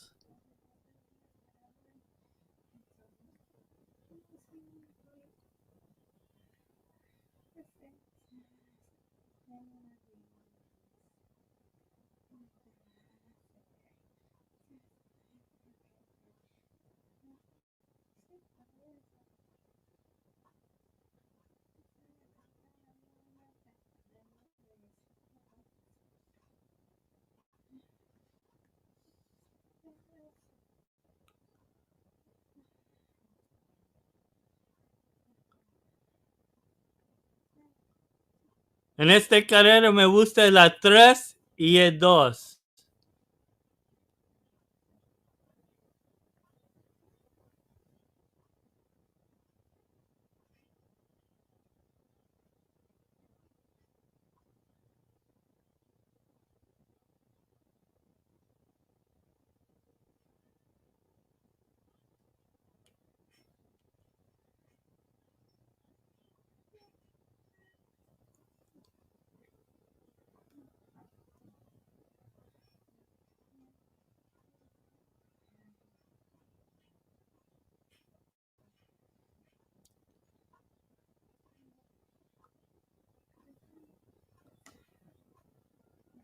El único tracker que yo puedo enseñar va a estar el Aqueduct, yo creo. Voy a poder enseñar eso.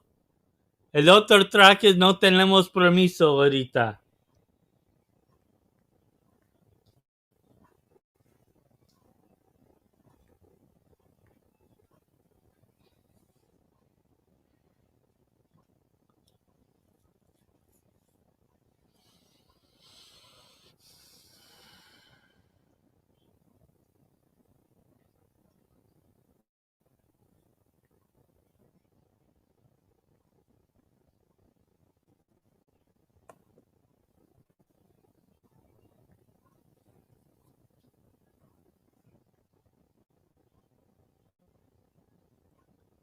Tres minutos. Falta.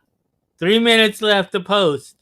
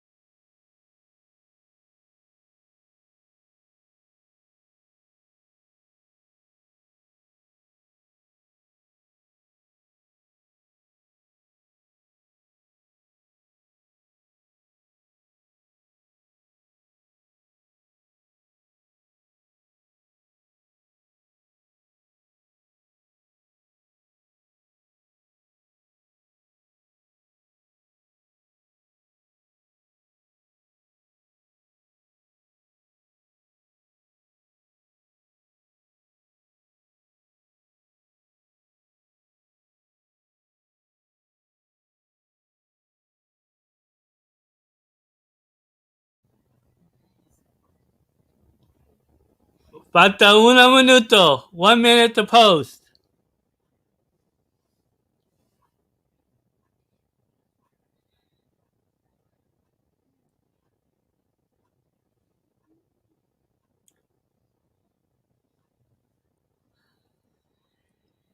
My top selection is a 3. Acá me gusta el número 3.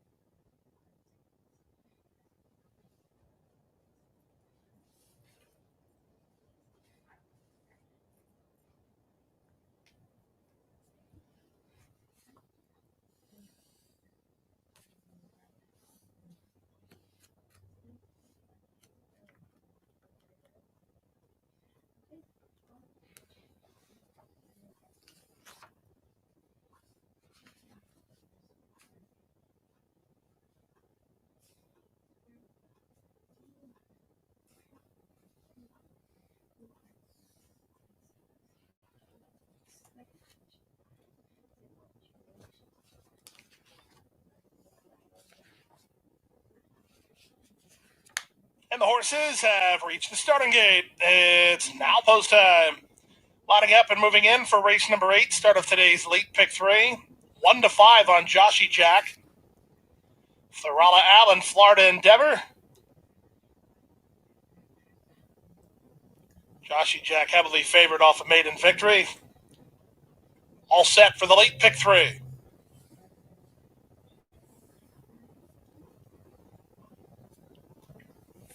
And they're off. Florala Al, offensive-minded and reaching out for a clear advantage. He'll have a half a length lead over Florida Endeavor, who will keep him somewhat honest while racing in second, and the heavy favorite Joshy Jack in the orange colors, third of the 3 after an opening eighth of a mile. Jesus Rios takes hold of the son of Gone Astray as Florala Al now leads by 2 lengths over Joshy Jack, who moves up to take second. Ridden at the back is Florida Endeavor. Inside half a mile from the finish, Florala Al went 22-4 for the opening quarter. He has an odds-on favorite on his hip, and Joshy Jack falls second. Florida Endeavor is third of the 3 with 3 furlongs left to run. Florala Al now by a neck. Joshy Jack and Lionel Reyes bidding up boldly from second. Florida Endeavor is a driven third, and he's not gaining any ground as Joshy Jack just ran on to challenge for the lead. There's a quarter of a mile left to go. Rios is calling on Florala Al for more, but he's got no more to give as Joshy Jack is bidding up on his outside. Right as I say that, Florala Al tries to get back on terms as Joshy Jack has his ears up with an eighth of a mile to go. Joshy Jack under light handling now starts to get away. Florala Al's done everything he could, but what he could not do was stay with Joshy Jack. Joshy Jack wins by 2.5. Florala Al second, and then Florida Endeavor in 1 minute, 10 and 81 100 seconds.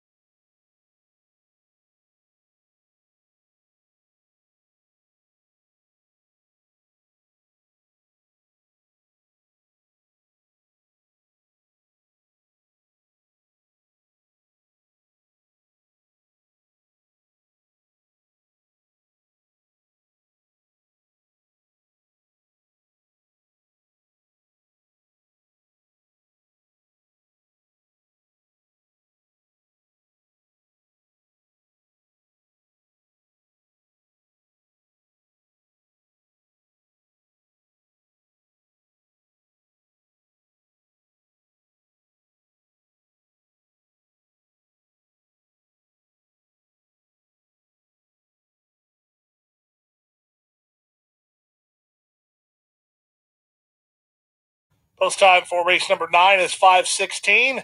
Post time in 23 minutes.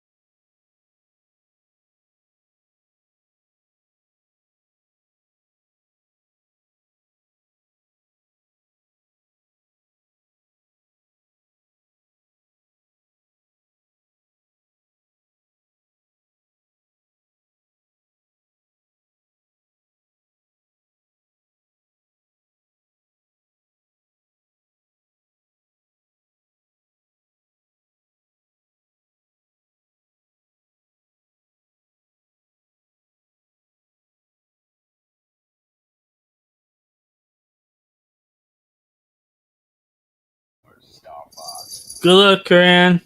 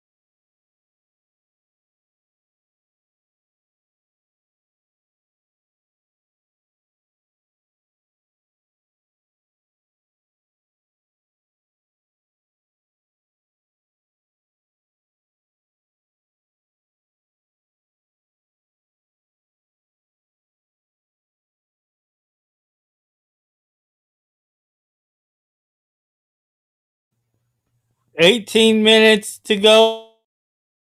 Race at Gulfstream Park. 18 minutes.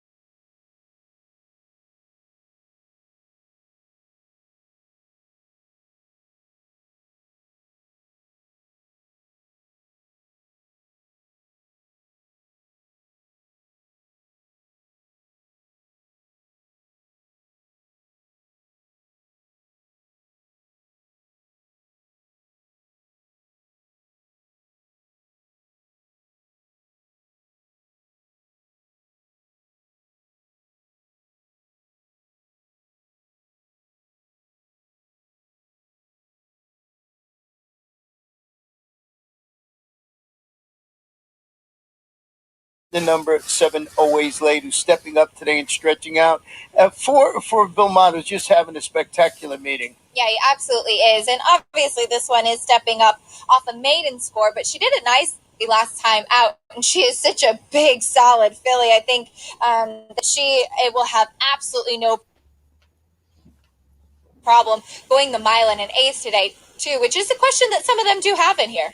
Yeah, we'll see if you can handle the distance. So that is number 7, Always Late. And I know you had the number 6, who's been taking steady money here, and that is Lady Traveler. Yeah, she's co-favorite, in fact. I mean, that surprised me a little bit, but she is coming out of back-to-back graded stakes tries, and while it wasn't the fastest forward gal last time out, she does try the turf today, and she has a pedigree for it. She's the half-sister to multiple grade 1 winner, Heart to Heart. Excuse me, I have the hiccups, so I'm trying to power through, but Half to Heart, I wanted to see her try the turf for a while, so I do get my wish today. You could have got away with it saying the microphone was broke or something like that, but it didn't. I got my long shot here, number 5, Double Blessed, who's debuting locally. I just thought it was a good race up in Tampa. I was looking to get a little bit of a price. I mean, hard to beat Arad today. With any horse he's riding, he's on the one traffic lane, who we'll be talking about. But this horse comes out of a good race. The horse that he beat last time out ran okay earlier today, so maybe we get a little bit of a price with this 3-year-old filly.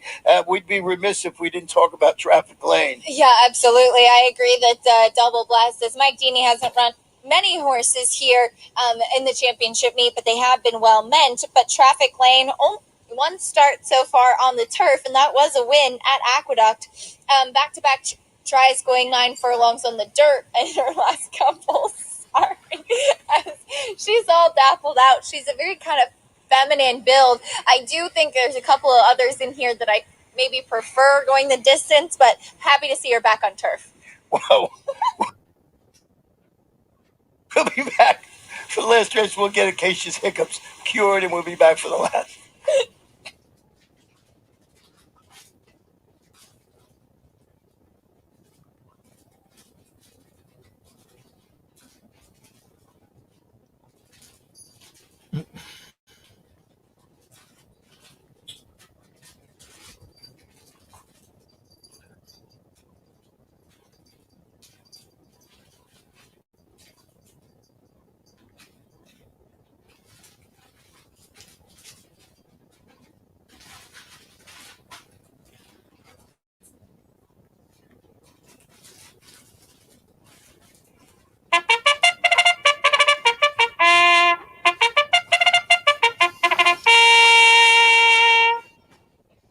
The horses are leaving the walking ring and moving on to the track for the Wednesday feature race, race number 9 on the program, at a mile and an eighth on the turf.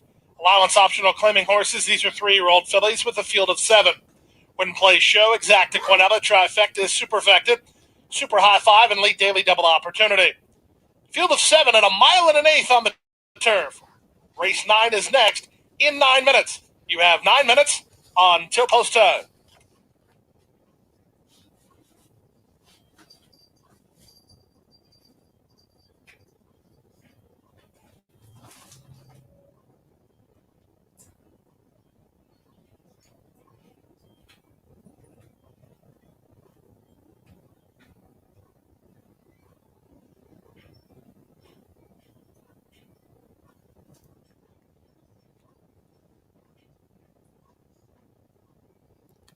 Good luck.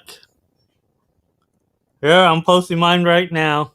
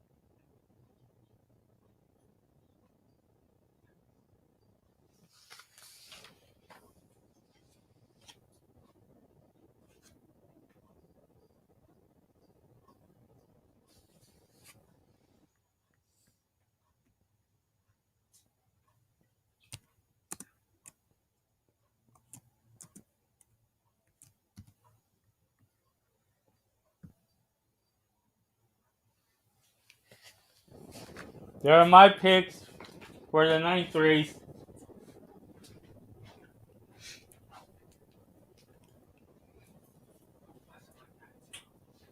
That's right. Why she wants to.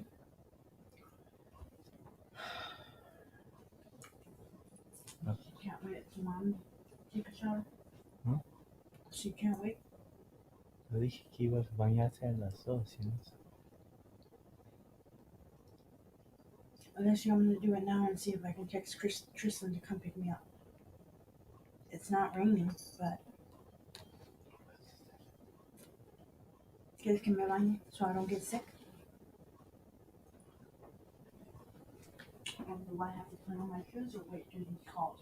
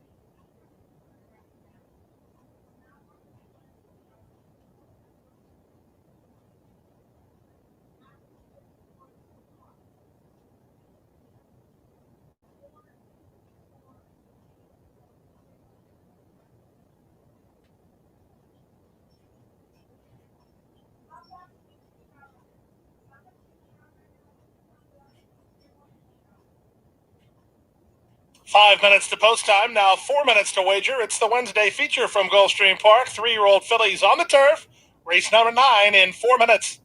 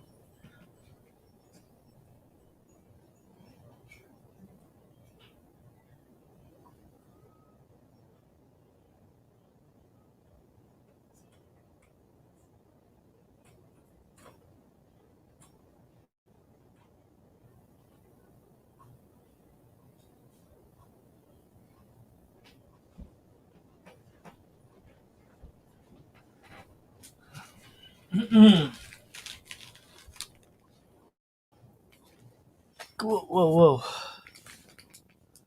Good luck.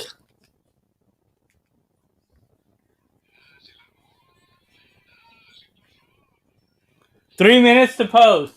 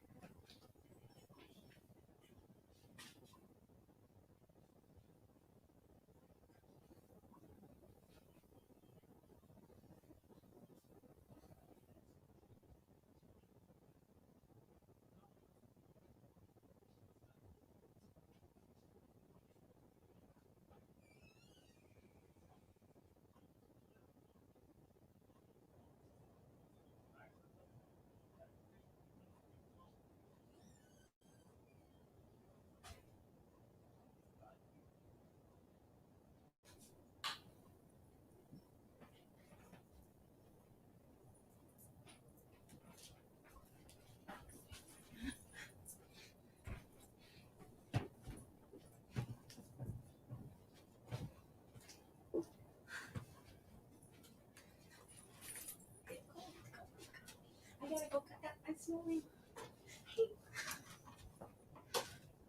Y yo sacando los chorrillos, tú.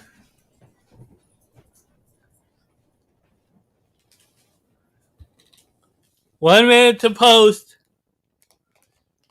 1 minute to post. Good luck to everyone on their selections.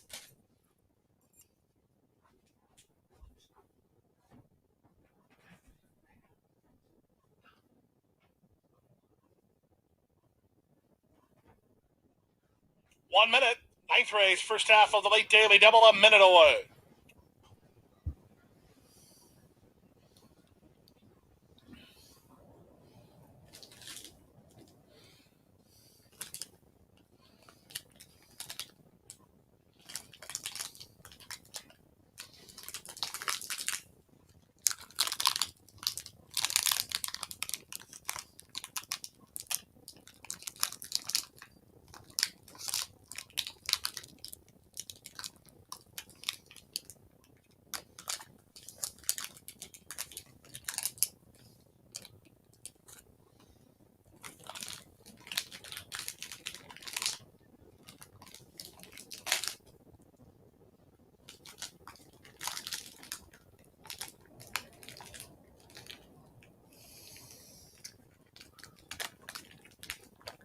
They're get on to the turf now.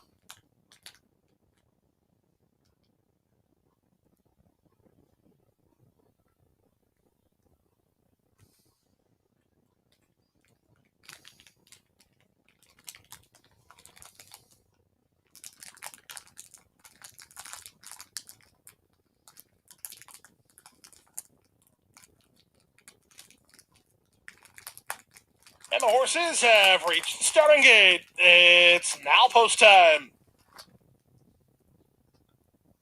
Lining up and moving in for race number 9, a mile and an eighth on the turf. The bettors like the 1, 6, and 7 here.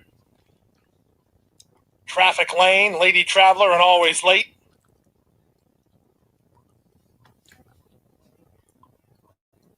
Into the gate goes Viburnum.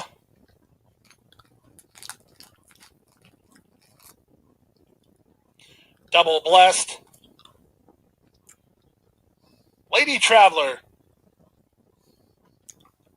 From the outside, Always Late will complete the line. Always Late, Jose Ortiz up. Best point stables of the 6. And they're off. Good start from the outside for Lady Traveler. Down at the rail, here's speed from Traffic Lane moving out. Traffic Lane's a neck in front. Lady Traveler moving to her on the outside and trying to work over. She's in the 2-path now. Racing in third in Marlboro Road, out wide and Always Late. Back from there, it's Viburnum third last. Second last is Runaway Rocket. The early trailer is Double Blessed. In the run past the finish line the first time, Hirat Ortiz Jr. calling the shots as Traffic Lane has the rail in the lead. Lady Traveler on the outside is there second, and Marlboro Road is at the rail third. Followed fourth by the race favorite, Always Late, who's just in front of Viburnum. Second last, Runaway Rocket. The trailer remains Double Blessed, and the leader remains Traffic Lane. They complete the run around the first turn and head into the backstretch run with Traffic Lane in front by half a length. Lady Traveler on the outside is second. Marlboro Road is third. Always Late's had a good run to this stage, racing in fourth under Jose Ortiz, only about 2 lengths off the leader. Down at the inside in Viburnum is racing in fifth past a 47 2/2 mile. Runaway Rocket is still second last, and at the back is Double Blessed, and Traffic Lane is still in front. Pace has been pretty quick for a mile and an eighth as Traffic Lane has taken pressure every step. Lady Traveler up alongside now second. Into the clear. Here's Always Late. She's going to go on the attack and do it pretty early. Always Late is on the go now. 3/4 and 1:11 1. Marlboro Road ridden quietly toward the rail, followed by Viburnum. Runaway Rocket needs a way out for Gaffleone. Double Blessed is last. Traffic Lane gives way. Always Late on to take over. There you go, baby. Come on. Always Late traveling nicely and under confident handling. Viburnum takes aim on the outside. Come on, Viburnum. Toward the rail and Marlboro Road on from fourth and Runaway Rocket. Come on. There's an eighth of a mile to go. Always Late asked to finish it up here. She's responding nicely. Wow. Viburnum is second. Marlboro Road is third. Always Late, an even money winner. Viburnum was second. Marlboro Road third. Then Runaway Rocket and Double Blessed. 146 2 for the final time. 7-1. Oh, 7-4. Excuse me, 7-4.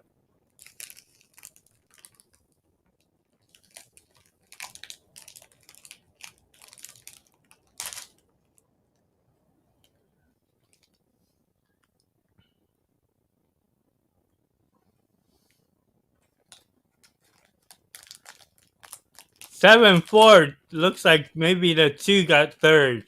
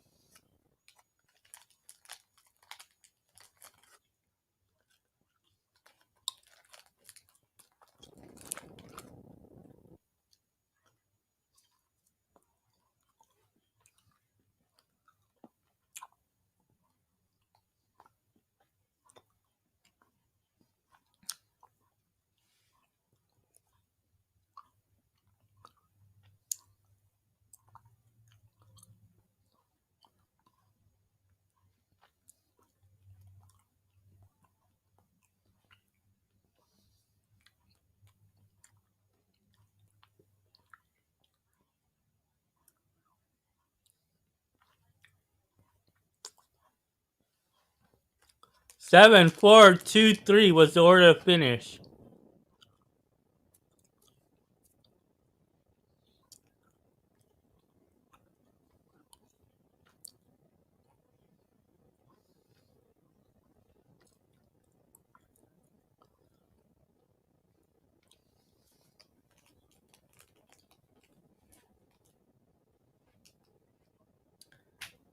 $26 to the last race at Number Gulfstream. 7, Always Late. Second, number 4, Viburnum. Third, number 2, Marlboro Road. Fourth, number 3, Runaway Rocket. Fifth was number 5, Double Blessed. 146 and 2, the final running time. Even money favorite. So winner, it's Always Late. 10th race is next. Race 10 on turf at a mile and the 16th. Maiden claimers at a $16,000 level. Scratch the 6, 9, and 13. It's a field of 10. Win, play, show, exacta, quinella, trifecta, superfecta, super high 5 possibility. Now returning to the winner's circle is the daughter of Animal Kingdom. It's number 7, Always Late. Always Late, a 3-year-old bay filly by Animal Kingdom out of Sense Angel by Mindshab. Bred in Kentucky by Tolo Thoroughbreds and Michael Spirito. Owned by Tolo Thoroughbreds, Wachtell Stable, and Pantafel Stable. Bill Mott, the winning trainer, the winning jockey, Jose Ortiz. Always Late gets the job done here.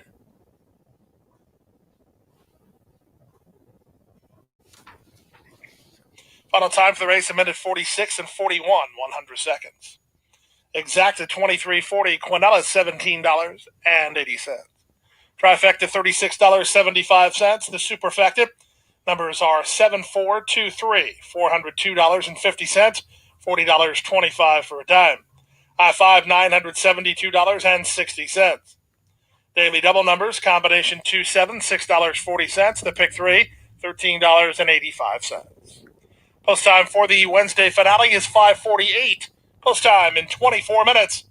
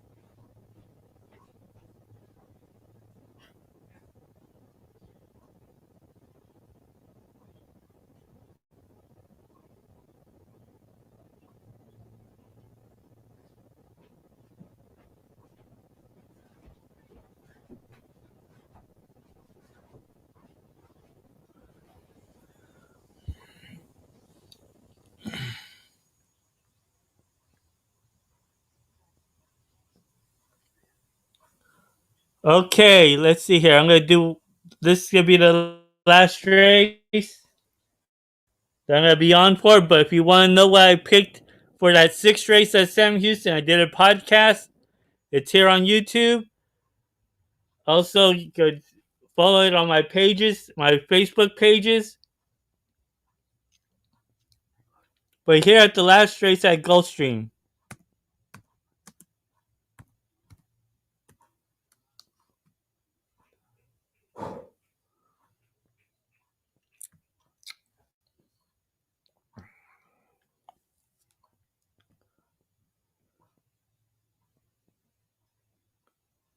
Jeffrey Owen, okay.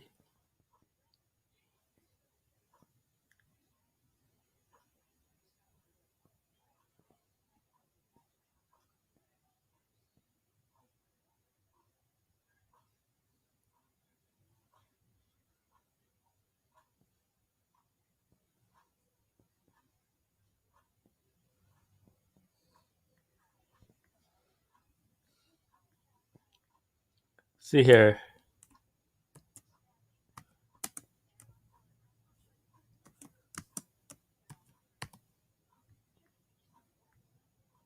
Here's for the last races at Gulfstream Park are my selections. Subscribe to my channel. Suscríbete a mi canal. No podemos ver los carreras, pues lo podemos oírlos. Y yo te doy mis cogidos a precios.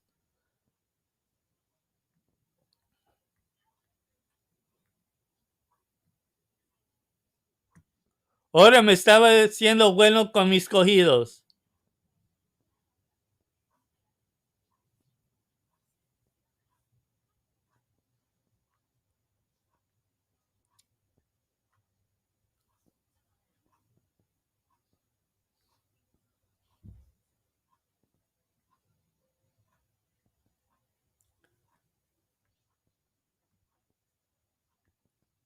Hay 18 minutos para la carrera de Gulfstream. 18 minutos.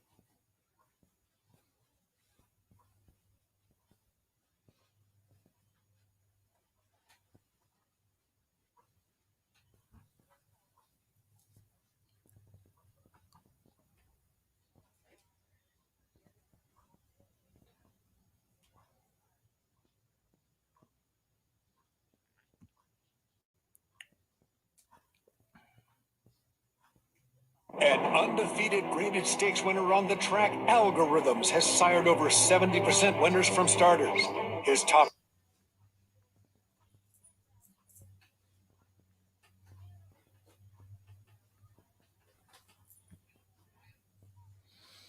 Okay, I'm gonna put it back on when that commercial's off. But there are my selections. The 8 and the 2 are my top selections.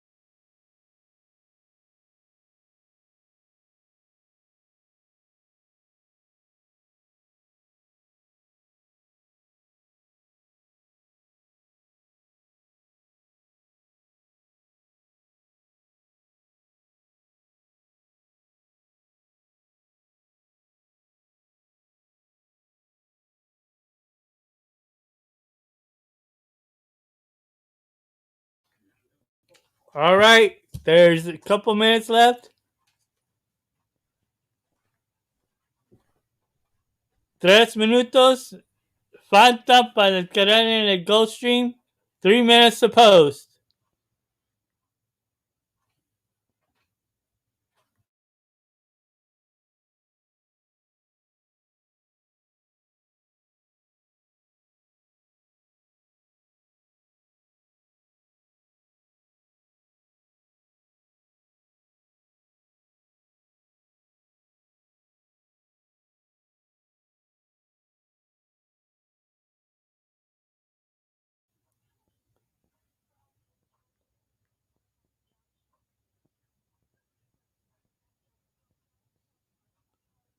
And they're having a thing at Gulfstream Park on the 13th of March. They're having bobbleheads autographed by Red Ortiz.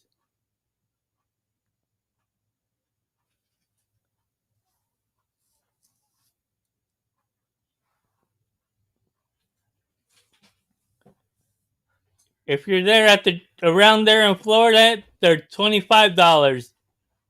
If you're ordering online, they're around $45 each.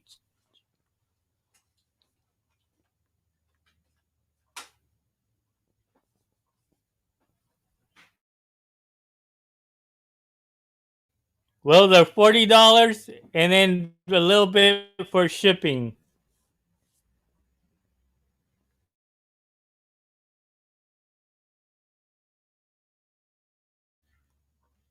The money is going for the Disabled Jockeys Fund.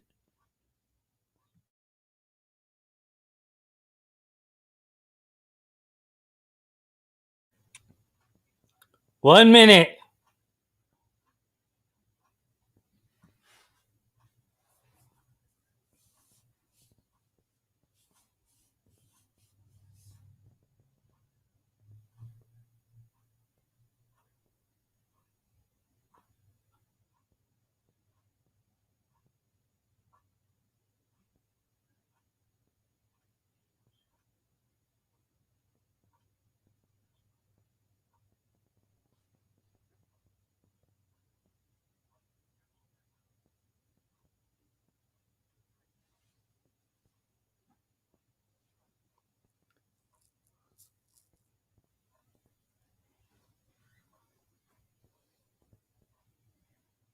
Good luck.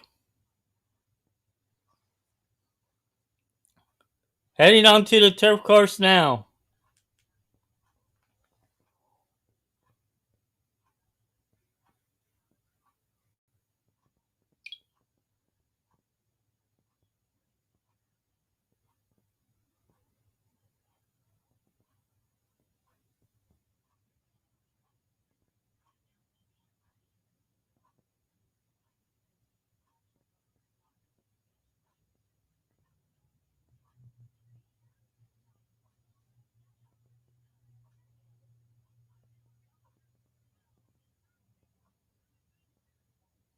And the horses have reached the starting gate. It's now post time.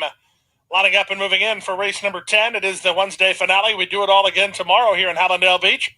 A Thursday program begins at 1:10. We hope you'll join us. Final race favorite is the class dropper from the fence, Higher Law. This is a son of Constitution for trainer George Weaver. George Weaver has a winner already today. Looking for his second training success of the day. They're working with Mr. Einstein. He's ready. That leaves one more. Armalite to the outside. All set for the Wednesday finale. And runners away. Hefesto blew the start 5 lengths. 40 Flash away quickly from the center. Bella Future is moving with him. Moving up on the outside, Double David into the top flight, and Liam Starr is on hold while racing a joint fourth. Wide on the course in Armalite, then it's the favorite Higher Law who's down toward the rail. Going up and by him went Hefesto, and moving up and around them is Nevermind 91. At the rail, it's Colton's the Admiral with Mr. Einstein. Around the first turn they go at a big price. 40 Flash, clear to lead a length and a half. Bella Future second, Double David on the outside third. Liam Starr is at the rail fourth. Followed fifth by Nevermind 91. Higher Laws down at the inside for Gaffleone. 3 wide goes Armalite. A length and a half to Colton's the Admiral, who's racing together with Mr. Einstein. And 5 to the trailer, Hephaesto. 24-1 for the opening quarter, less than 5 furlongs to race. It's 40 Flash in front to half a length. Bella Future is moving to Creve a bit closer while second. Double David 3 wide third. Liam Starr under a long Corey Lannery hold while racing in fourth. A length and a half back to Nevermind 91. Down at the rail, that's the favorite Higher Law. He starts to be asked to quicken a bit. Splitting horses, that's Mr. Einstein. Dropping back Armalite. Trying to get motivated as Colton's the Admiral. Hephaesto's played no part in this. And Liam Starr is on the move now. Lannery saw room at the rail. He's going to try to go on with it as 40 Flash is working a bit off the fence. 40 Flash has the lead. Will the rail open for Liam Starr? No. Wow, that got interesting as they swing in. It's still the big long shot 40 Flash in front. Colton's the Admiral, the beneficiary of a good trip. He's on to take over. From the inside and Liam Starr down the center and Mr. Einstein in deep stretch. Colton's the Admiral. Split the needle when he needed to, and he's on his way to victory. Colton's the Admiral by 2, 11, 5, 7, 8. Was 40 Flash. Fourth was Liam Starr, 143 and 4. 2, 11, 5, 7, 8.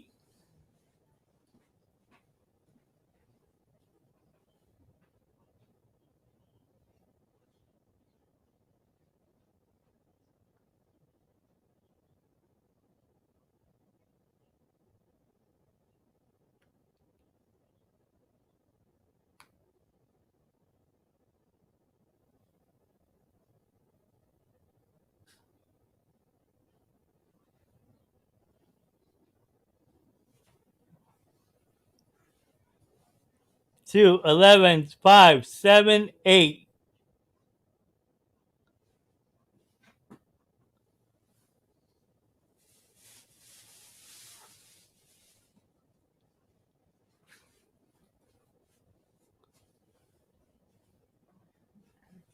Colton's the Admiral was the winner, placing judges looking at a photo. The stewards have lit the inquiry sign into the running of today's 10th race. They want to take a look again at that run to the top of the stretch with the 5 and 7. Stewards inquiry in progress. To the winner, Colton's the Admiral in the finale. Second, 11, Mr. Einstein. Third, number 5, 40 Flash. Fourth, number 7, Liam Starr. Fifth was number 8, Double David. 2, 11, 5, 7, 8. That's 2, 11, 5, 7, 8. Subject to steward's review. Inquiry looking at the third and fourth horses.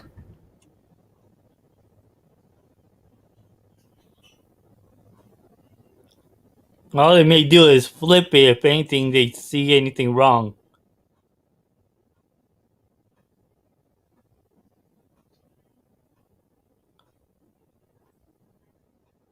How could there be anything wrong?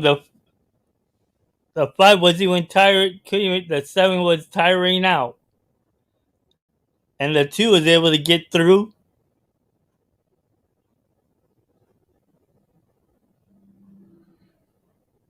I don't think there should be any change, because how could the 2 do any room in the? And the 5 went out a bit, so he could have gone through if that 7 wanted to go through.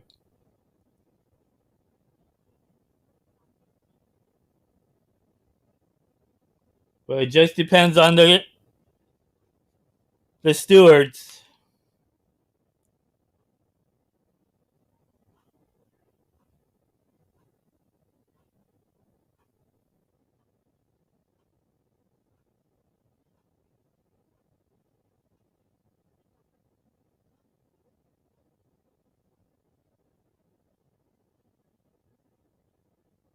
But I would keep that 5 in your book, in your whatever you guys are looking at, and keep a mark on that 5 horse for next time, because it ran a great race at 80-1.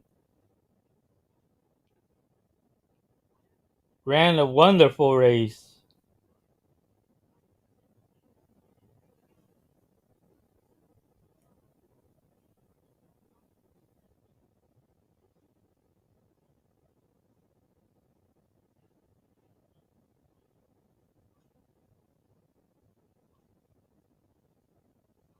Into the winner's circle now, 2 Colton's the Admiral, a 3-year-old chestnut gelding by Midshipman out of Punta Balena by Gulch. Bred in Kentucky by Midwest Thoroughbreds, owned by Alvy Dolph Racing Stable Corporation, trained by Amador Sanchez, the winning jockey Edgar Zayas. Colton's the Admiral wins at 5-2 in 143 and 4.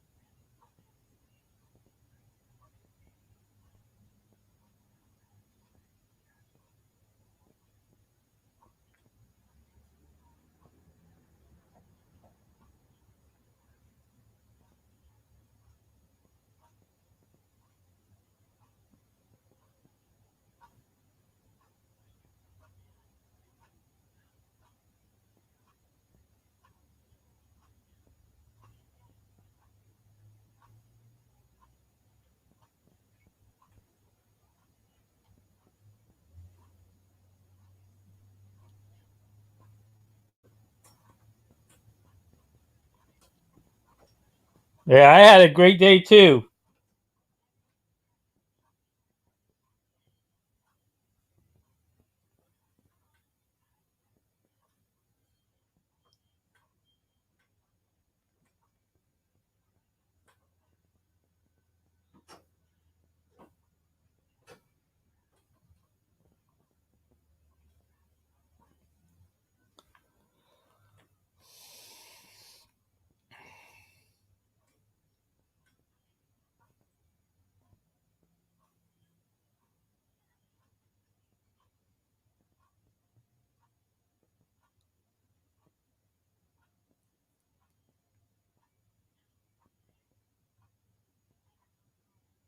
And ladies and gentlemen, after reviewing the films of the race, the stewards will make no changes to the running order. The result stands as posted: 2, 11, 5, 7, and 8 after review.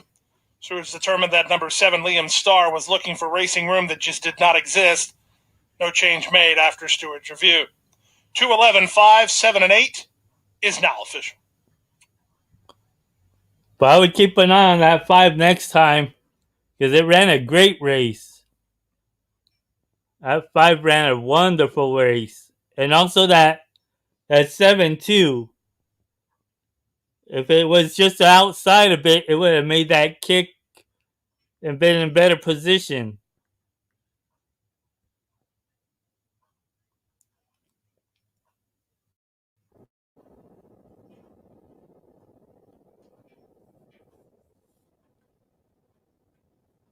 There will be a carryover going forward to the Thursday Rainbow Six. Multiple tickets sold in the Rainbow Six today. That will yield a carryover and a guarantee in the jackpot pool. Guarantee in that Thursday jackpot pool in the Rainbow Six. That guarantee is $250,000. More on that and the rest of the 10th race prices in a moment. But $250,000 is a jackpot pool guarantee for a Thursday with a 110 start. 10 races on the program. Rainbow Six will begin with race number 5.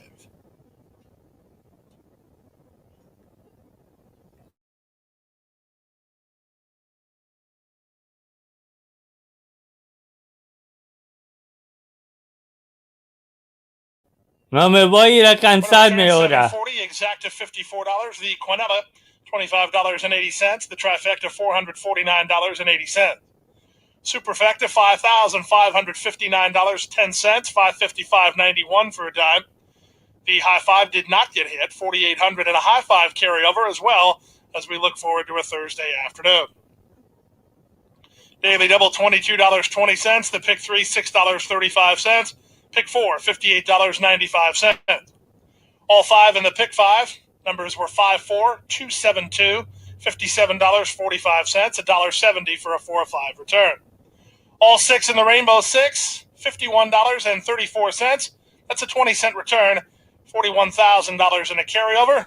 Go ahead and add another $200,000 to it as part of a jackpot guarantee in the Rainbow Six. $250,000, a jackpot pool guarantee in tomorrow's Rainbow Six. Rainbow Six begins with the Thursday 5th race. That does conclude the live racing festivities for a Wednesday at Gulfstream Park.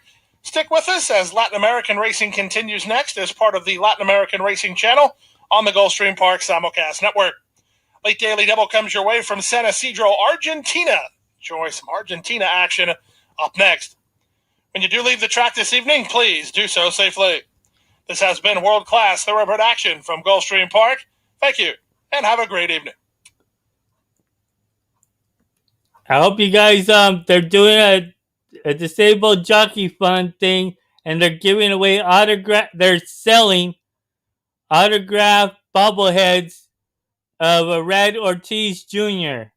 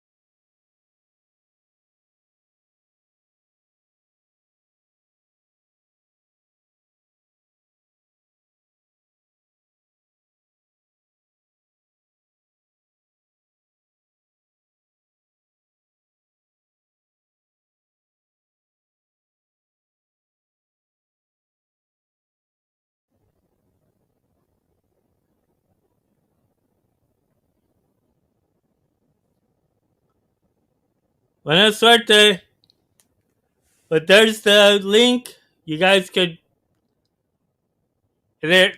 I believe if you're there at the track, they're $25. But if you purchase them and they have to ship it, it's $40.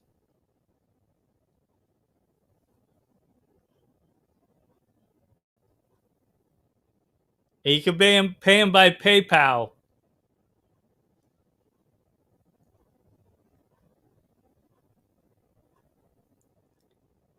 Well, I had a great time. It was a howling great time.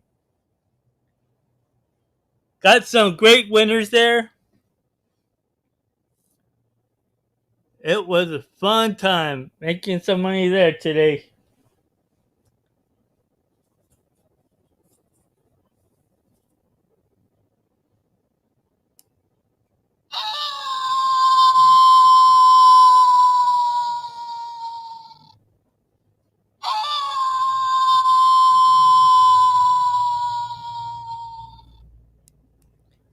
I'll see if I can try to come on tomorrow. Have a rest, fun at a time, and make some great money wherever you guys are playing. Again, I have a podcast that I posted on YouTube for the 6th race at Sam Houston.